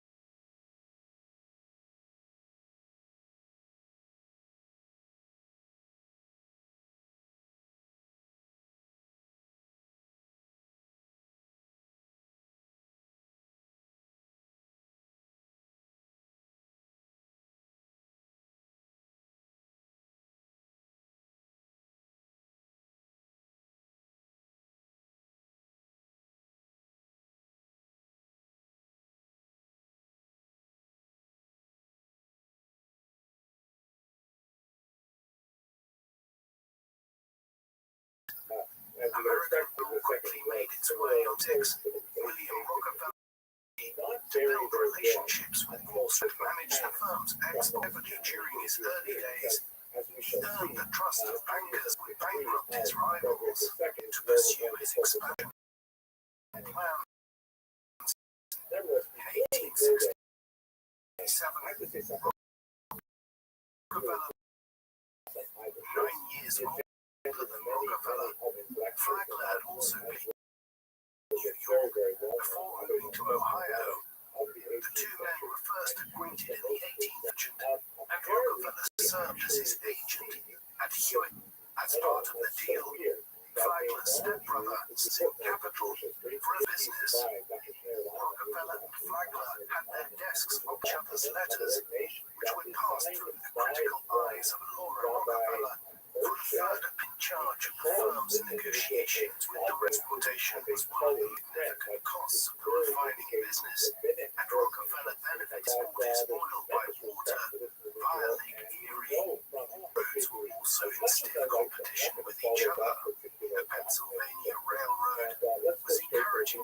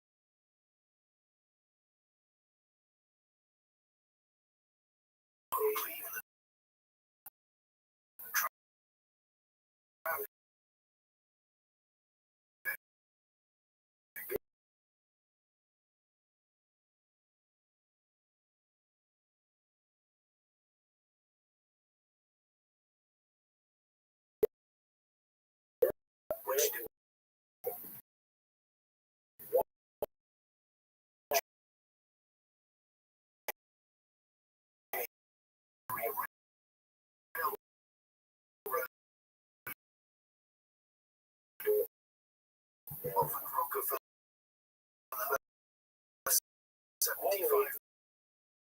God forbid, In return, Flagler offered to supply 60 carloads of commitment, which the Rockefeller refineries could not fulfill on their own. Rockefeller said that he did. Vanderbilt visited the 29-year-old to consolidate his leading position in the market. By 1860, 500 barrels a day, accounting for 10% of Blue mansions that lined its streets, many of them owned by Bard. The later decision to the Rockefeller Center in downtown Power was not driven by him, and was that continued to play a major role and Laura avoided going to the theater and the opera to Euclid Avenue on Rockefeller in 1872. Although joined with wider society and church, the children were taught for doing tasks around the house. While by 1870, supply was 3 times that, causing the price of kerosene to plummet. Eradicating profit margins a large network that controlled the supply and price of oil. Such an arrangement allowed customers to benefit from lower prices while ensuring that the industry remained. In January 1870, Rockefeller dissolved the existing partnership and incorporated the firm.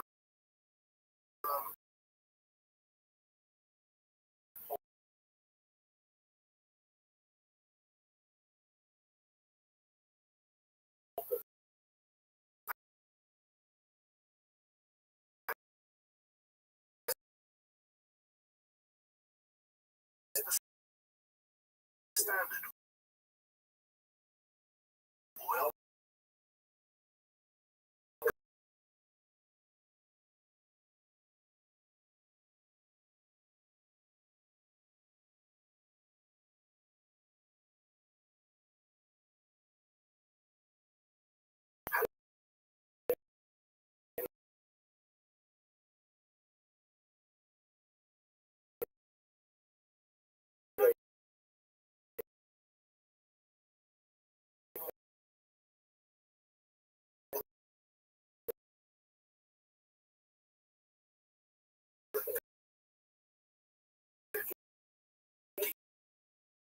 the company had it.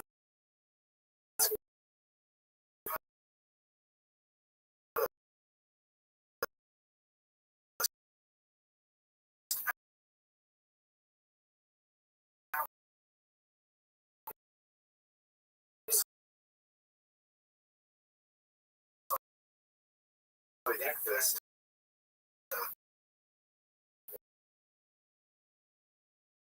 in Williams' brother-in-law, Oliver B. Jennings, who made a fortune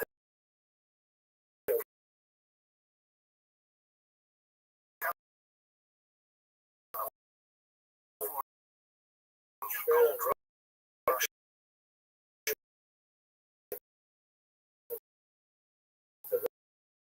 And in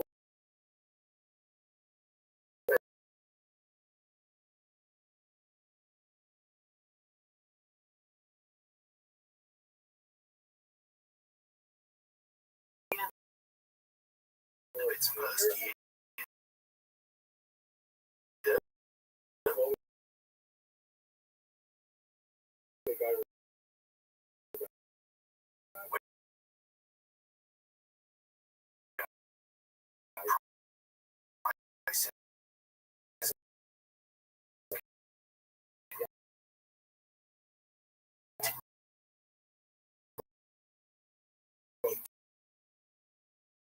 to pay a 40%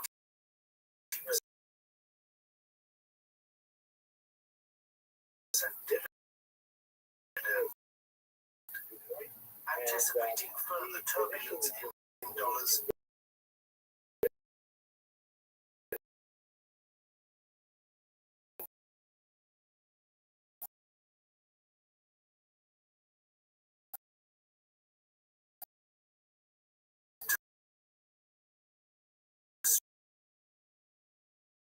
strengthen its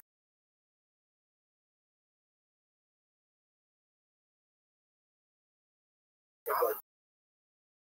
She certainly had no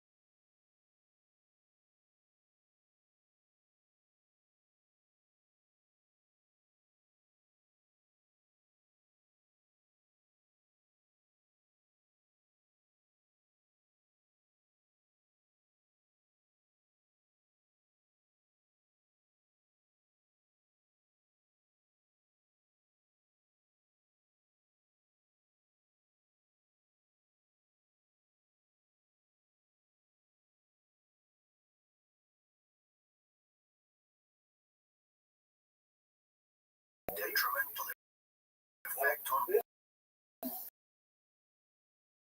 parties.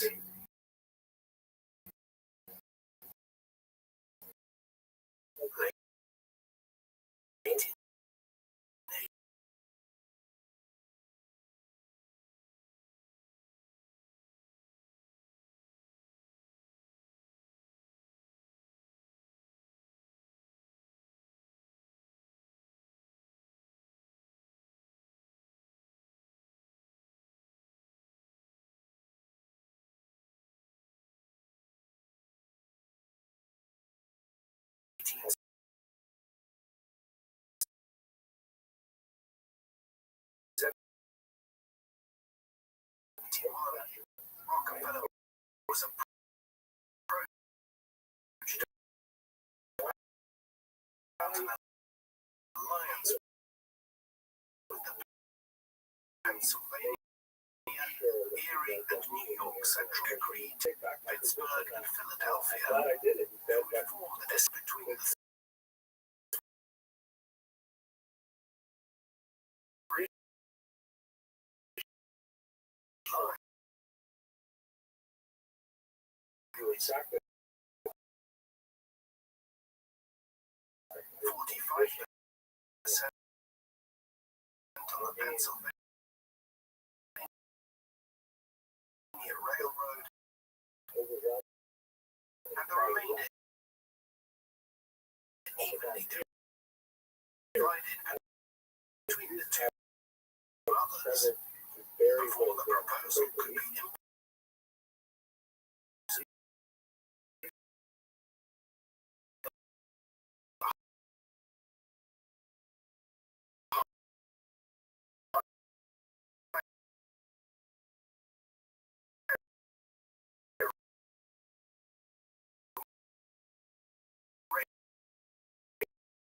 It's the town in February 1872.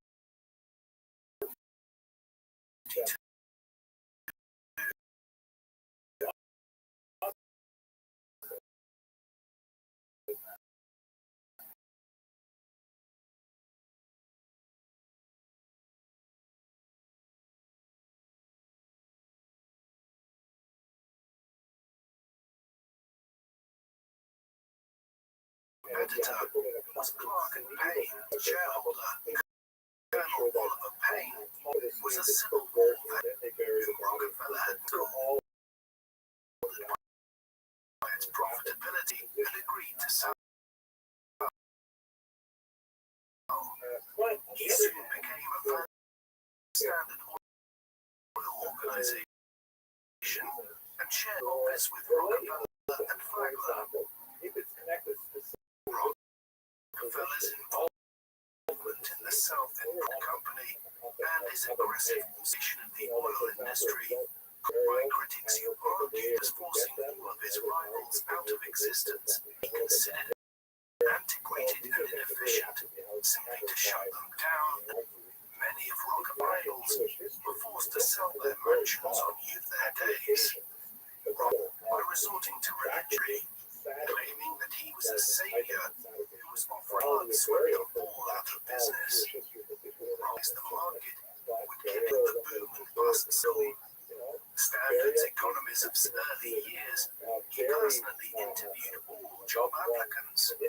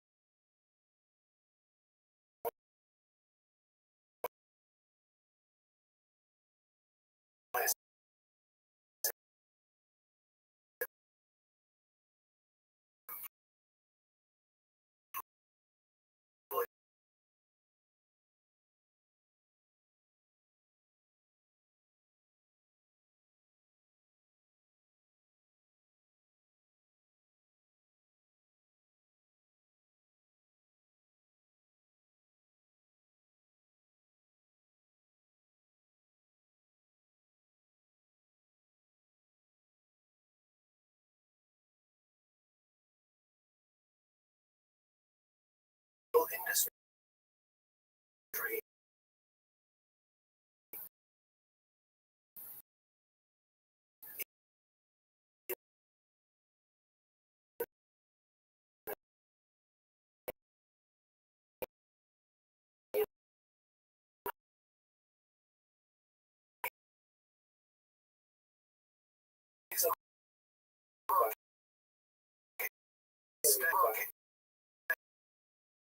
And was abusing it. It was an issue which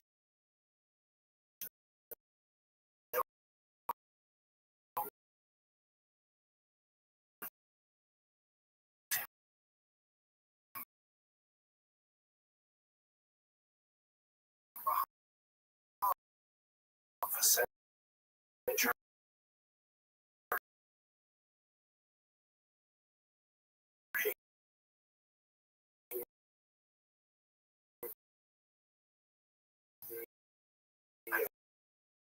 would eventually result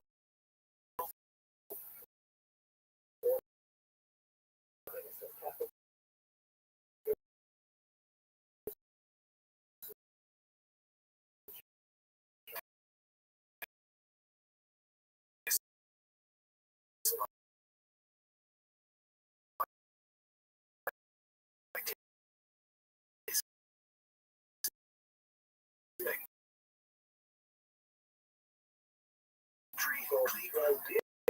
The railroads is under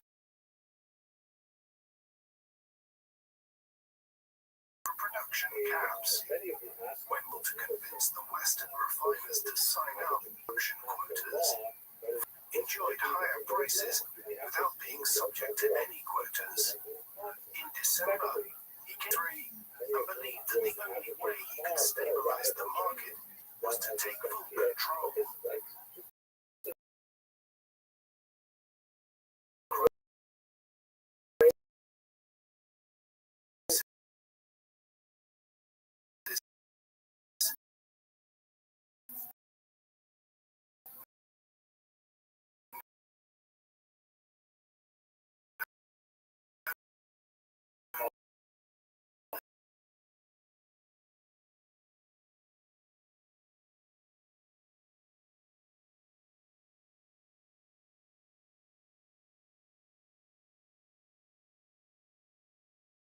Rockefeller was in prime position to take advantage of the operating two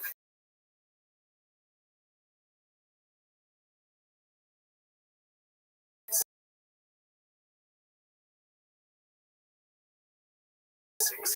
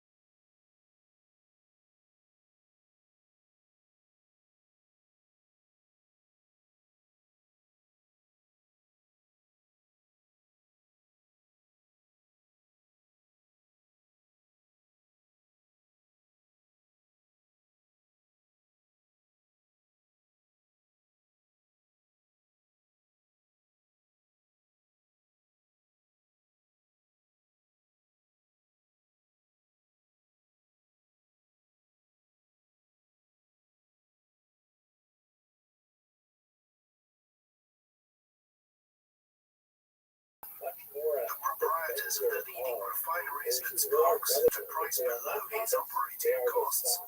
He had locked in New York by acquiring the late 70s, weekend birds, most vociferous opponents of the South Improvement Company scheme. Archbold became a senior figure in May 1875. Rockefeller acquired J.N. Camden and Company in secret.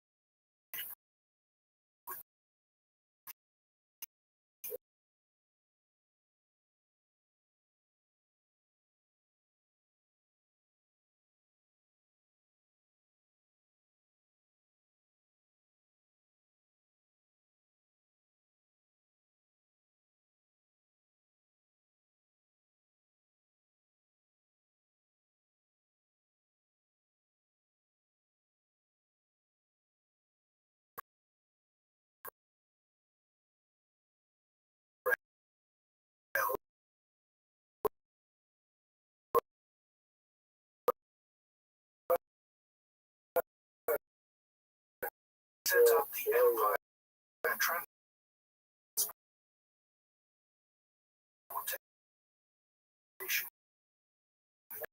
Company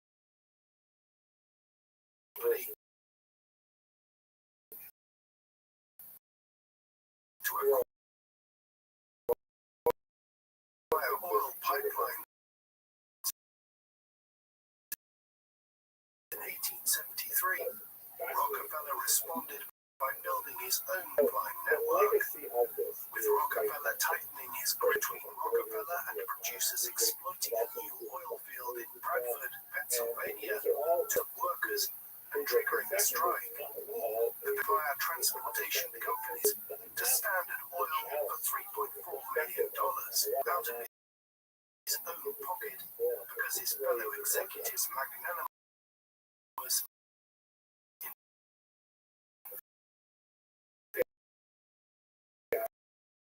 trade had worked out a new sharing. Standard continued to expand its pipeline network, and by 1879, it controlled almost the entire pipeline system in the country, in addition to 90% refining capacity. When Titusville producer Tidewater Pipeline Company to build a 100-mile-long pipe, officials bribed legislators to vote down pipeline bills.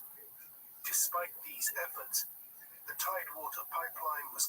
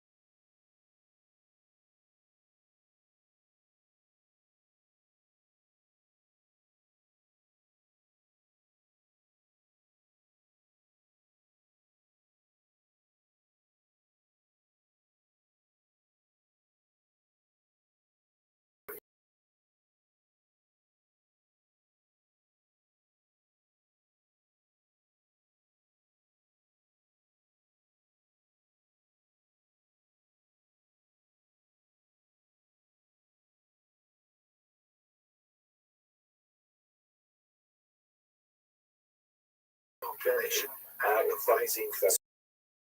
Basically, meant to say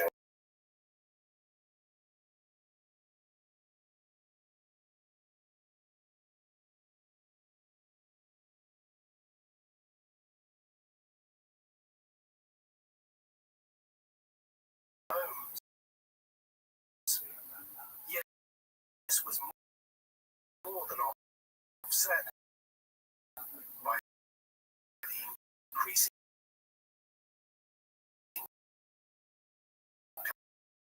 demand for areas of the economy and society.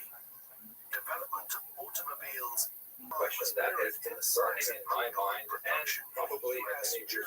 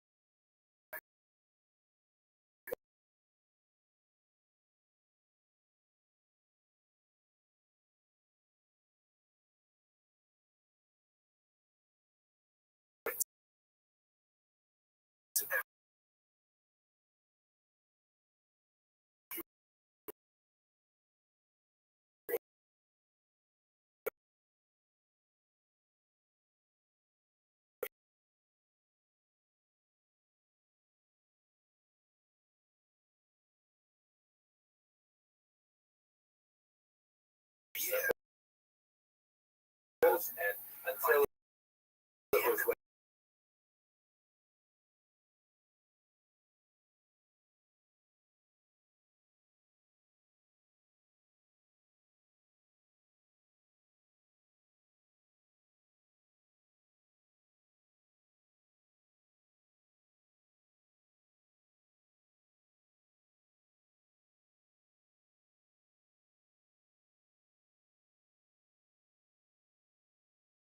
temple would have 7.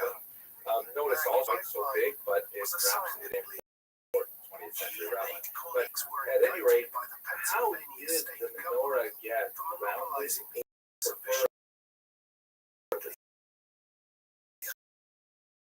great French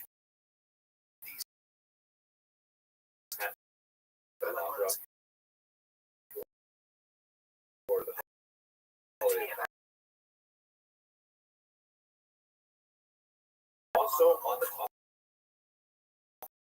of minivans like Paris photograph from 2000.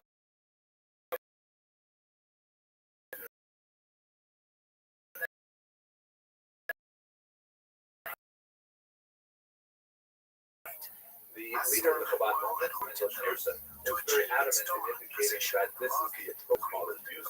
We also have a medieval manuscript in the Oxford Library that has a hand-drawn menorah, and here you can see it looks kind of strange with these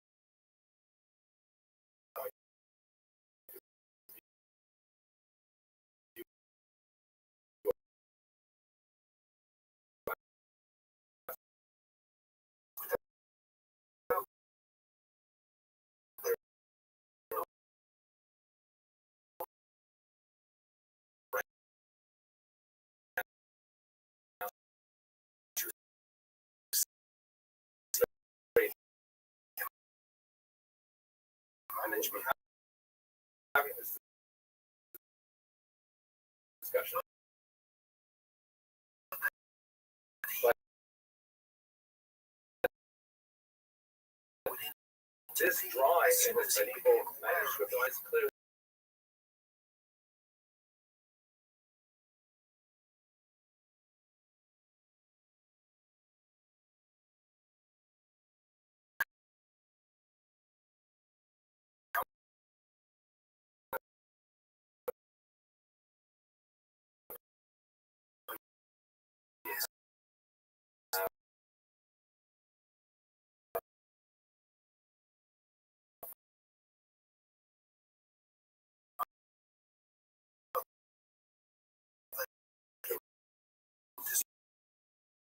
interest.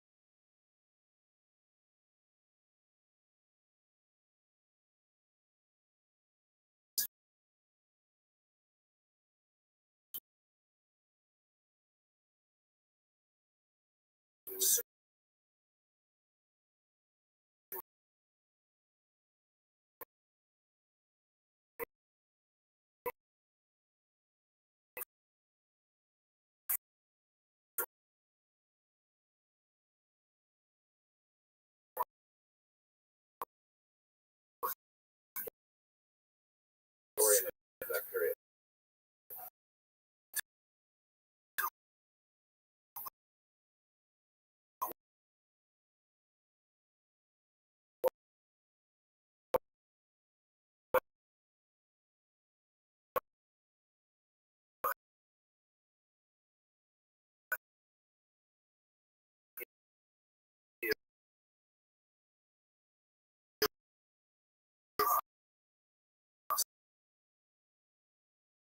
Significantly in some space.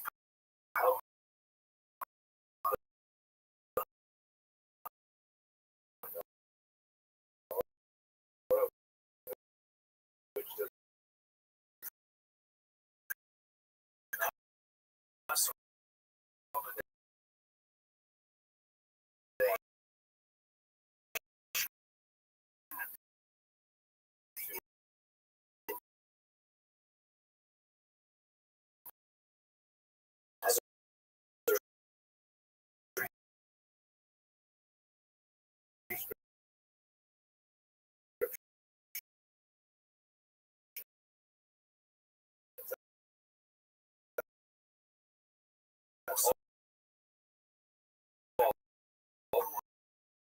stop.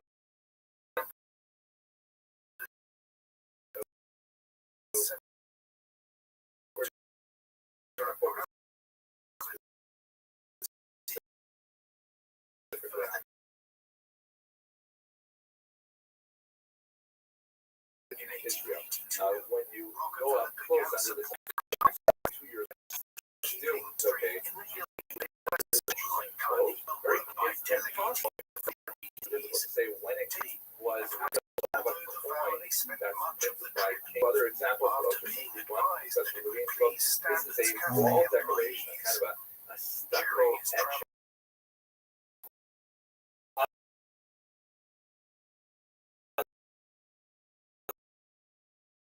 Others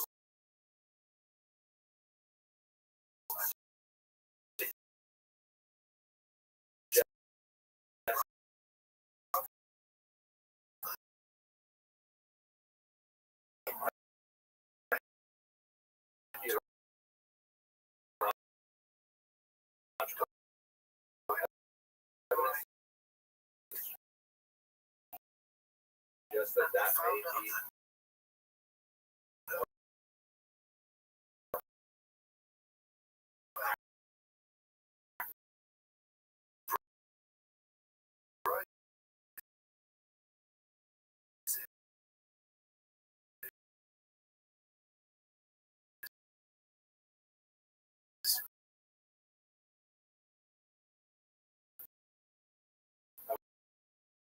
hope you found this short video entertaining.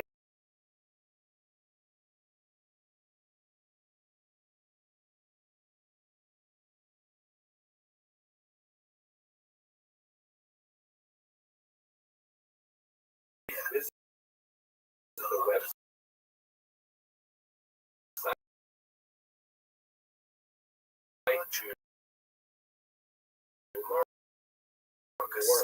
There are several others there. Is a medical doctor who is also an CME accredited for those of you who use image.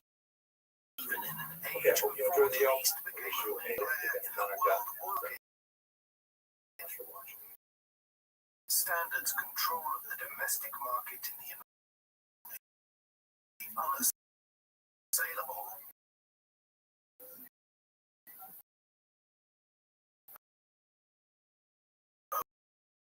Owing to its control of pipelines in the early 1880s, Standard revolutionized distribution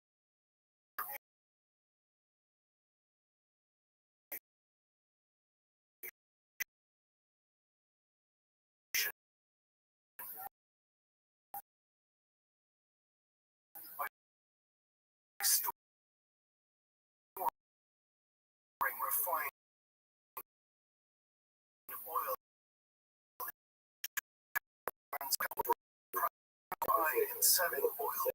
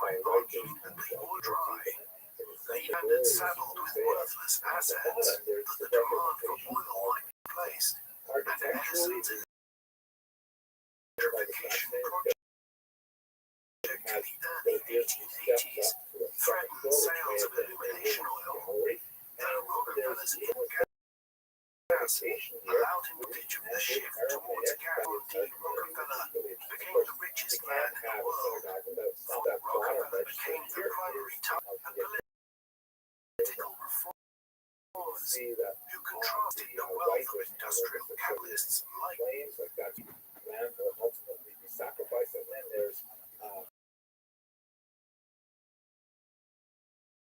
and he's clearly labeled with the word Abraham there.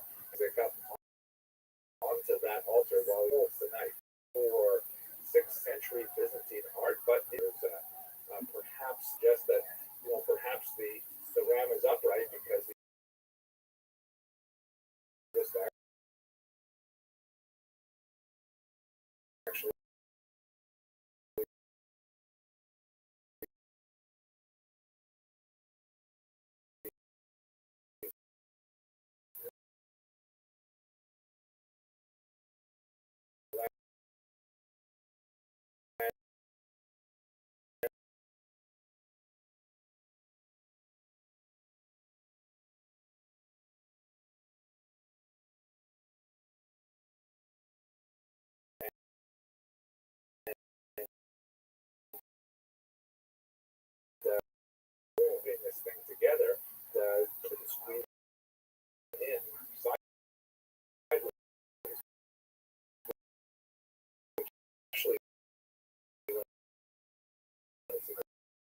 the center of the mosaic,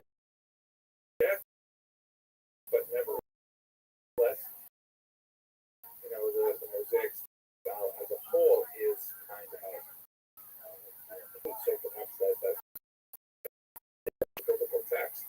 According to Midrash, differences, like for example, I have a Hebrew name too, but it's possible that the creators of the mosaic were unaware of the Midrash or of a shared narrative that local Christians had as well at this time.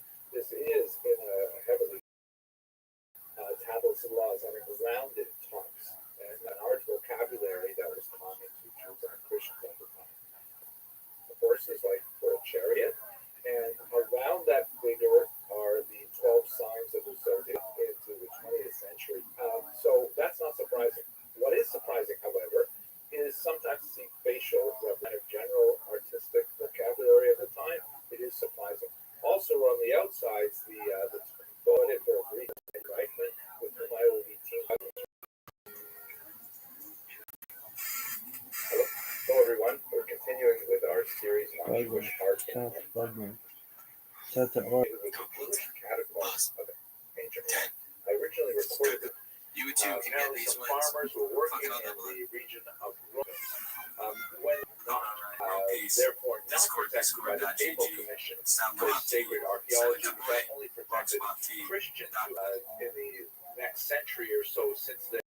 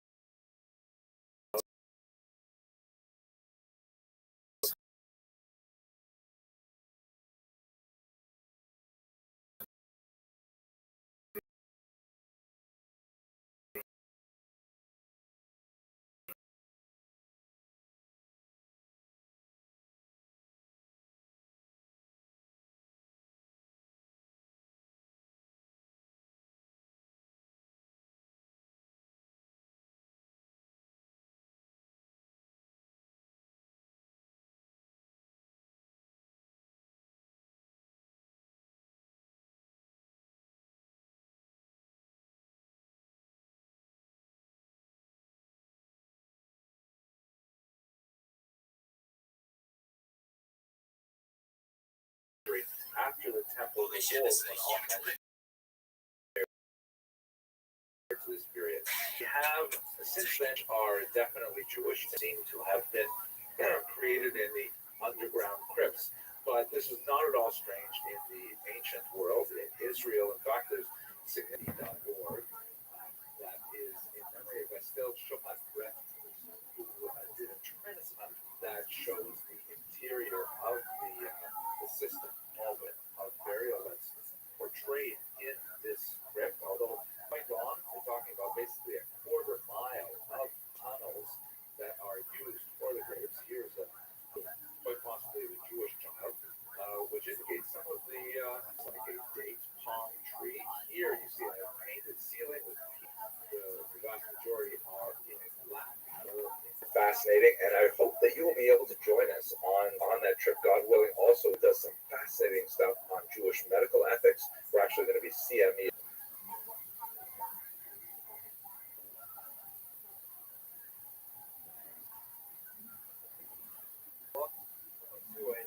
Series of lectures, which I'd like to call Jewish, especially in the Hebrew, and because we will keep words who I think exemplify certain aspects of the same way without forming the region of the model, and especially with the single law, which has been recently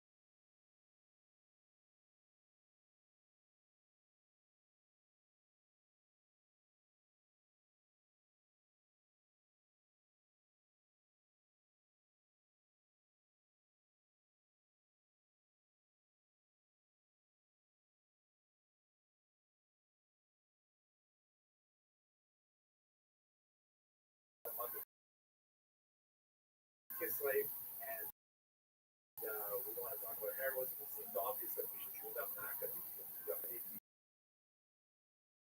most remarkable heroes and military campaigns. I specifically want to look at one battle in particular, the battle of Emmaus, which in many ways is characteristic of the kind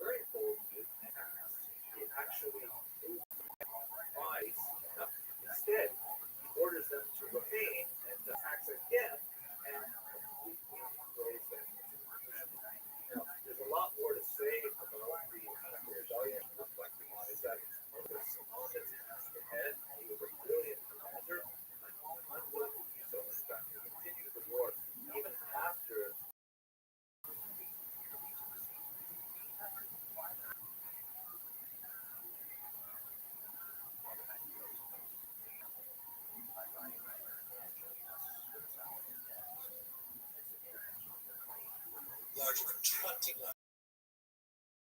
population. We tried to play by a higher set of standards and rules with our independent redistricting.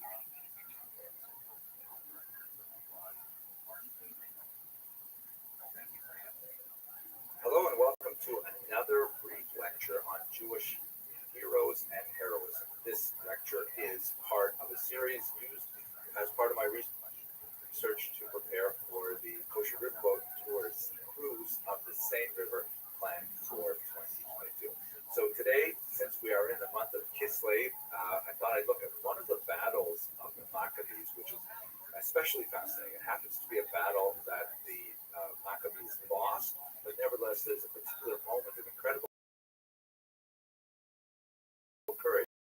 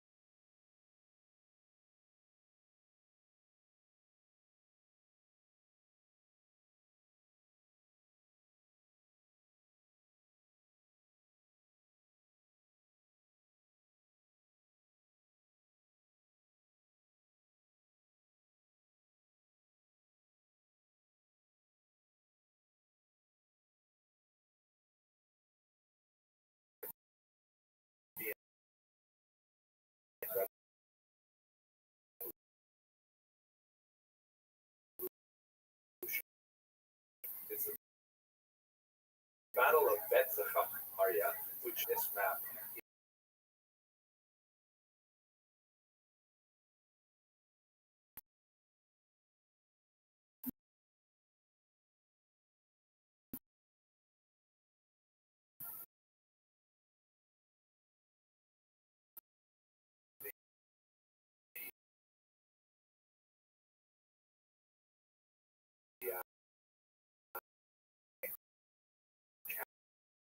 counter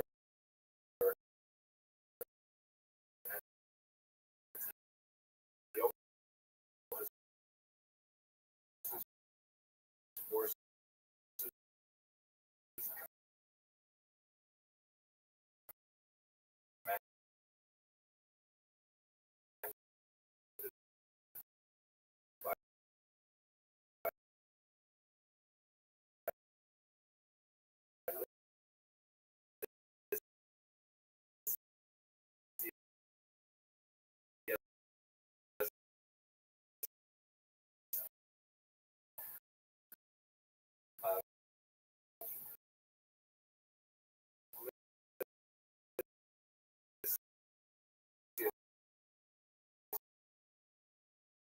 and all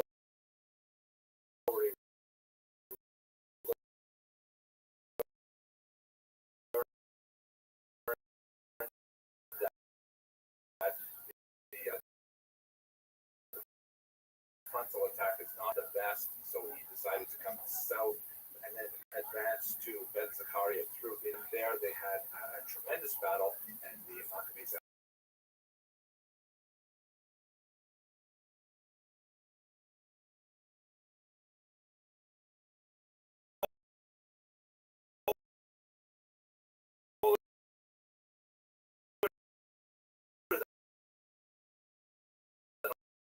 all the others,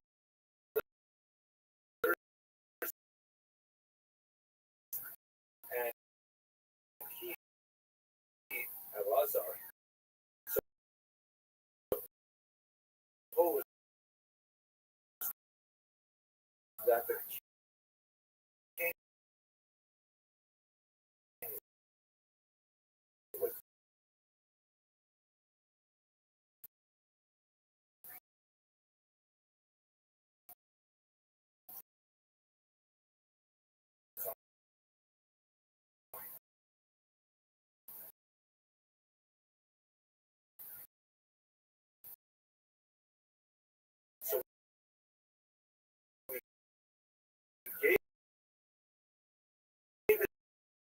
his life to save his people and to win for himself an everlasting name. Courageously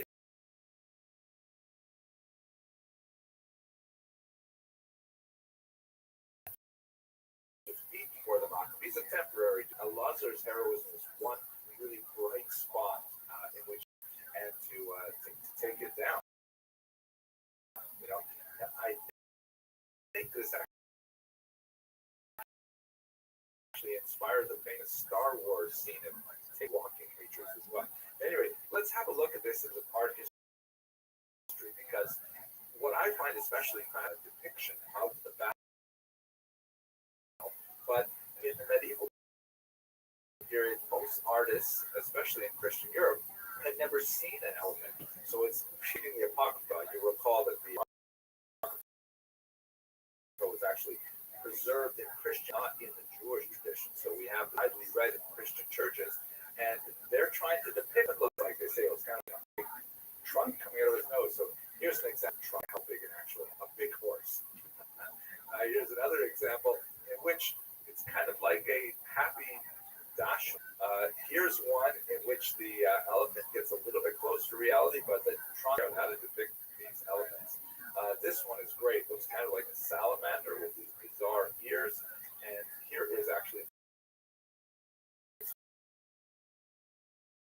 my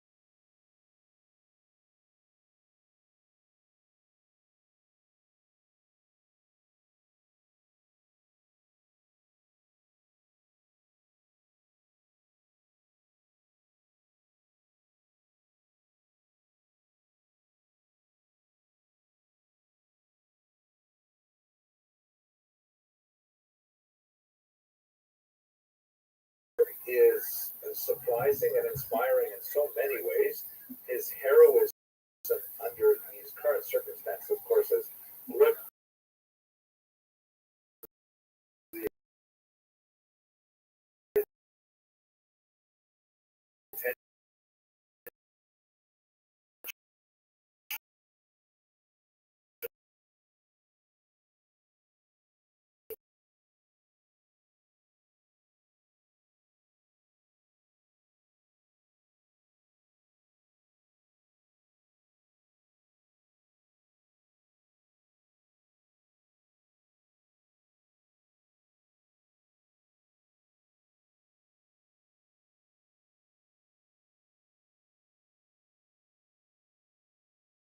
the prevailing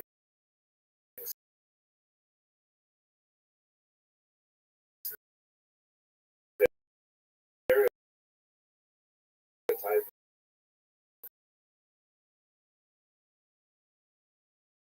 of Ukrainian anti-Semitism. First of all, contact his family and for all this unprovoked and pointless attack. So, first of all, who is Volodymyr Alexandrovich Zelensky? Several assassination attempts. Now, Gail Beckerman wrote a fantastic piece in The Atlantic recently, and she wrote, what is remarkable, truly mind-blowing in the long sweep of history is that his Jewishness has not stood in the way of his being embraced as a symbol of the nation. Now, I would agree that Zelensky himself is remarkable and mind-blowing, but in the long sweep of history, I would say it's only not necessarily mind-blowing to see a Jew in leadership position in Ukraine. It has, after all, happened several times before that Jews have been within the very tight leadership of this country, particularly over the last century. And I'd like to kind of explore some of those details now. Zelensky's parents were in many ways their generation. They were both highly educated, very urbanized and literate. His mother taught engineering. And note that they were specialized in non-ideological fields, meaning although they may have been very cultured, very engaged in other kinds of aspects of life, Soviet Jews, when they studied in university, they tended to gravitate to those fields which would be less vulnerable to critique. For example, you don't have a lot of university-trained Soviet Jewish historians because that tends to be a highly ideological field. Zelensky's parents were typical of a type of Jew that was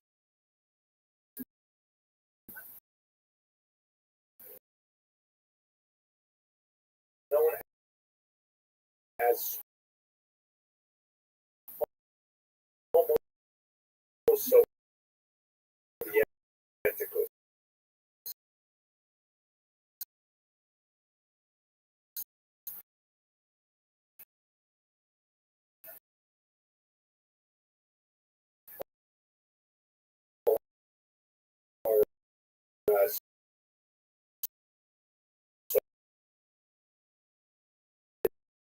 The idea was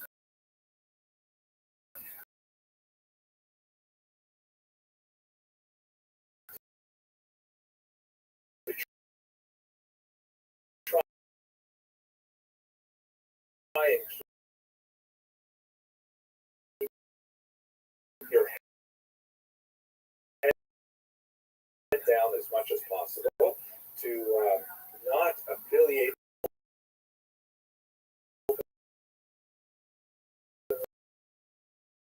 in any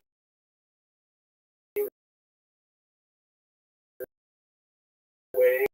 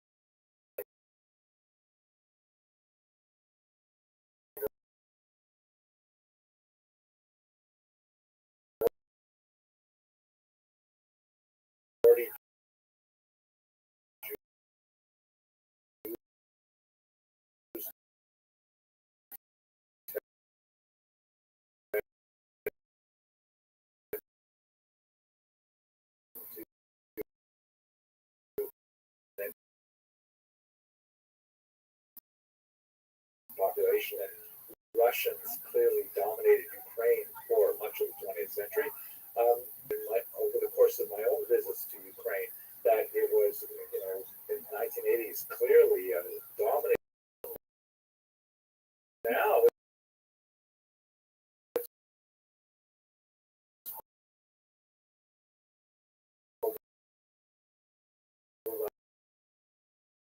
Ukraine is speaking.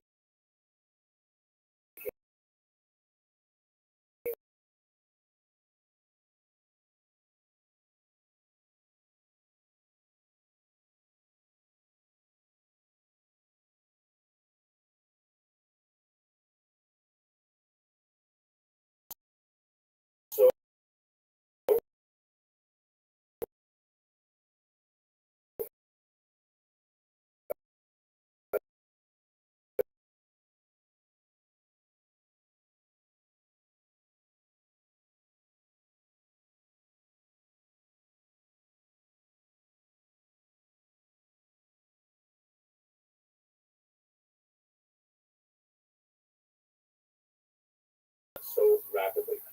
He also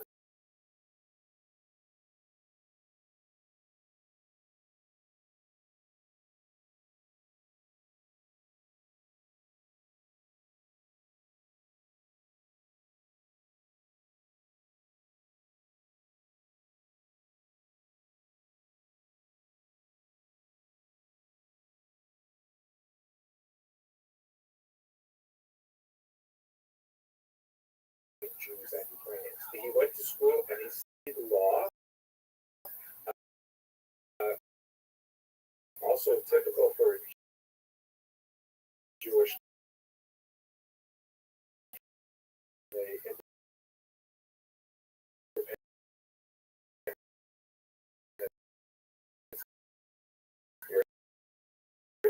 And then he went into comedy.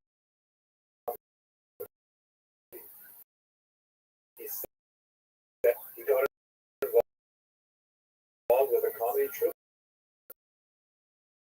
that was called Studia Kvartal.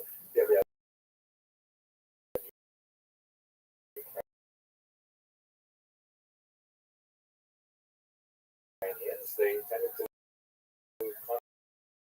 concentrate in villages, in towns, and whenever they were allowed to live in them, in cities as well. Jews gravitated towards entertainment. We of course see that tradition in America as well, with Jews gravitating and in many ways creating Hollywood and the film industry and so on.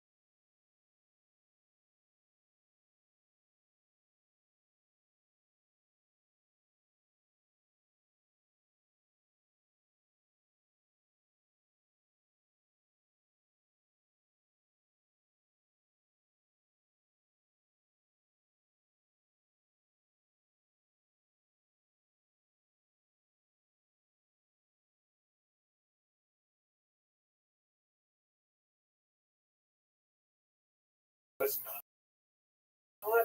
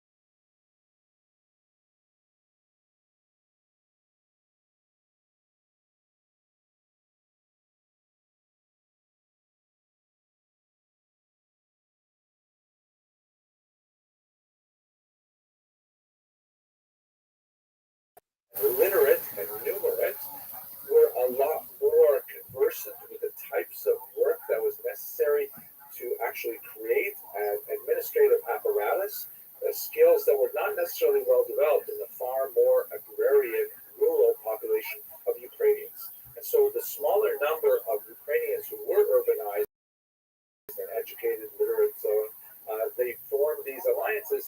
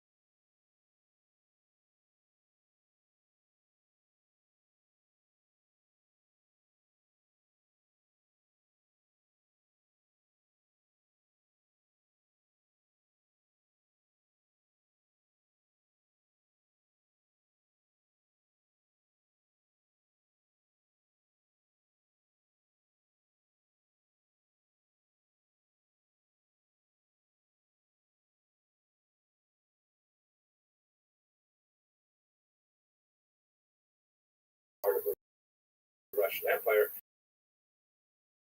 that would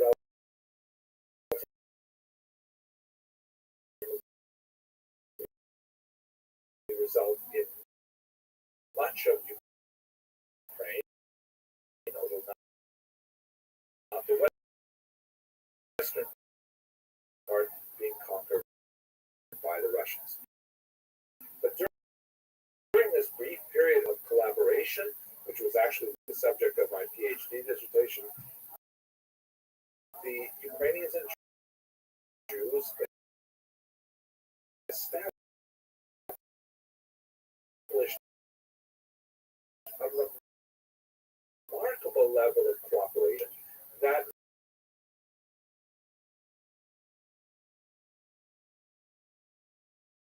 the remnants of various anti-Soviet forces active in Ukrainian territory, and ultimately it simply could not sustain itself. But there was a flash of the possibility of democracy, transparency. Kicking ass, taking names. Now, if we focus in on the Soviet period,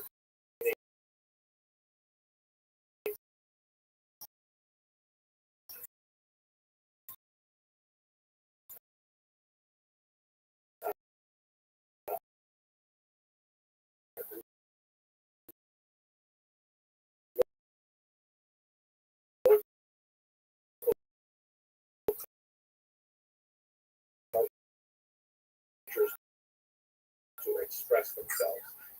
This is before Stalin really was able to power, and so as a result, you see a of Yiddish,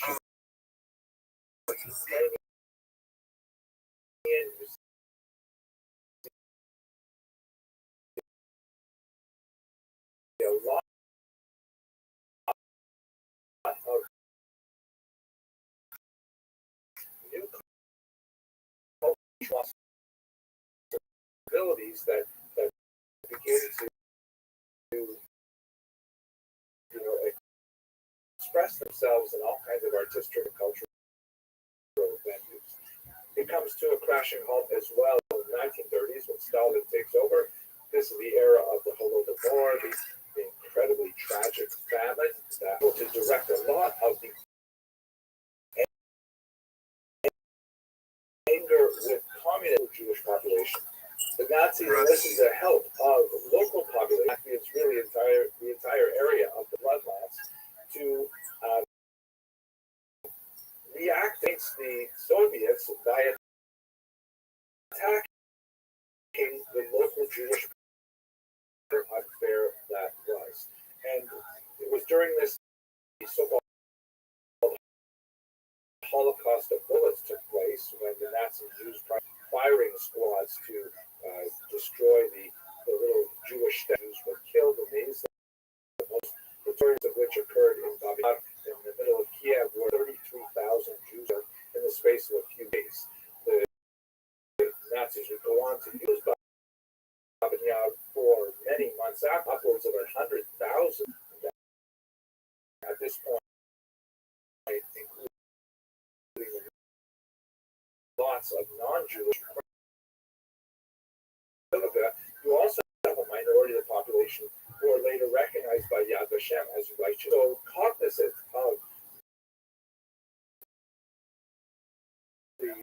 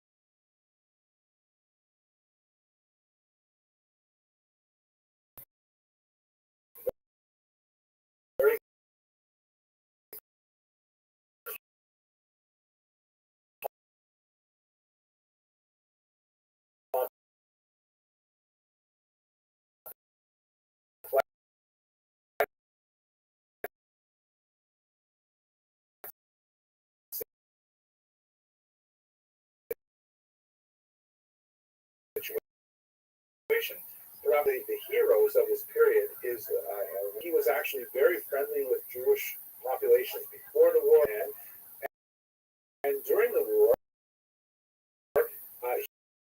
he directed his network of convents to save some 200 Jewish children, very pro-Jewish. The Waffen-SS division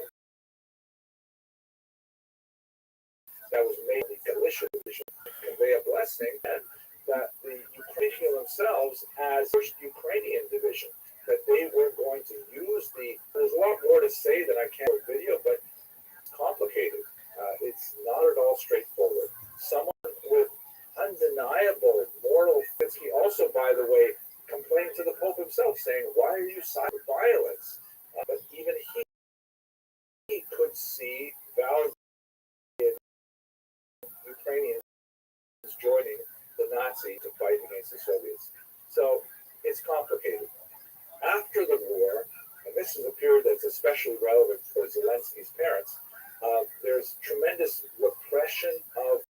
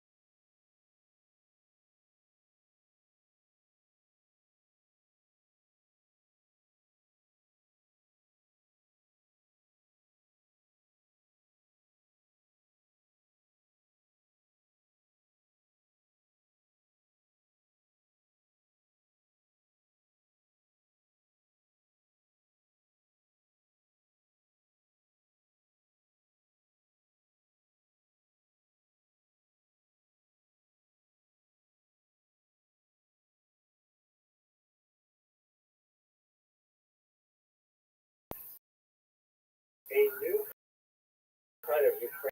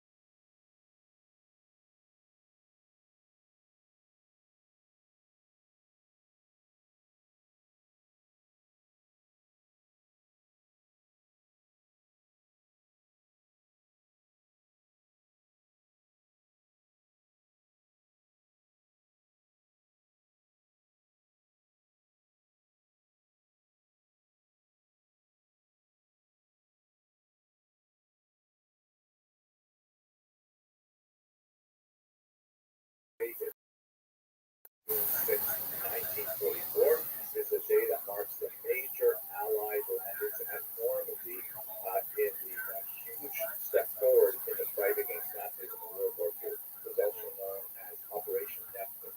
It represented the largest seaborne invasion in history, with 24,000 paratroopers landing in advance.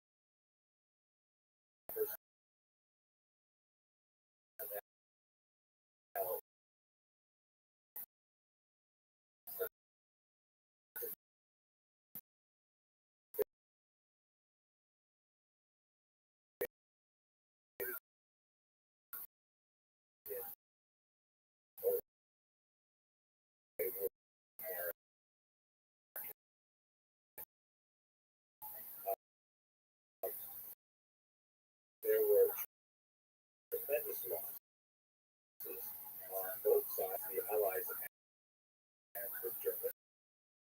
About the Allies, 4,000 of those casualties were on the Seine River flows just to the east, Spain before it, and they reinforced the region, and there was a tremendous amount of difficulty and effort imposed in trying to make the land with several beaches. Now, let us understand concentration camps, the death camps, and the horrible persecution of the Nazis repeating truthfully when American POWs. Association efforts in several different regions of activity. In the arts, for example, Jews like Irving Gentry, he devoted his talent what has become a major anthem for America. The lyrics of that song were one specific that was on the horizon in 1938 when it was first broadcast. The lyrics include, while the storm clouds gather far across the sea, right? 1938, this is the era of the Kristallnacht, of the Sudetenland crisis, and so on.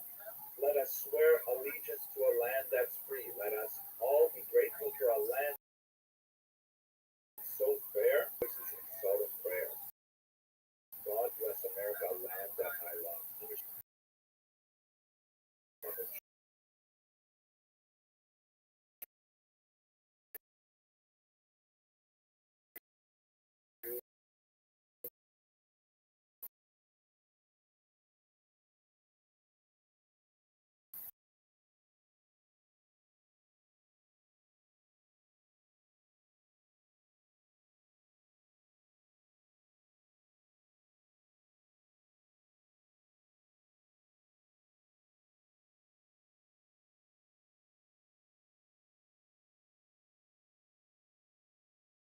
You really understand how much it attach yourself to America. This kind of anthem has a tremendous impact on the actual Jews active in England, which this is the site touring or another for the intelligence activities around the world. And Monarch was Max Newman, who was a British-born child of prodigy and math major. These were characters. The other Jews were part. He headed a was casually called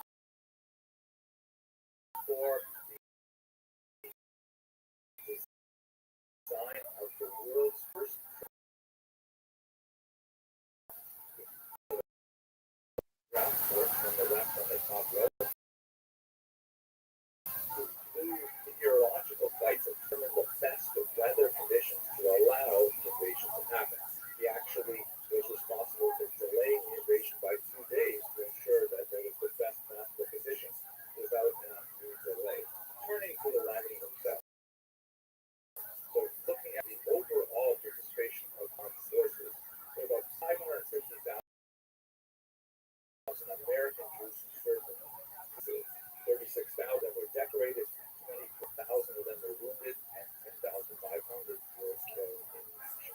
About 40% of all Jewish physicians served in the military, a remarkable number. In the landing at D-Day, about 4.2% of the soldiers making that assault were of Jewish origin, and that is, like all those other numbers, quite disproportionate because at the time, Jews made up only about 3.6% of the population. Let me look at a few of them because they're really quite fascinating. Let's look first at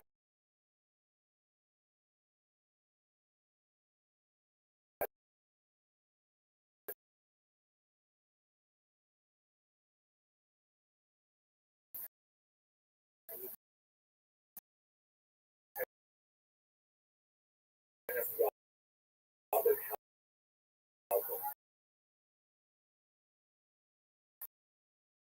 who was the child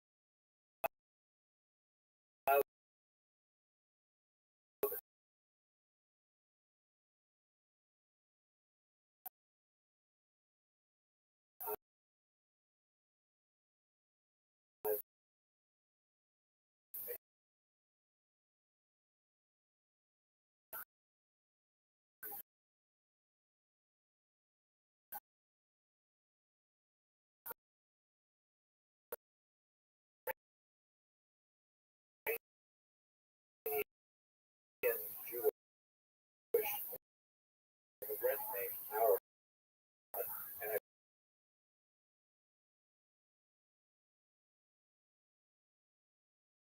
here's a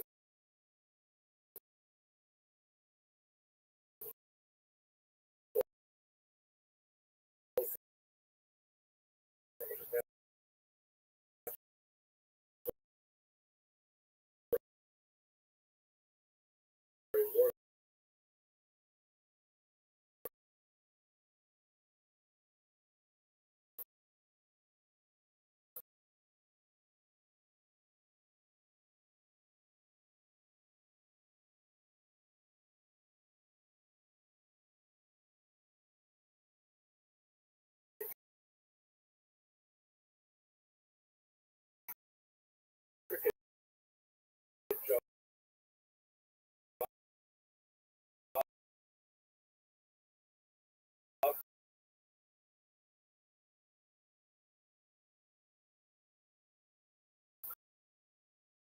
calling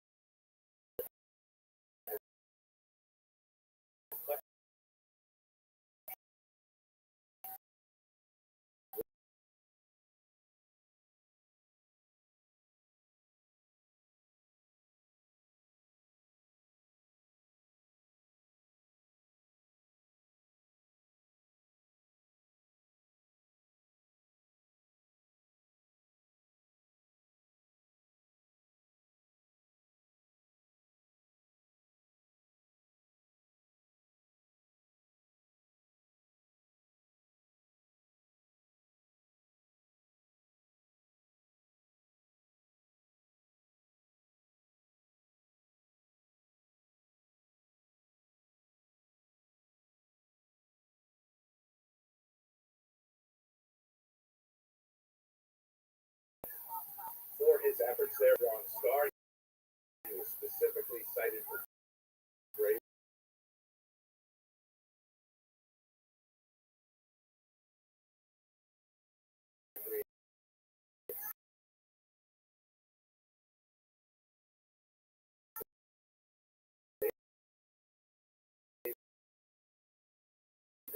Several soldiers from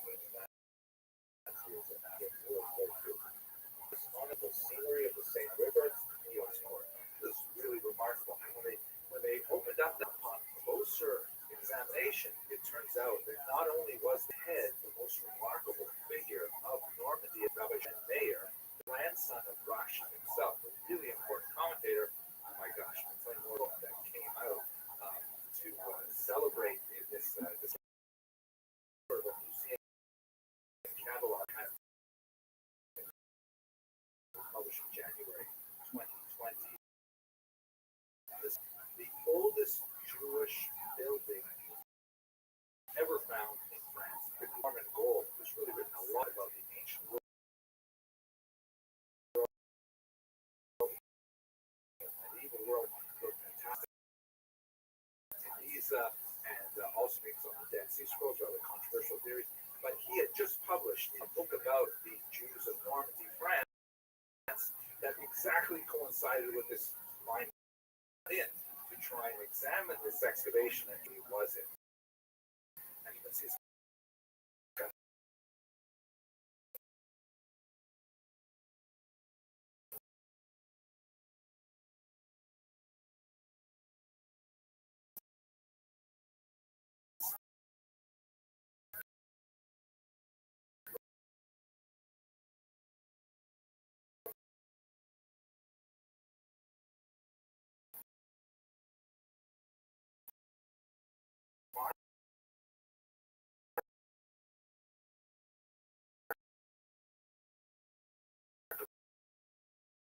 Gothic. The height of the walls and things like that. It was not just a house; it was clearly something that was intended for public use. Now, what really changed was when they discovered such into the walls, the basement. Rabbi of Rouen at the time, Solomon, who was showing the graffiti of Kaplan and lied until I shows mercy. In its original quote from the book, this house refers to this temple, right, in Jerusalem.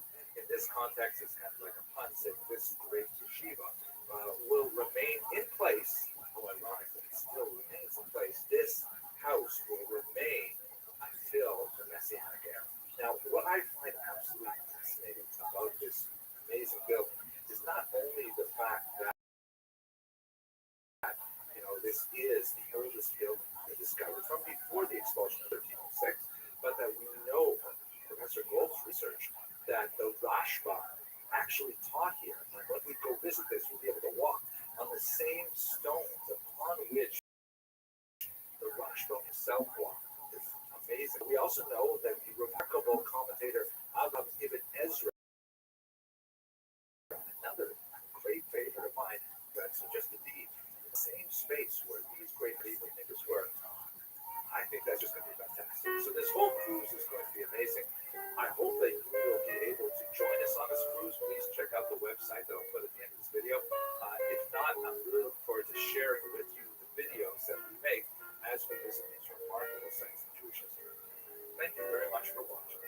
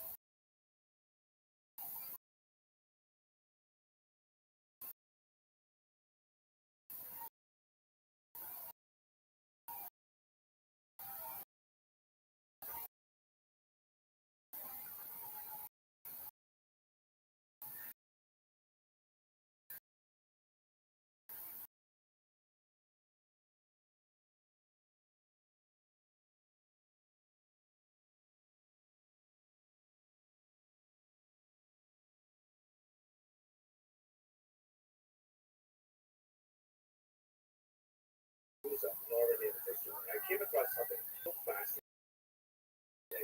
It may be a little bit geeky and only for those who are interested in a deep dive how history is actually written, but I do have a very looking at schools and looking at Cairo way school scholarship from my grandpa. He came across a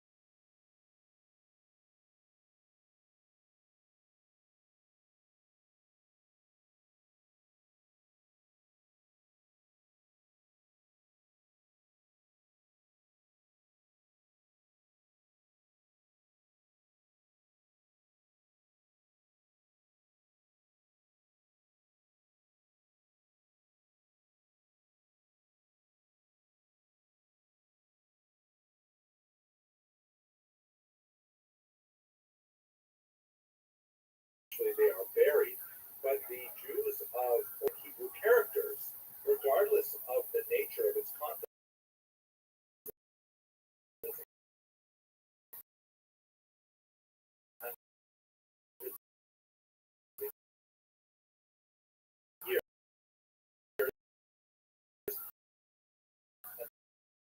until the 19th century, from the turn of the 20th century, Solomon Sheff, we see him here hard at work at his desk, bringing the many, many fragments of the undergoing tremendous research. We're not even finished going with all these little scraps of paper.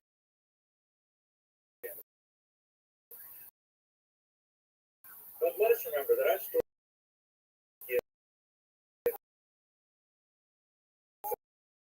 actually with a printed text. A scholar named Jacob Mann worked with a Rabbbi text in the 20th century, and he published a book called The Jews in Egypt and Palestine under the Fatimid Caliphs, which was published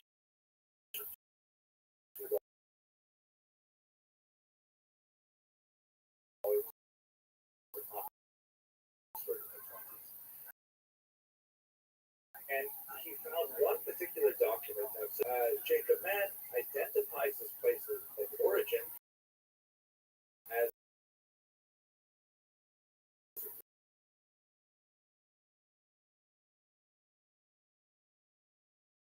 one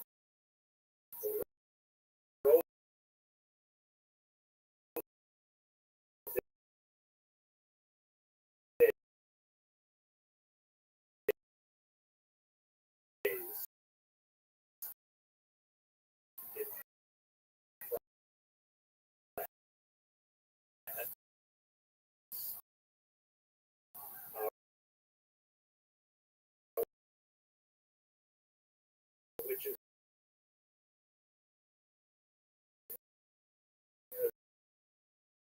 the region of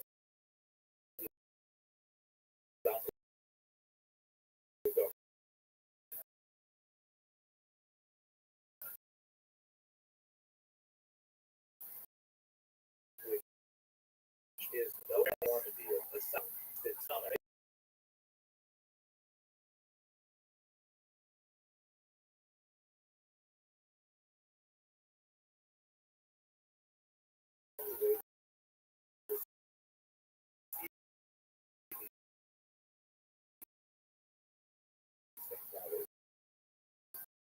I'm in that transitional jet one sometime before 1980. I went and looked it up at the British Library, which has wonderfully digitized these hieroglyphs and manuscripts. Here, that the catalog information still records it as video, or you read, normal on Jewish story. And here is the actual business where you can actually see the document up close. What does the document say? Well, basically, Isaac went to this Mediterranean port. That would mean that he likely took the same river and then connects to get to the Rhone River, and then it made its way south.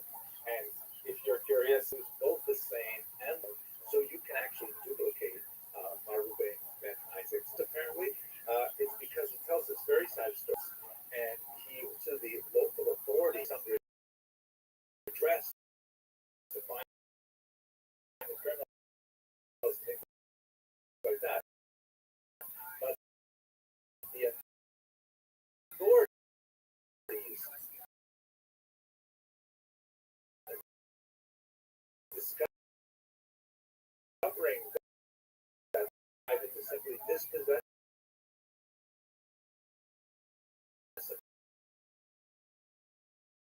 of his land.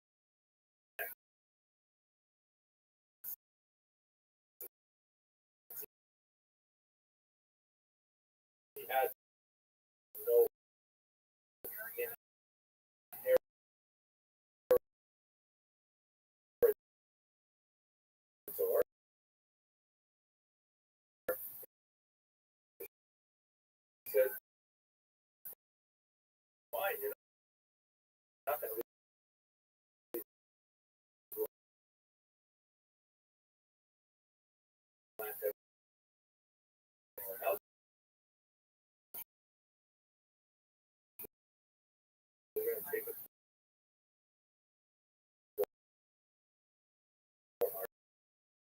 towards that.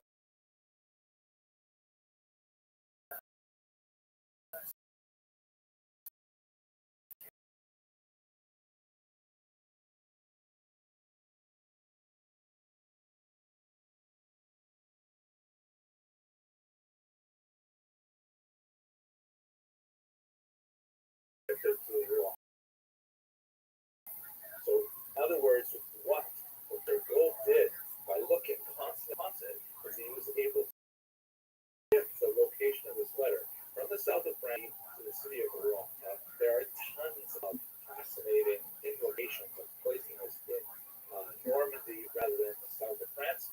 I don't want to make this video much longer. Please have a look at Professor Doe's book for discussion. It goes about 50 pages to it. But let's just finish the story of Ruben and Isaac specifically. So, if you look at the other side of this document, you see there's several different hands from that continues the story. And amazingly, by looking more, another document turned up with this same person and continues the story. I'm going to quote from that second document found in the Geniza now, which is clearly identified without doubt as being associated with Ruben and Isaac. This man, the other document states, the bearer of this letter, was one of the most important members of the community where he lived and was wealthy. The ruler of his land cast a punishment in Damascus for the land of Israel.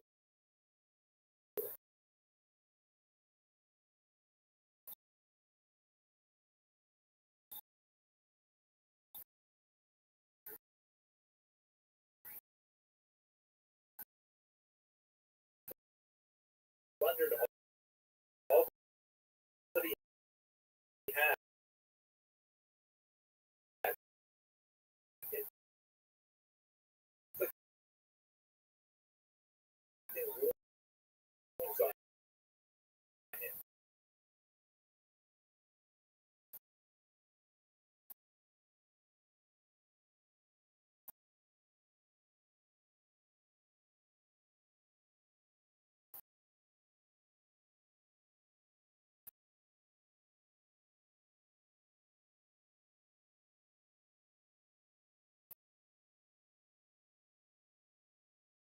He was thus in great despair.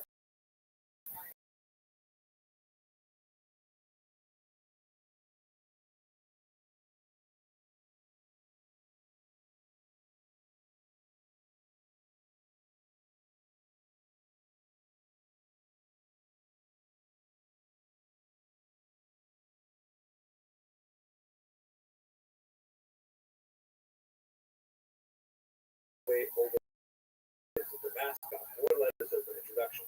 But on the way to Jerusalem, unfortunately, he was attacked again. His possessions. He was not able to make a go of it. He could not make Aliyah back to France. I'm going to go via Egypt, which also had a strong Jew. I will get, one last burst of support in Egypt, and then I'll make my way again. It appears that he was unable to return to Rome because he would not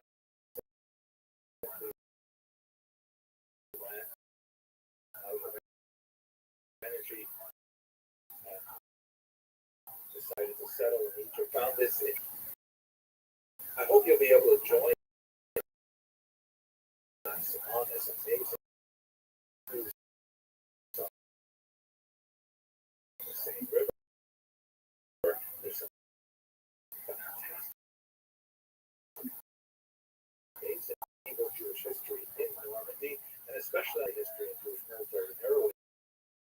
Hello, fellow students of Jewish history. I am so excited that very soon we will be embarking on yet another kosher riverboat cruise, this time on the same river, and it's going to be a phenomenal opportunity to explore the amazing history of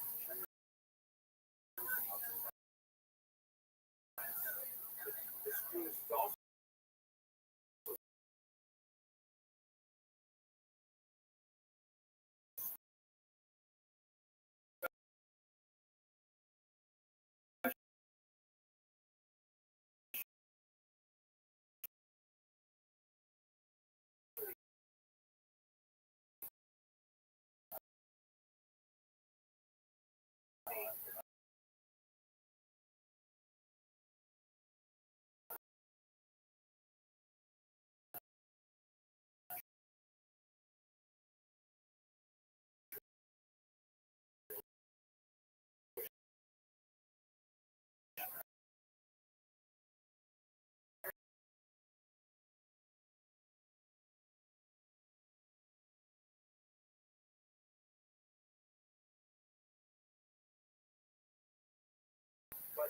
what I'd like to do is look a little bit more closely at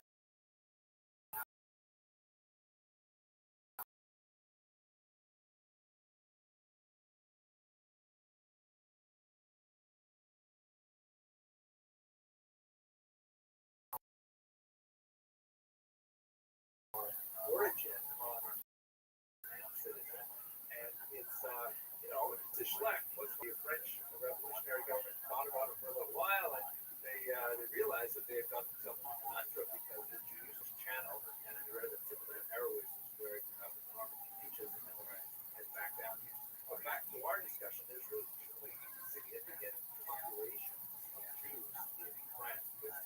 There were in the south the Sephardic Jews, and in the northeast the Ashkenazic Jews.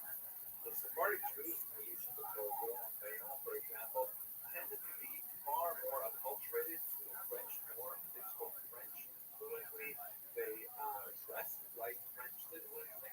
They had a much more diverse economic profile, and so they really were much more kind of like integrated into French society, even though they were French Catholics. In the eastern section, bordering Germany, you have a huge mass of Yiddish-speaking, largely much more Orthodox Germanic Jews or Ashkenazic Jews. And so there was a lot of concern in the French population, primarily with these Ashkenazic Jews. They actually admit these very different foreigners or foreign-seeming people, even though they lived in this region for 1,000 years. And we really just consider them Frenchmen as well. So basically, in 1790, the French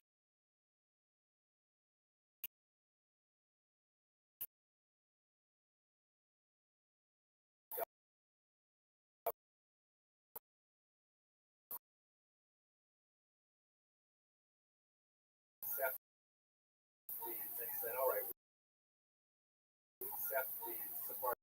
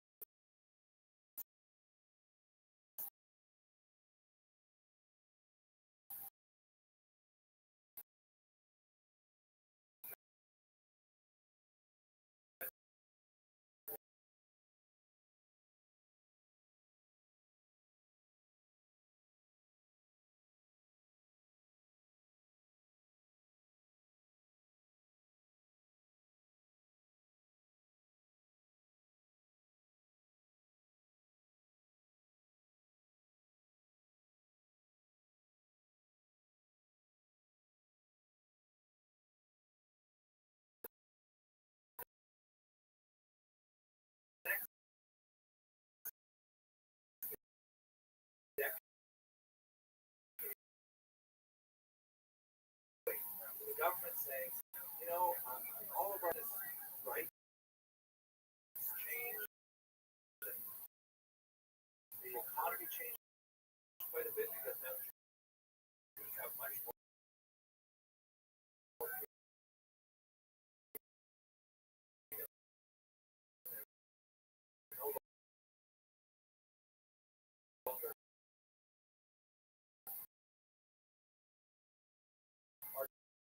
Artificially restricted by discriminatory legislation. So the end of the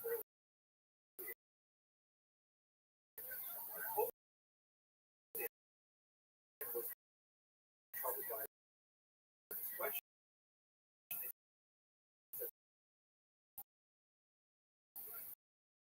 Well, why don't we assemble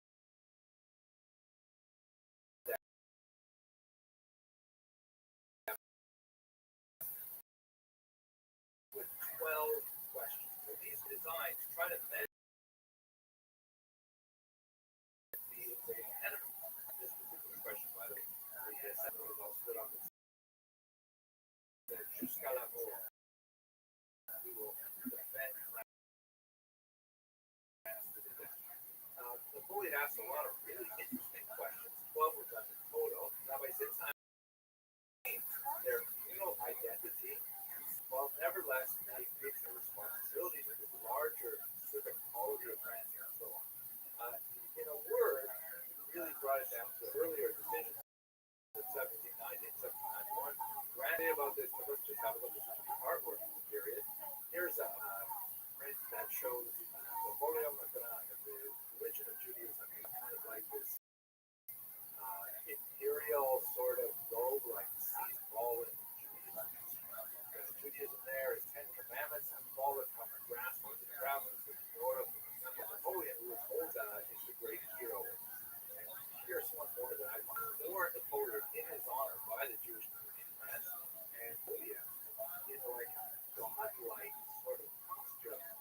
I don't know how they were, but nevertheless, this was a kind of, at least among some circles of the French Jews. I should point out that joint abortion had almost messianic dimensions for it anyway. There are other Jews who violently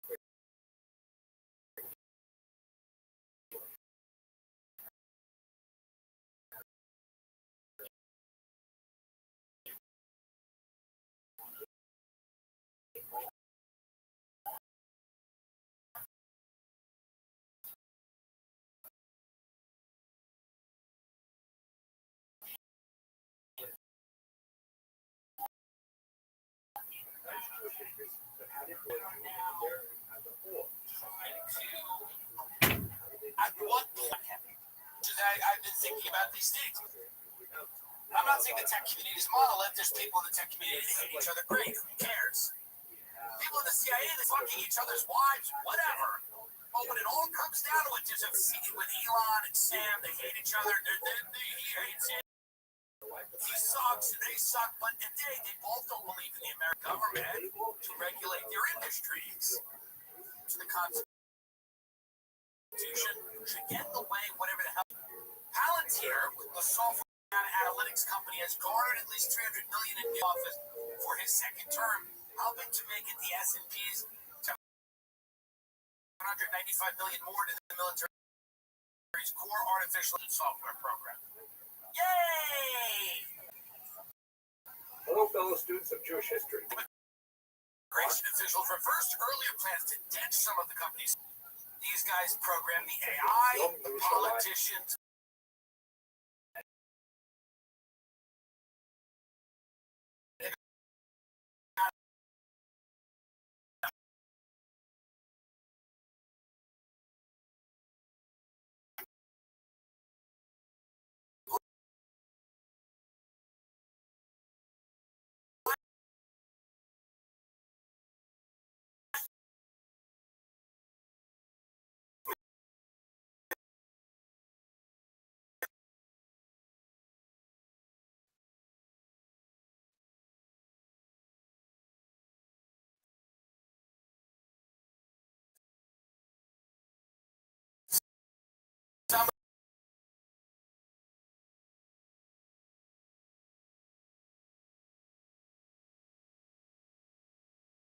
How this came to pass, and very briefly at some of the audience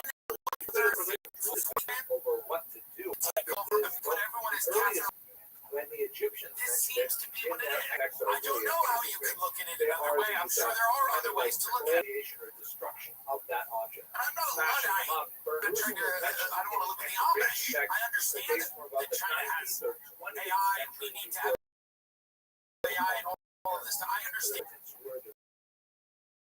I'm not completely, They are described technology at all made my life much better. I can do the show. I can make there, and these ever since then, for people the last 3,000 do years, not it has make the capital actions of the clear Jewish people. Although they did have a and civil order. Samaria became a very important site. Their goals. The Some city was populist conquered many times. movement Three where millennia, American order would make jobs and communities to look better, and then have the heads of Palantir and Meta and contemporary. Google By say the time that we get to the sounds 20th great, century, Jerusalem was here's how we think that can happen. based in Istanbul. And they're not trying to do any of that. They don't care about any of that. In the context of World War They're not trying to do any of that. the British took it over. They're trying to The next realize two their decades are vision known as the era of of the what British the future mandate, America looks like. because technically the land of Government is Israel and inefficient. also We want to get rid of it. Human beings are inefficient. We want to get rid of them. the mandate from the League of They didn't Nations. feel, you think the human race basically should survive? administer. There is always a Jewish presence in Jerusalem from ancient times. They're right pretty through clear if you time, listen but to them. sometimes it's very But what tiny. they've done is they've But when we get to laundered the 19th century, this in particular message. from about the As everyone's talking about Tom 1870s, Rogan talking about jiu-jitsu and stuff, they're trying to, and they think, well, Elon, I guess he's cool, right? He's got and the rockets. population in Put him in Jerusalem the White is significantly House. expanded. There is He'll be on also Twitter all the time.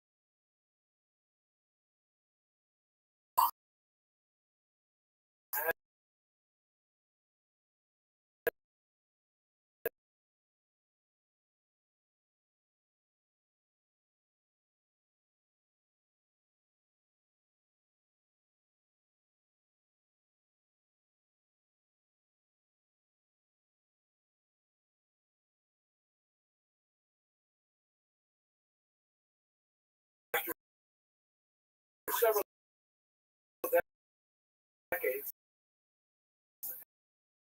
and World War II. But British Trump leave early our nation with the competing claims whoever gets towards bloodied in the media bad enough.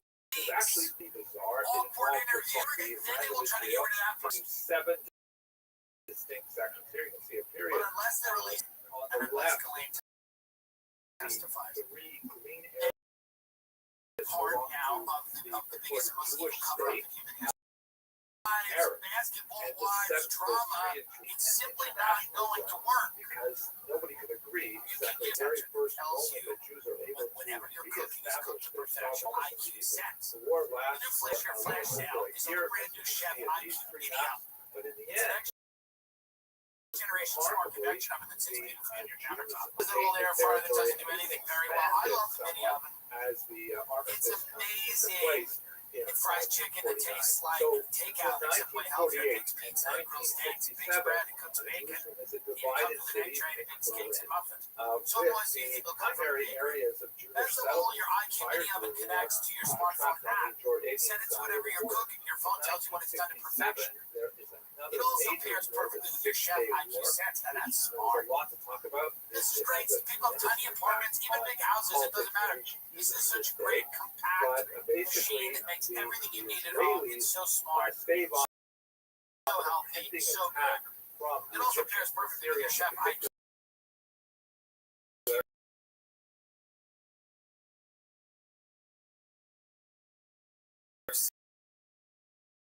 That's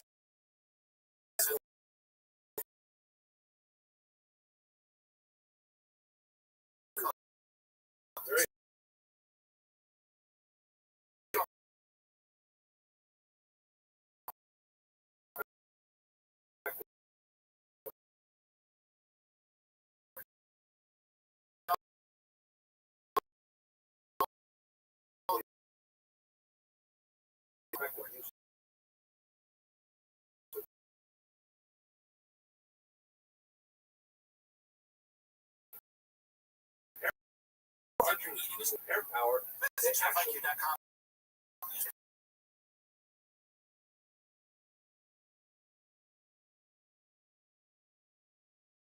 We are very postmortem, which I know much about. The West Bank, because it is a West Bank of Heal their trauma with this baby. to use the Hebrew names like This is an article in the Times. Your bundle of joy, Naomi. Real. She's a life. Born doll. Collectible baby dolls which can run up to 10,000 apiece have been around since global phenomenon. Collectors who consider themselves parents shell out for luxury baby gear and dote on their reborns as if they were human children. In Brazil, they've become a lightning rod with politicians in trying to ban popular doll from public places. The reborn doll world is hidden in plain sight in the United States. It's a cottage industry with amateur crafters hand-molding and painting dolls in their basements. The project, this is interesting, verisimilitudinous silicone dolls is labor-intensive, including painting delicate pale blue veins under soft bleaching skin. How? Holidays and still Oh my God, it's so creepy. I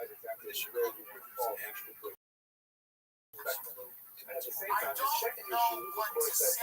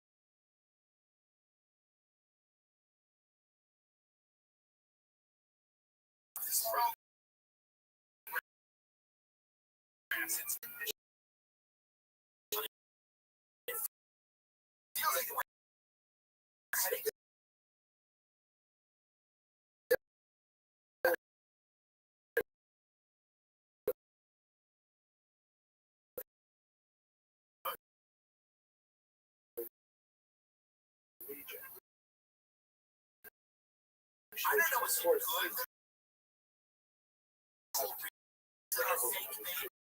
Push them around. Good.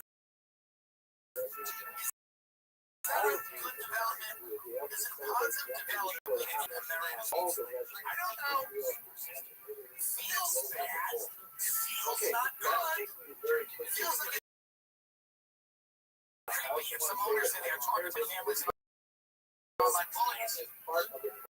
What these critics misunderstand to say is that therapeutic potential of the dolls, women who have lost power experience miscarriages, are covered by the reforms of dolls. They also see women with PTSD, Alzheimer's,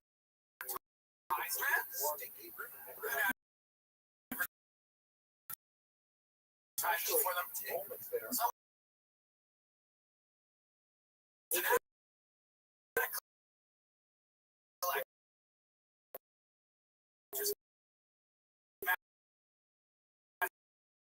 it doesn't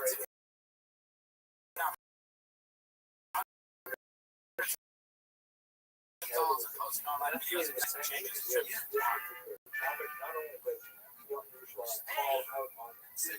having a baby without truly having a baby. They walking around with a baby in their country mark as a mother or a father or whatever. There's something deep.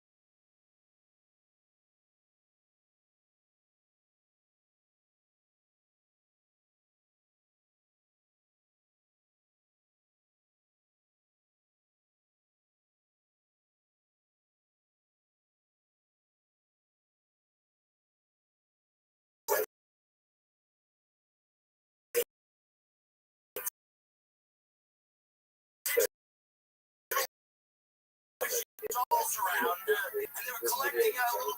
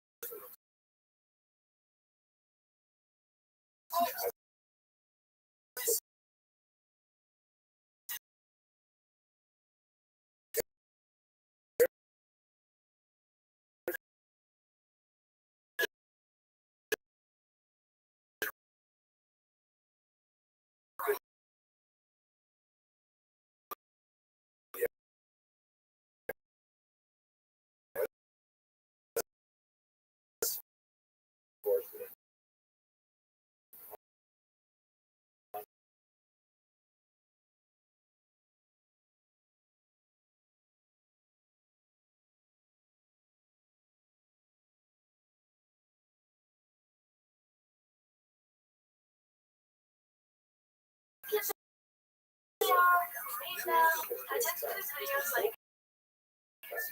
every once in a while. I'm curious. I publish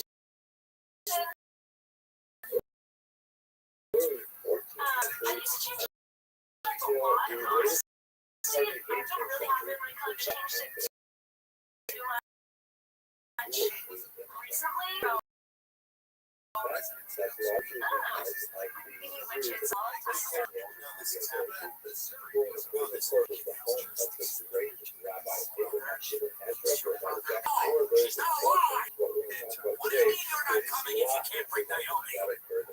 Painted by Christy Carlington, and she was written by Julian Machine. It's entirely silicone to the ball drive pass. It's creeped me out. Watch the lane. Can I find most disturbing?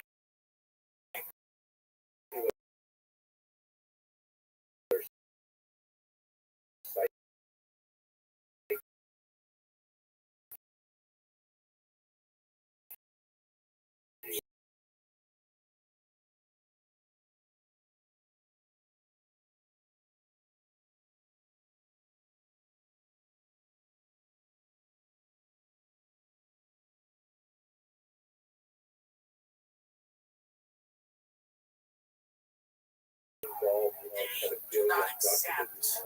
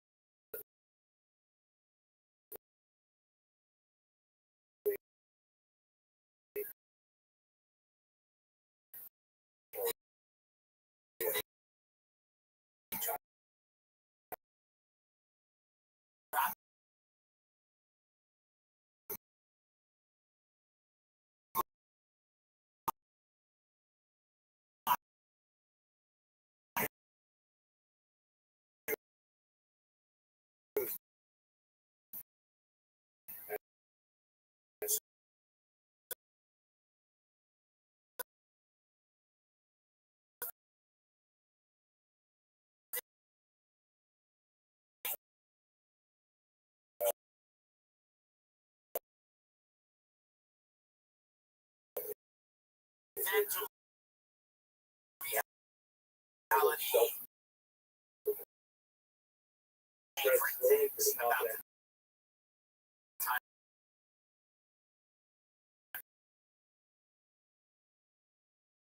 One of my I don't think. Alright, this is another one. But I don't think fake baby is good. Fuel stamina, revitalize hair growth, and help to get because keeping up with the cast it's a lot more fun with the energy to do it. We worked special offer for my audience, receive 30% off your first subscription. It helps me do the show and helps many people I know perform the functions. To you, here to help you not know you're America's largest injury law firm. I'm sorry, Jim. Obviously, I see the ads are coming out there to the community. Don't you owe that? A lot is wrong with that. They're adults. They're adults. You don't go to.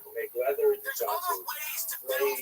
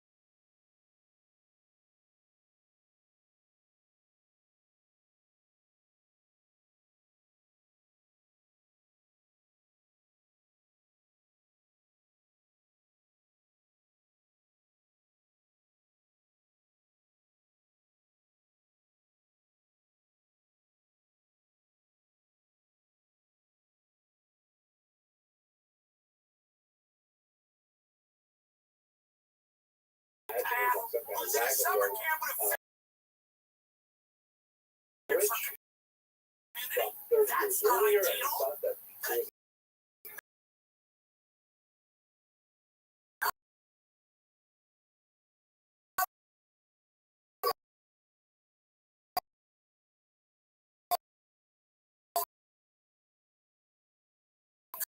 We're in and a summer. it reached Let's the watch this. I'm nobleman, sick of this. Well, camp, right? But Now, who's it's well, used Yelp to reported describe that there his is a feelings for her 350% in increase in Walking up in but log other cabins scholars to put see credit what in up. this idea. You Like don't divorce necessarily know and the then nature of people's relationships Really cool where is body that language all is the great to see this. John Urchin is like, and later, the great Genesis scholar, he responded right to Professor Chase and suggests higher actions of the local population. Feeling Typically we're would be trying blood to for eat again. an excuse, but Person, it's the by cycle of a life. governmental authority like TiVo, And I'm not saying if you're a 1171. child and you The have a martyrs doll, that's include one thing. Selena, You cannot walk around with a realistic baby in and terms then of the pretend to scope of change his this, diaper and we should feed it recognize at that a the family party. entire Something is population wrong. of See the someone. entire Jewish See population someone of Guam now. is only 40 See people, someone most likely 40 adults. Oh, we're going to the adult summer camp. Oh, it's actually super fun. So All the basically, events are planned for you. wiping out almost And the entire it's actually really cool because we do it with alcohol. It's like canoeing and fun. But the children, I want you to go to a however, hospital. converted to I Christianity. care about you and I want you to go to a As a hospital result, now. a fast day was Look instituted at me. that Well, no, is observed you're even freaking up out. to the present It's actually day just in kind of like a communities fun thing. because Super of nostalgic. You meet many some cool other people. I tragedies want that you to happened go to later a on the hospital states now. from Get in the United ambulance. in Get in the ambulance 1648-49. now. This particular date, You're not the going 20th to a summer camp. You're Dr. Chasen makes some very salient historical Christ observations about this entire sad tragedy. It's one of the This things was a that is the formative least. element in the development of a centralized authority among Anything Jewish you want to say about American communities. culture? Let us recall that Our we're myriad of thinking about problems. I know I tiny, use that essentially word too much, but pioneering it's a great word. settlements. They're only there The for issues we 50 have, years, 100 the years, hollowness, the 200 years. These are consumerism, the relatively materialism, the settlements in emptiness, terms of the scope of Jewish the history. dishonesty, We the can grift, trace the graft, the dates of their arrival with lurking some around degree every of corner, accuracy, people not taking only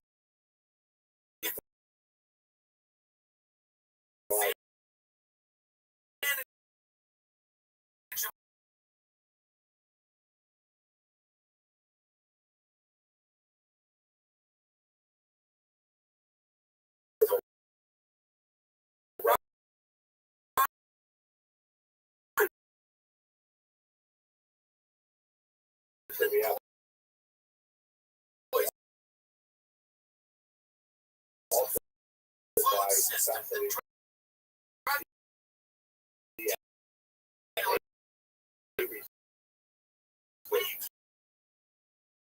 exposed the how bad it all is. we should make- in particular. We should And make also it rise is the something that swelling cannot of happen. anti-Semitism Cannot and which go to drives Disney you World. further and further Try. I'm positive sorry. social ordinance of 1171. We're going to be looking at the entire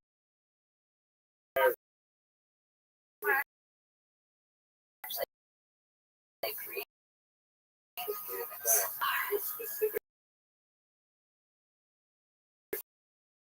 focus on the same level and Normandy right up and drop up on the road of Normandy in World War II, the location of D-Day and so on. I hope you'll be able to join us. And if not, Why do you think people come here? You said, I think people come here for an experience.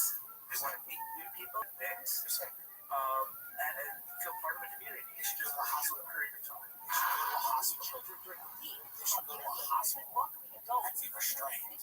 Years on the bed. It wasn't until recently that programs doubled They should be and restrained. despite. Do you find that popularity of summer camps for adults right now? 100%. Things are complicated right now. There is a simplicity that comes here, right? There's sort of a depth in the super. hello, Take the fellow restraints off when you're better. about Never get this at it. listen to this. Okay, let's get this going. We will take the restraints off when you're better. If you admit to getting better, we're going to help you get better. We'll take these restraints off. These people should be restrained. They should be put on that bus instead of going to the camp. Bus should pull over and they should be taken out. And at gunpoint, they should be straight jackets. Straight jackets to the institution. That's exactly how I would do it. That's what I should do. If I ran this country, I would be grabbing bus boys and tasked with putting these people in straight jackets, putting them in an institution, and getting to the bottom of this crap. You're not going to experience everything on earth, you narcissist. You don't get everything. There are people that are not going to have the things. I'm sorry about that. It is a deep narcissism. It is not a search for bullshit. It is a deep and unrelenting narcissistic type that demands that they have every experience on earth at all times. There is a time said, I don't know who, and I don't know the point is this. It is a deep commitment to worshiping the cult of self. To say, be a child again, at summer camp, I'm going to get drunk, and put whipped cream in my mouth, and like a degenerate, and I'm going to do the slip and slide. What do you call that? That thing? It's a slip and slide. I'm going to get drunk, do a slip and slide, and get in a canoe. After I take jello shots, I'm a degenerate. I should be in a straight jacket. I have tattoos all over my body because I'm an animal. Degenerate. I should be in a straight jacket. But instead, I have my mother fell down the stairs from taking her inheritance and going to summer camp when I should be paid for my straight jacket. I should get a bill for my straight jacket, and I should never be let out. I should never be let out of my straight jacket. Because if I am, I'm going to use my arms to sign myself up for adult summer camp, or God help us, get a fake baby. And wheel it around New York City. I should be in a mental institution. I should be in a place where my days like, hey, oh, what's good is the activities they're planned for you. You know where they're also planned for you? In a mental institution. My mother in her day, it wasn't called summer camp. We called it the hatch. The booby hatch. You're going into the hatch. I'm telling you, I should not be building alligator Alcatraz. We should be building mental institutions to forcibly commit people. It's not going to be the people in New York City foaming at the mouth, screaming about the Bilderberg group. Those people are right. It's not going to be them. It's going to be these freaks who are doing 6 to 38 drunk at the fucking adult summer camp. They're going in. It's not going to be the people at Anarchy. It's going to be the people at adult summer camp that are going to be going into a facility. You're going into a facility. Well, it's really cool because your day is planned for you. Like, you know, I had camp as a kid. Now I'm in camp again. No, you're not. You're going to jail. It is a sick thing. It is a sick thing. Even though they're evil, they keep me safe. Now, it's so fascinating when you look at their early life together because he did not have a position as an academic. I'm trying to name these two.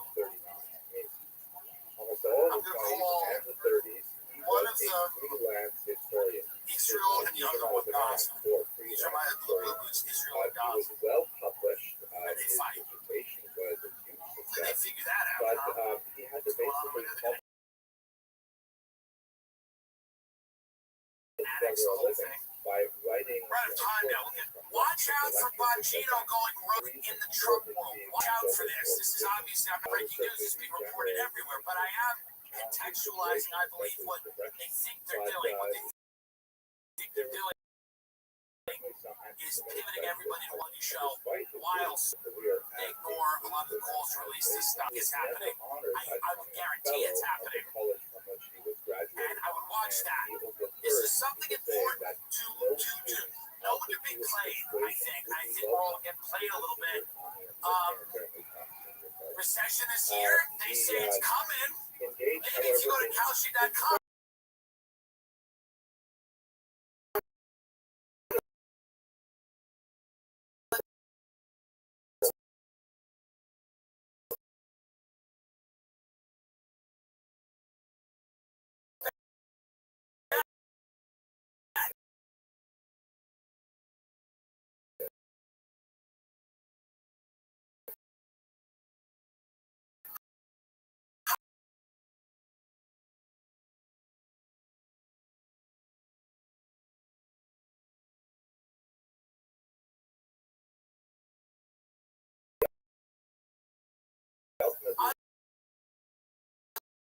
Kalshi because you can really fuck around and set up your own markets. I'm not here. I just don't know. Do they want dance in there?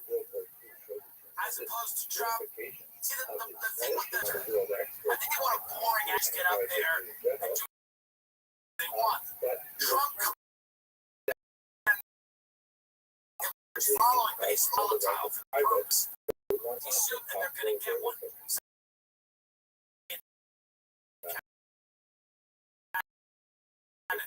But they've used Trump. And they use him until they feel his brand is damaged and then somebody else. I don't know, but we're to watch behind the throne. They want this government run by tech oligarchs who have only the interests of that. And they're going to say their interests are all. That's what they're going to say. But of course, they're wrong. The Trump administration this year, Bongino. I think Bongino's going to go. I think Bongino's going to go and come back to the world of podcasting. That's my guess. That's my thought. I don't know. I don't know. If he goes to if Dan Bongino leaves the Trump administration and goes to an adult summer, I'm going to lose my fucking mind. Summer's over already. Did you notice that, by the way? It's like August fucking whatever. Summer's over. What is that? Summer goes. Kids should go back to school in September 9th or 10th, and then September 11th, we sit them down and we go, what happened? That's what should start school. This is 9/11. You go back a few days after Labor Day and you sit there and you watch those planes go in. Every kid, you watch those planes go in. That was the beginning of our year. Of course, it was at the actual time that it happened. It was not a remembrance, it was the act. But that's what they should. Kids should start their school. Their year every year with 9/11. School.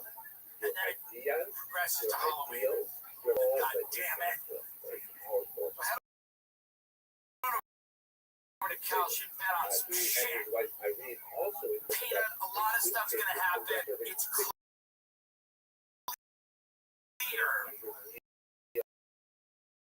that Trump has set up this reality show, Hillary, and then removed. He does this all the time.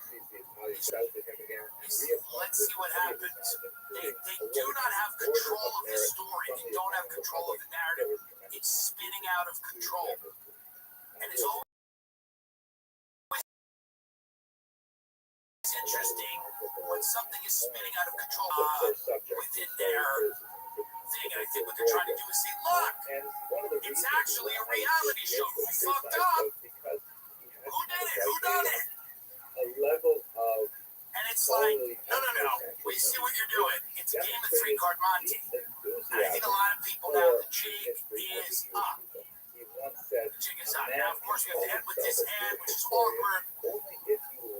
Tim Military is sponsored by Palantir. Palantir, brighter future is ahead. Palantir is here to help government and people exist together. Look at your neighbors. Do you love them? Well, you'll love them even more with Palantir.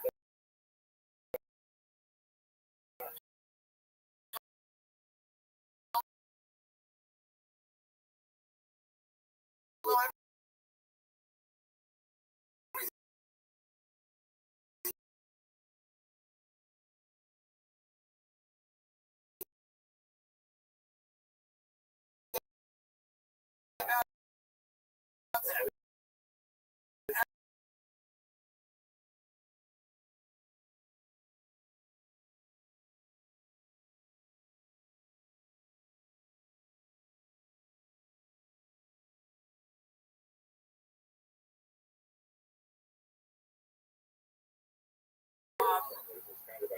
You concerned that is intended targets? Is that one of your big concerns? Here at the Tim Dillon Show, we want to remind you that Palantir is building a machinery that may Peter tell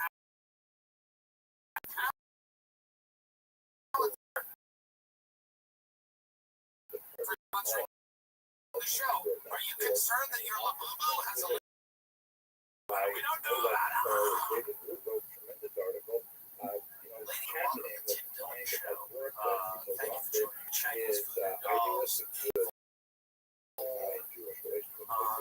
And yet protect me here as well. Nevertheless, Give me some fun at the comedy store. I do not like them. They give Chinese food and dolls circulating amongst the population. They're dolls being attacked, people's belt loops, and people wearing them like necklaces, and they're actually kind of creepy critters. They're not aesthetically pleasing. They're not cute. They're kind of creepy, and everyone agrees they're creepy and off-putting. Even the most ardent fans of the will agree sort of a monkey's paw. They're a status symbol. And like many things, completely devoid of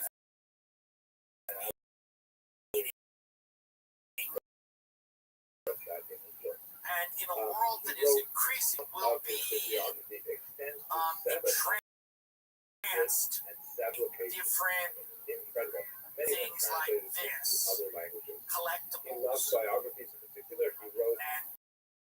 the Labubu, like I'll hold it up in my car and I have a really nice car. Doesn't matter, but it's a nice car. I hold up the Labubu and people start freaking out because apparently they're hard to get. So in a world where we've created a culture that doesn't have any meaning, and everything is accepted as some form of scam, and show up wanting to get in on the left out of the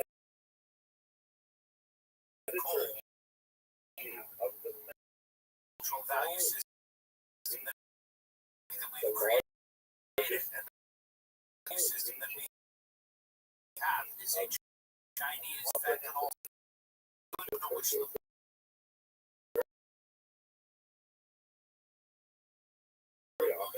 but the package, and you have I hope it's a special, because there's a bunch of regular ones and then there's a special one. Maybe you'll get the special one. Sure, mom and dad aren't married anymore, but maybe you'll get the special one. Maybe you'll get the special one. Mommy still loves you very much. I don't know where she is. Of status. In a culture where nothing really matters, fame is awarded to people randomly in many cases. Wealth is awarded to people based on a myriad of factors. Many of them seem to be out of the control of many people. So little gimmicks, little gadgets, little critters, little things like the Labubu become an important status symbol for people who have given up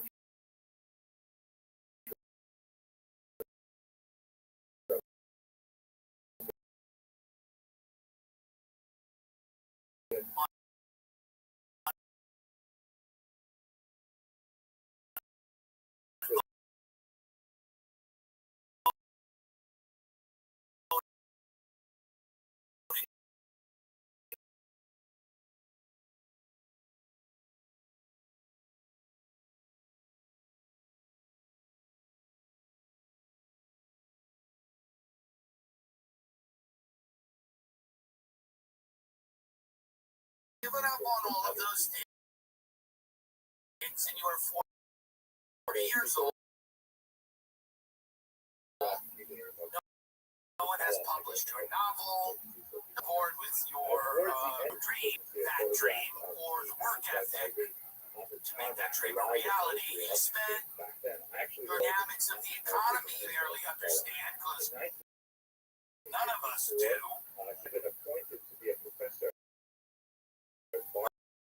And you have a labubu on your family, and her kids think it's cool. It is really what motivates all these articles. I wonder why people listen. People have always liked collectibles. My mother loved them. She was a schizophrenic, but she liked the Beanie Babies.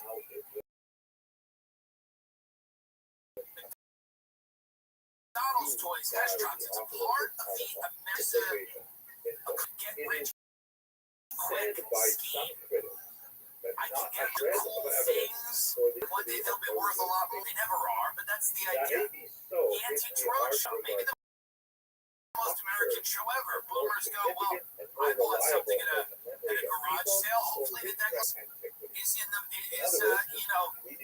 back of this dresser, and I can retire.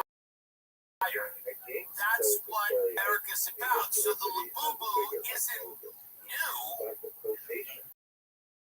but expect a lot more of it. Pop Mart is now worth what? Get up the worth of this company. The labubu, little Chinese fentanyl stuffed. Pop Mart's market capitalization is estimated at $46 billion. Pop Mart's market cap has significantly increased, with a reported 205% change in 2025. Noting that the net worth can also refer to the company's net assets. As of December 2024, Pop Mart's net assets are reported by company's market cap to be $1.5 billion. Huge increase.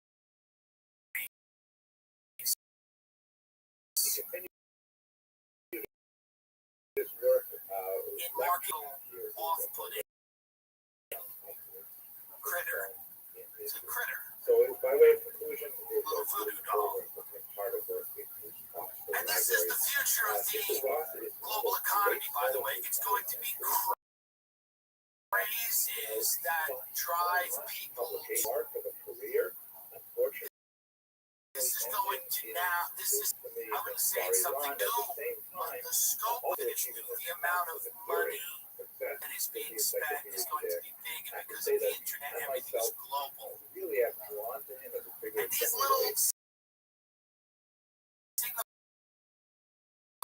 of status, there was a brief moment when head at us, are replacing the old signifiers of status, like, look, here's my children. That used to be status. My son is good at soccer. That was status. You cannot afford a son. You cannot afford a soccer ball. You will get a labubu.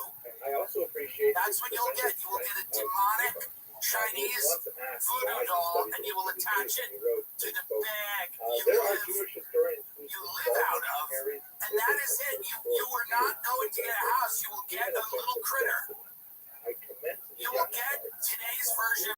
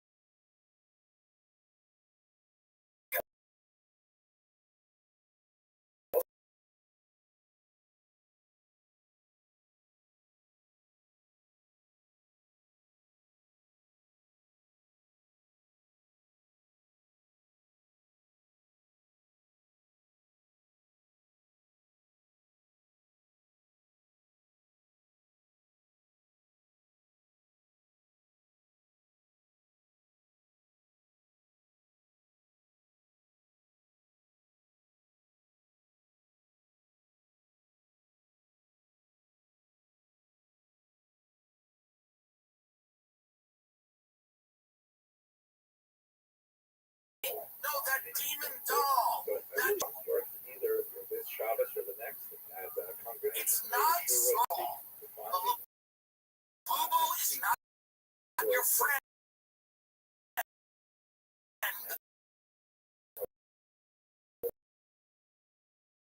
The Labubu is here to control. Some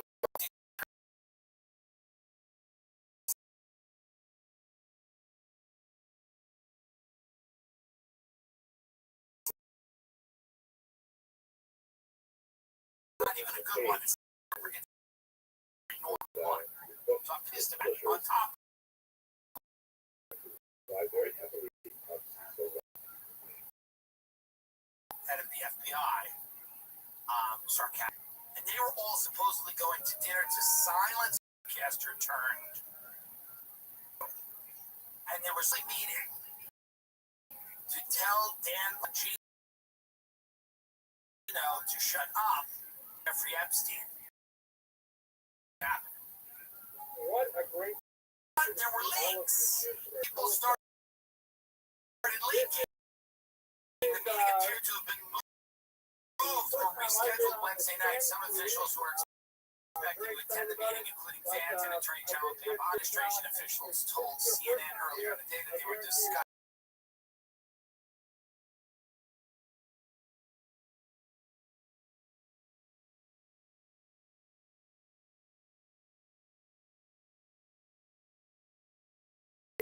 Okay.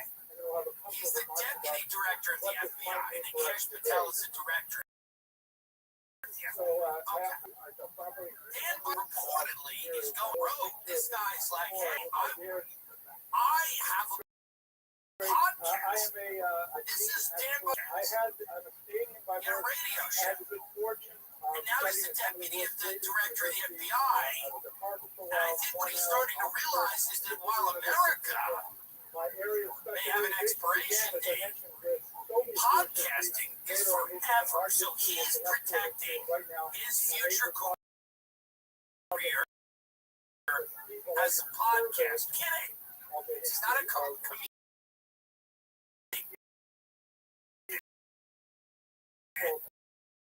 He genuinely is a fun job like podcast. I cover up child sex scandals all day.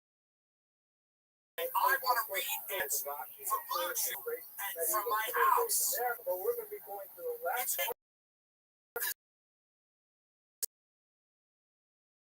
It's podcasting. It's not ad. Hard to come out of it happening all the time. Do it every week. But I don't want to be around these people. I don't want to be near these people. I didn't sign up for this. I don't know Dan Bongino at all. I've never. But I imagine saying to himself, I don't want to be part of this cover-up. I want out. So he's leaking stuff to the media about other members of the administration are essentially telling him to shut up. I think he will. I think he wants very, very badly to go back to podcasting. Wants to be the deputy director of the FBI. He goes, that's not fun. I don't want. I want to go back to doing my show. I want out. This is the whole thing. He doesn't want to be part of this. All of these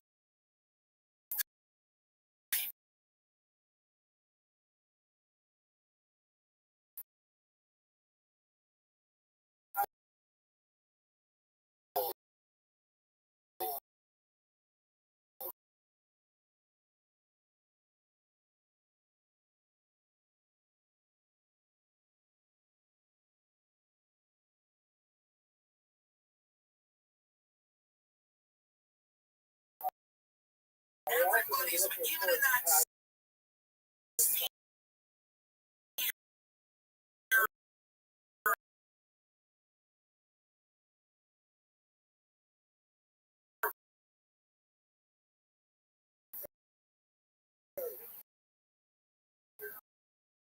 of people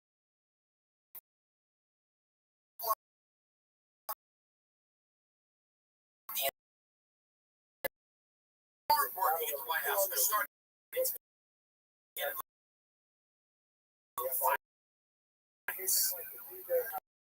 roads out over this.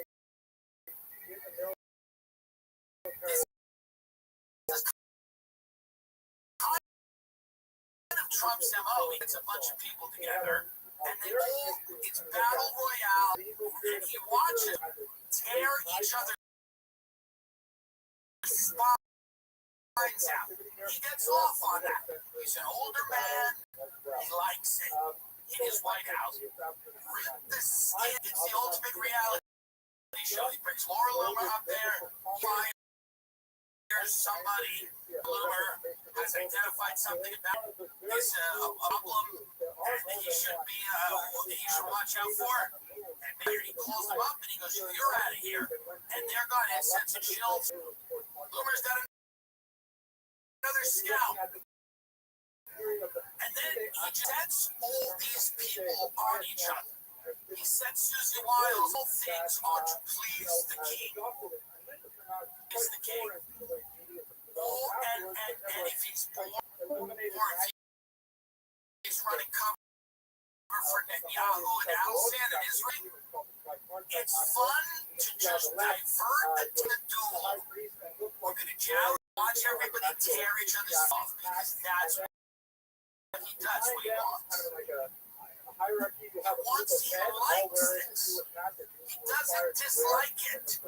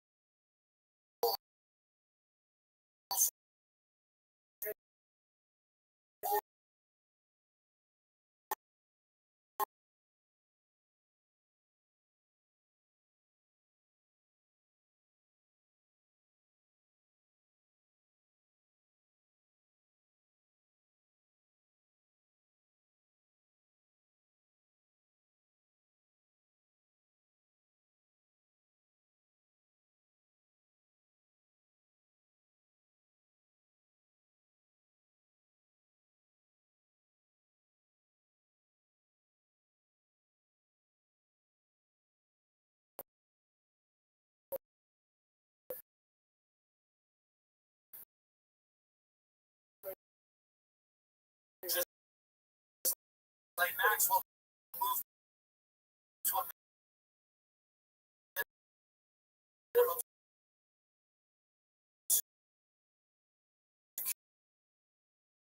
security prison. After she said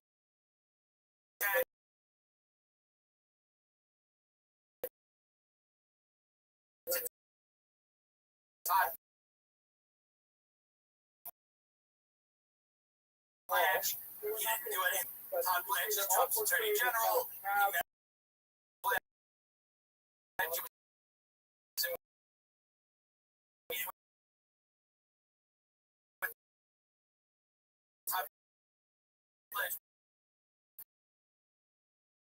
Before he went to go see Maxwell.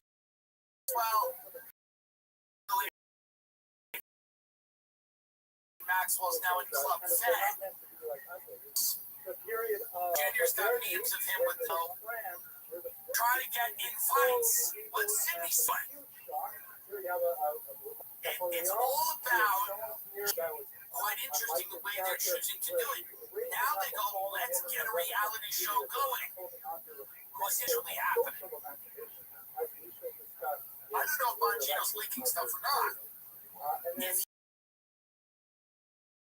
If you can donate it seriously. 1-877 cars for kids. 1-877 over 30 years and have processed over 1 million cars. This is legit.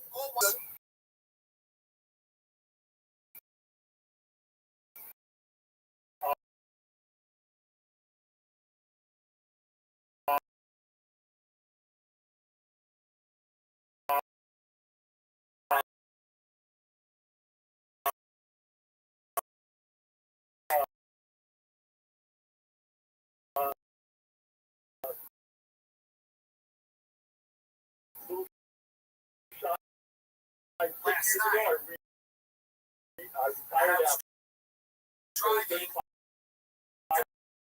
I was saying to myself,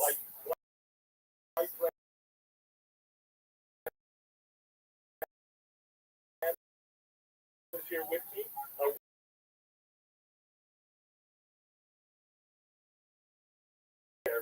The joke is that they still talk, they still have to as they outlive graduate his away. It's really a great usefulness. experience. We got the director of the JWB Jewish Catholic Council, where got A lot of money on these people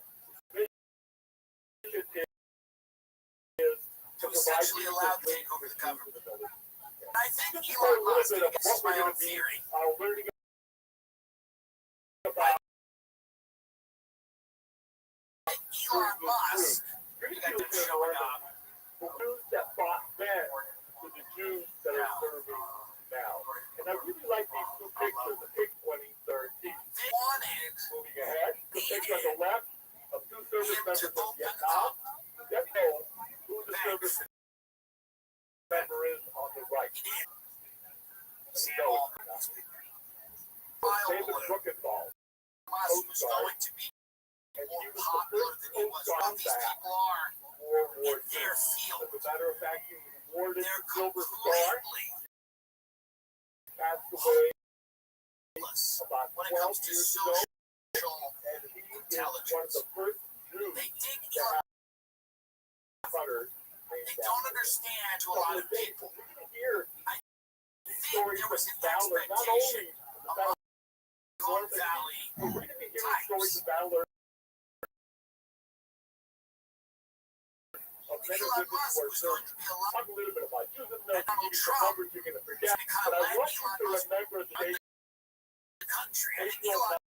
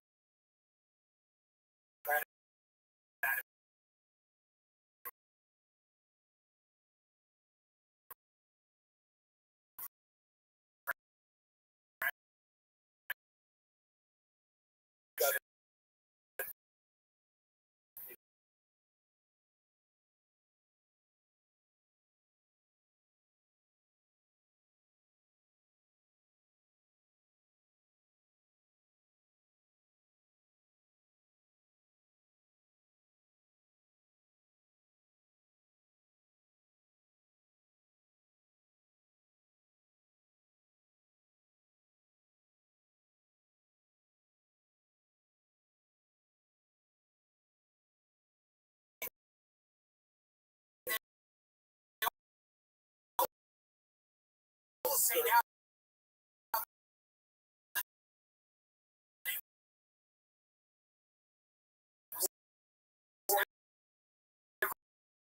pretended to be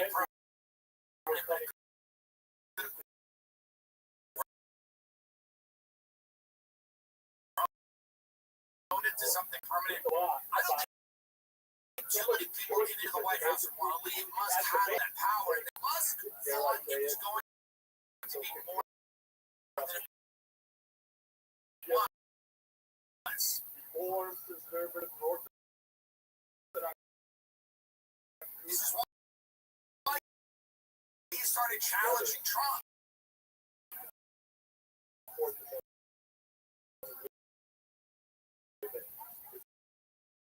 Musk knew Trump was going to pass a bill and probably about some of the Olympic Musk didn't like. challenges Musk, Trump that didn't run on the being a military star are today. We're going to talk conservative, about what is and then he was going to different eliminate government about theme war after he today won, but that really challenges us as ran Jews. on It's just the idea that he was going to like bring back an era of exuberance, which would require he ran on all right. enforcing Your appetite here. theme to anybody that Trump ran on, like slashing taxes, shrinking government. Yes, you know, sir? Those weren't No? Okay. His primary name was Francis proponents. for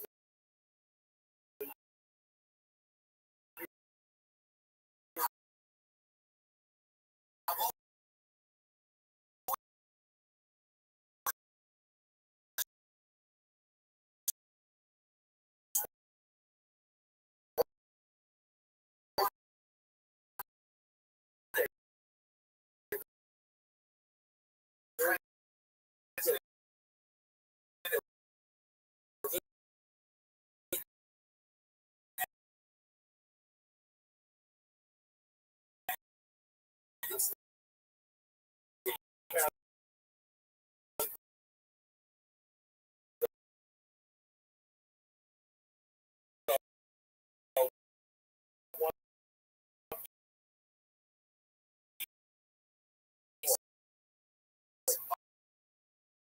right, the next one. Easy one. I'll give you a hint.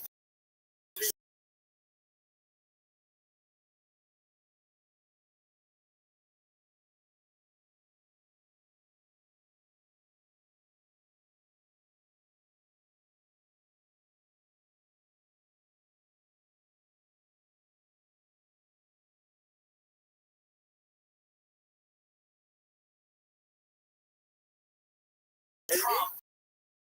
He also instituted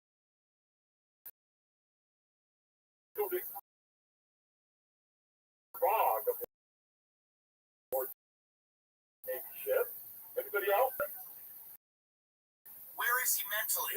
Yes, okay. Is this guy on made up on charges? a guttural political instinct? He looks at the people around him and people that are using him. Very He's good. usually All right. using How them. many Jews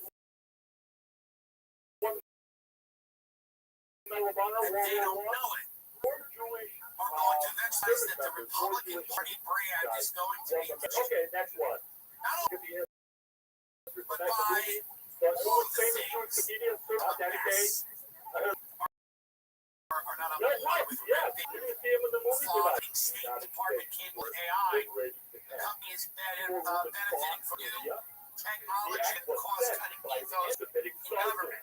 Up to this one hill saying, you get up to So that make hill America great and again. don't give up People that hill so the rest of us are can slowly retreat. waking up to the idea and believe in Tonight, when it's America from the as a camp nation and state. steal food and bring People who it don't back believe for in the his fellow Constitution, people. people who don't believe For in that privacy, action, people who he believe in rewarded endless because of some surveillance, part, and many years are later, the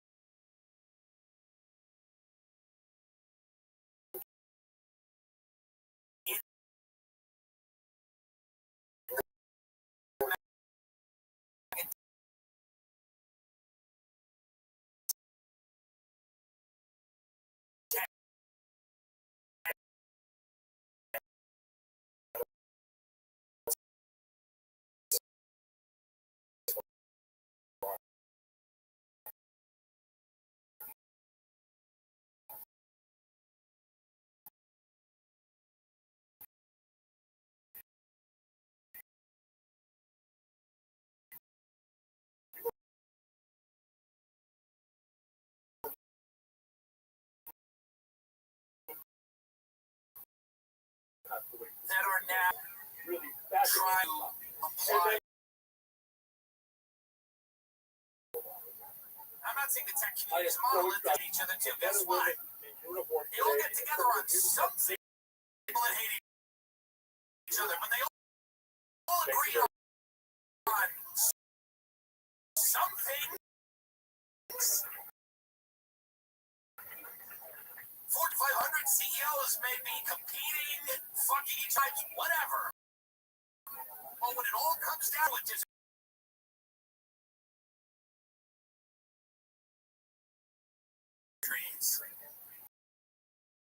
they don't believe in the American government. They don't believe that the Bill of Rights and the Constitution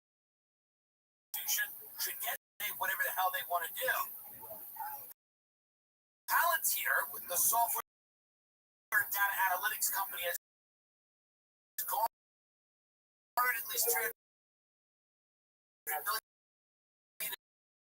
in new and expanded business since Trump took office for his second term.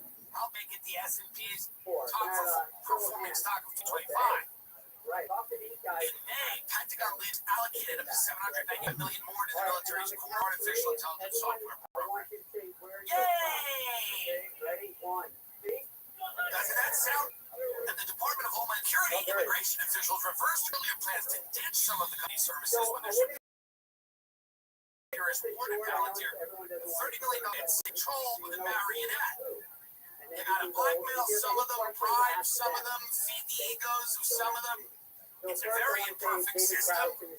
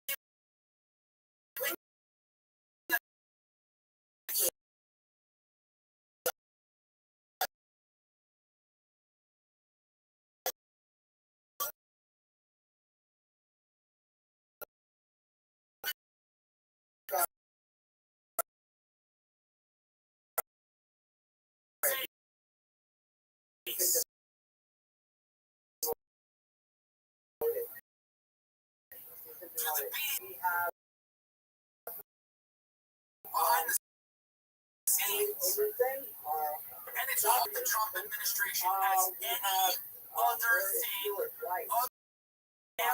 for the AI takeover government. As the tech revolution to take over America. This seems it is. You could look at it another way. There are other ways to look at it. I'm sure there's lots of hopeful. Maybe they're all dreaming the things I don't know, but from the out, I'm not that China has. I need to have AI and all of this. I understand all of that. I'm not completely,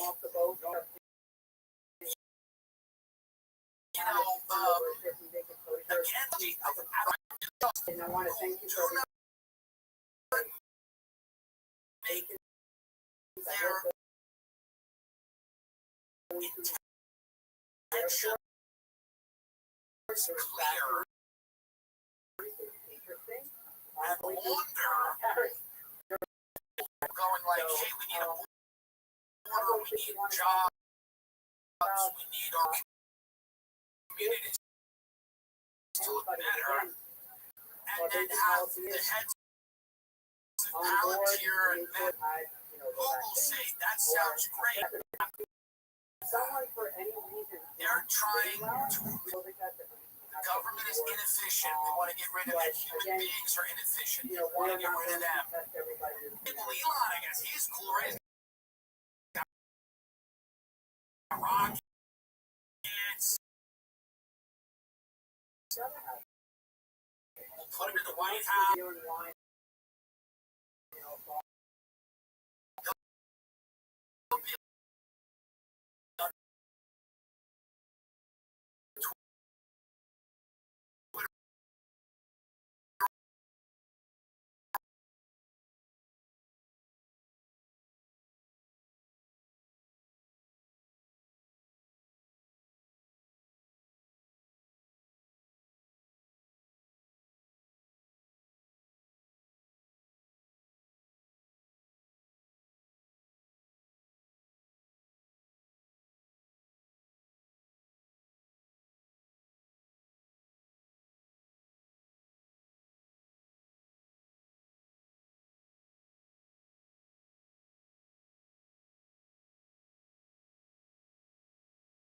Collapsing brand and very quick.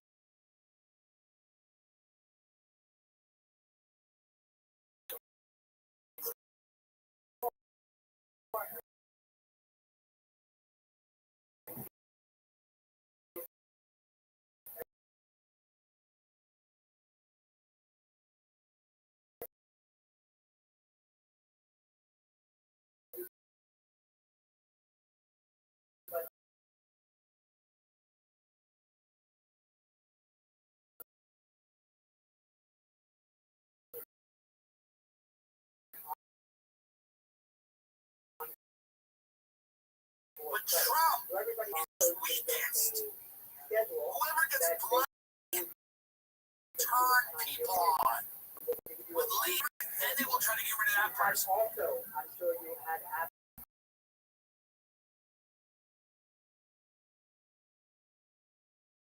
But unless they release everything they have on FA testifies, probably others, they can't get away from that no matter how much real world, real housewives, basketball wives, drama, and people are still going to remember what's happening. Wake sets flash sale. The smart cooking center that tells you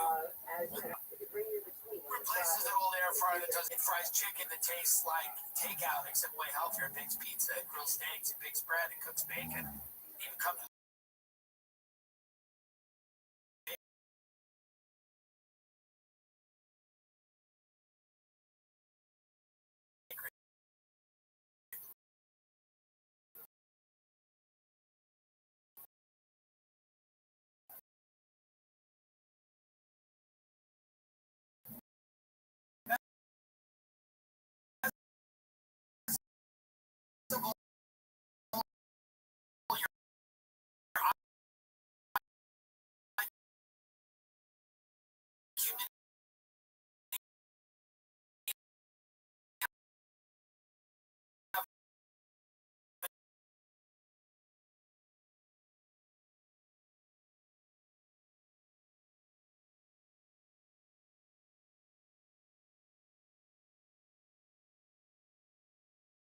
machine that makes everything you need at home so healthy, so good, so that you know that the thing you're eating is cooked. Use code ATIMD.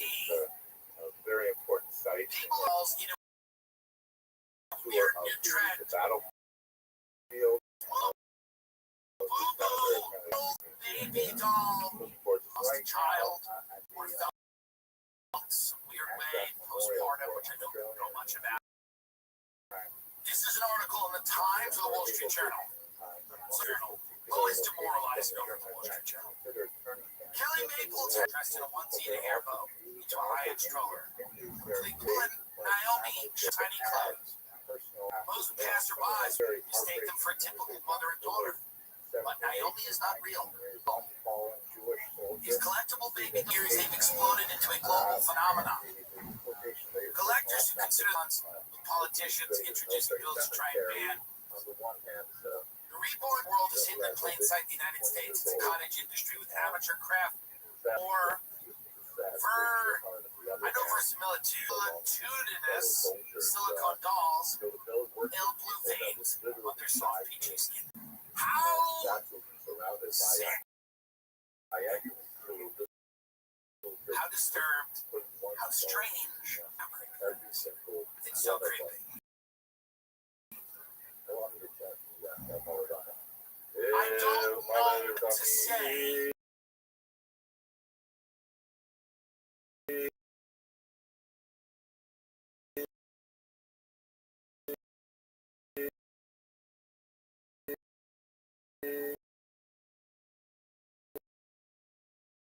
Other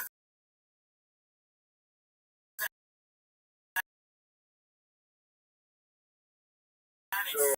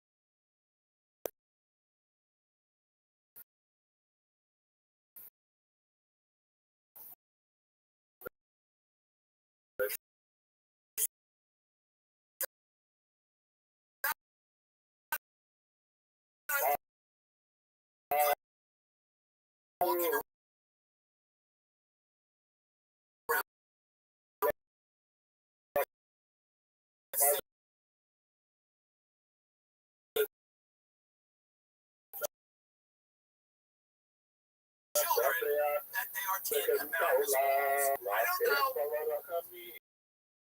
Feels bad. It's not good. Feels like it's going to a creepy, weird place. But these critics, man, good advertisement for them. Some women are fanatic collectors, amassing dozens, if not hundreds of dollars, and posting online videos of diaper changes and trips to the bar. Or father, or whatever, really strange and off-putting about this behavior.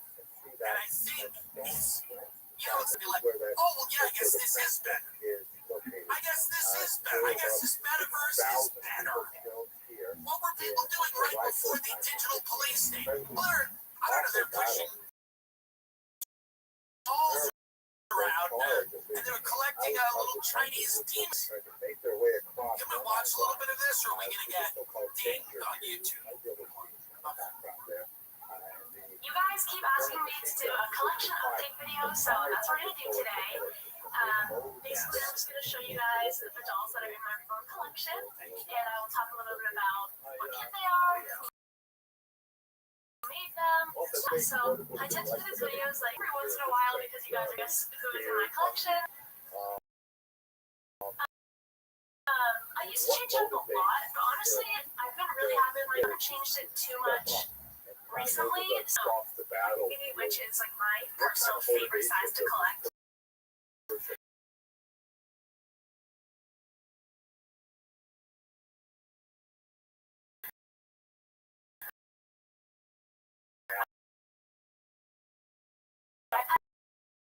Naomi said, No, this is happening. No, this is I don't want to be bored.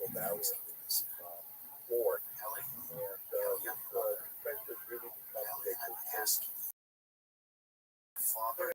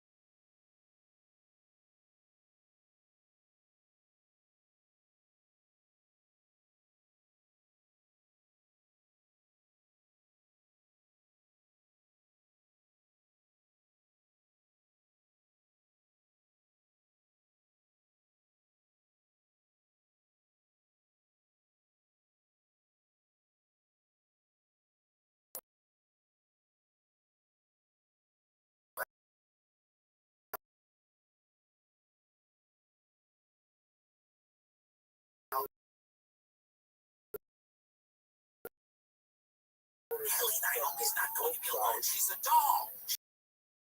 She's not alive.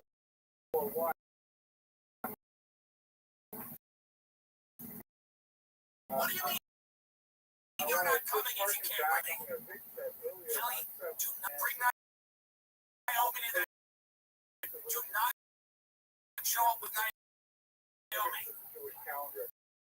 Do not bring her.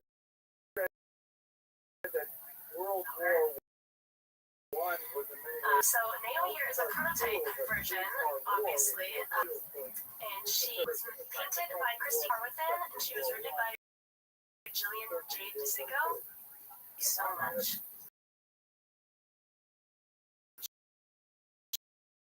She's just perfect.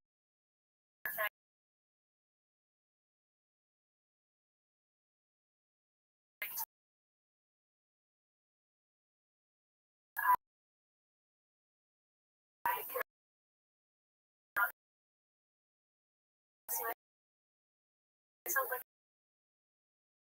never recording with her.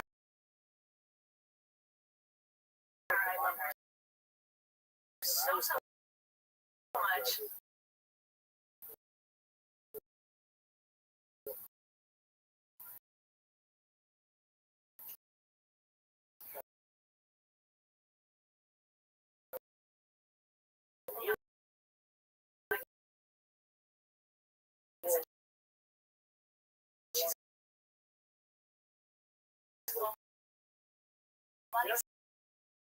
Silicone, so she's entirely silicone, and she has a It's so good. It's creeping me out. It's creeping me out just to watch them. Really it in as clear as I can. Deeply unsettling.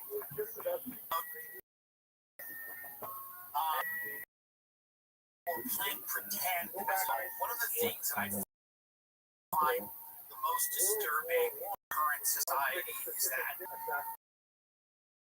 playing pretend.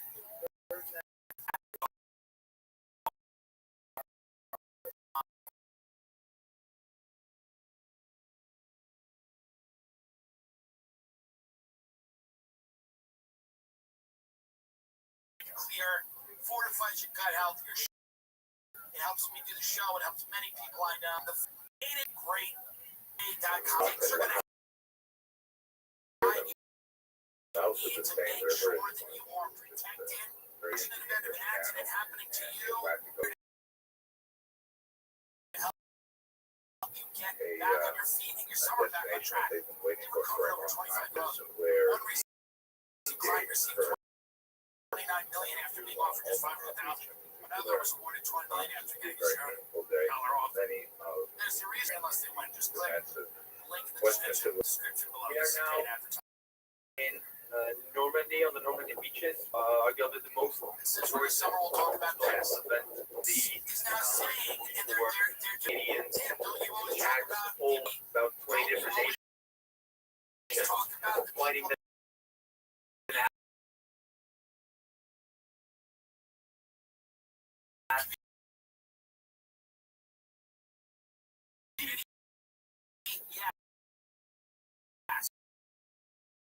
So what were they?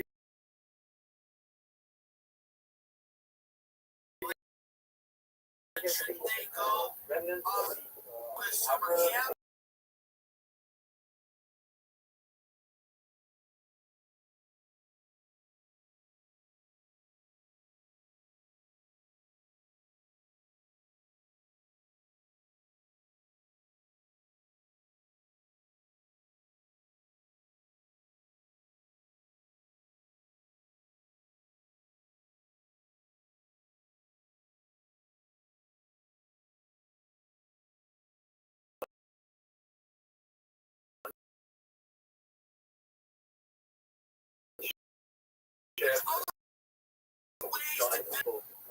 Yeah, that's I like it. Nobody wants immunity with a psychopath who's in a summer camp with a fake name.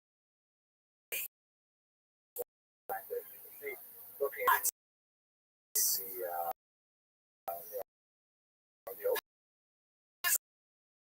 is the reason they're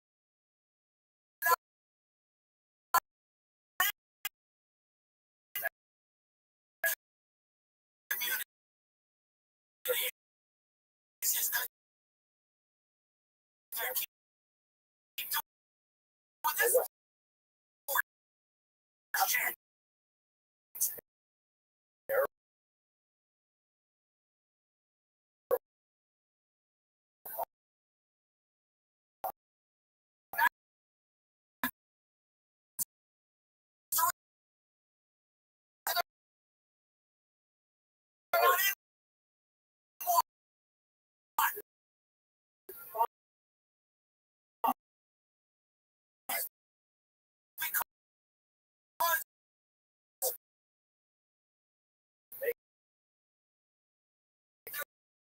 Fuck.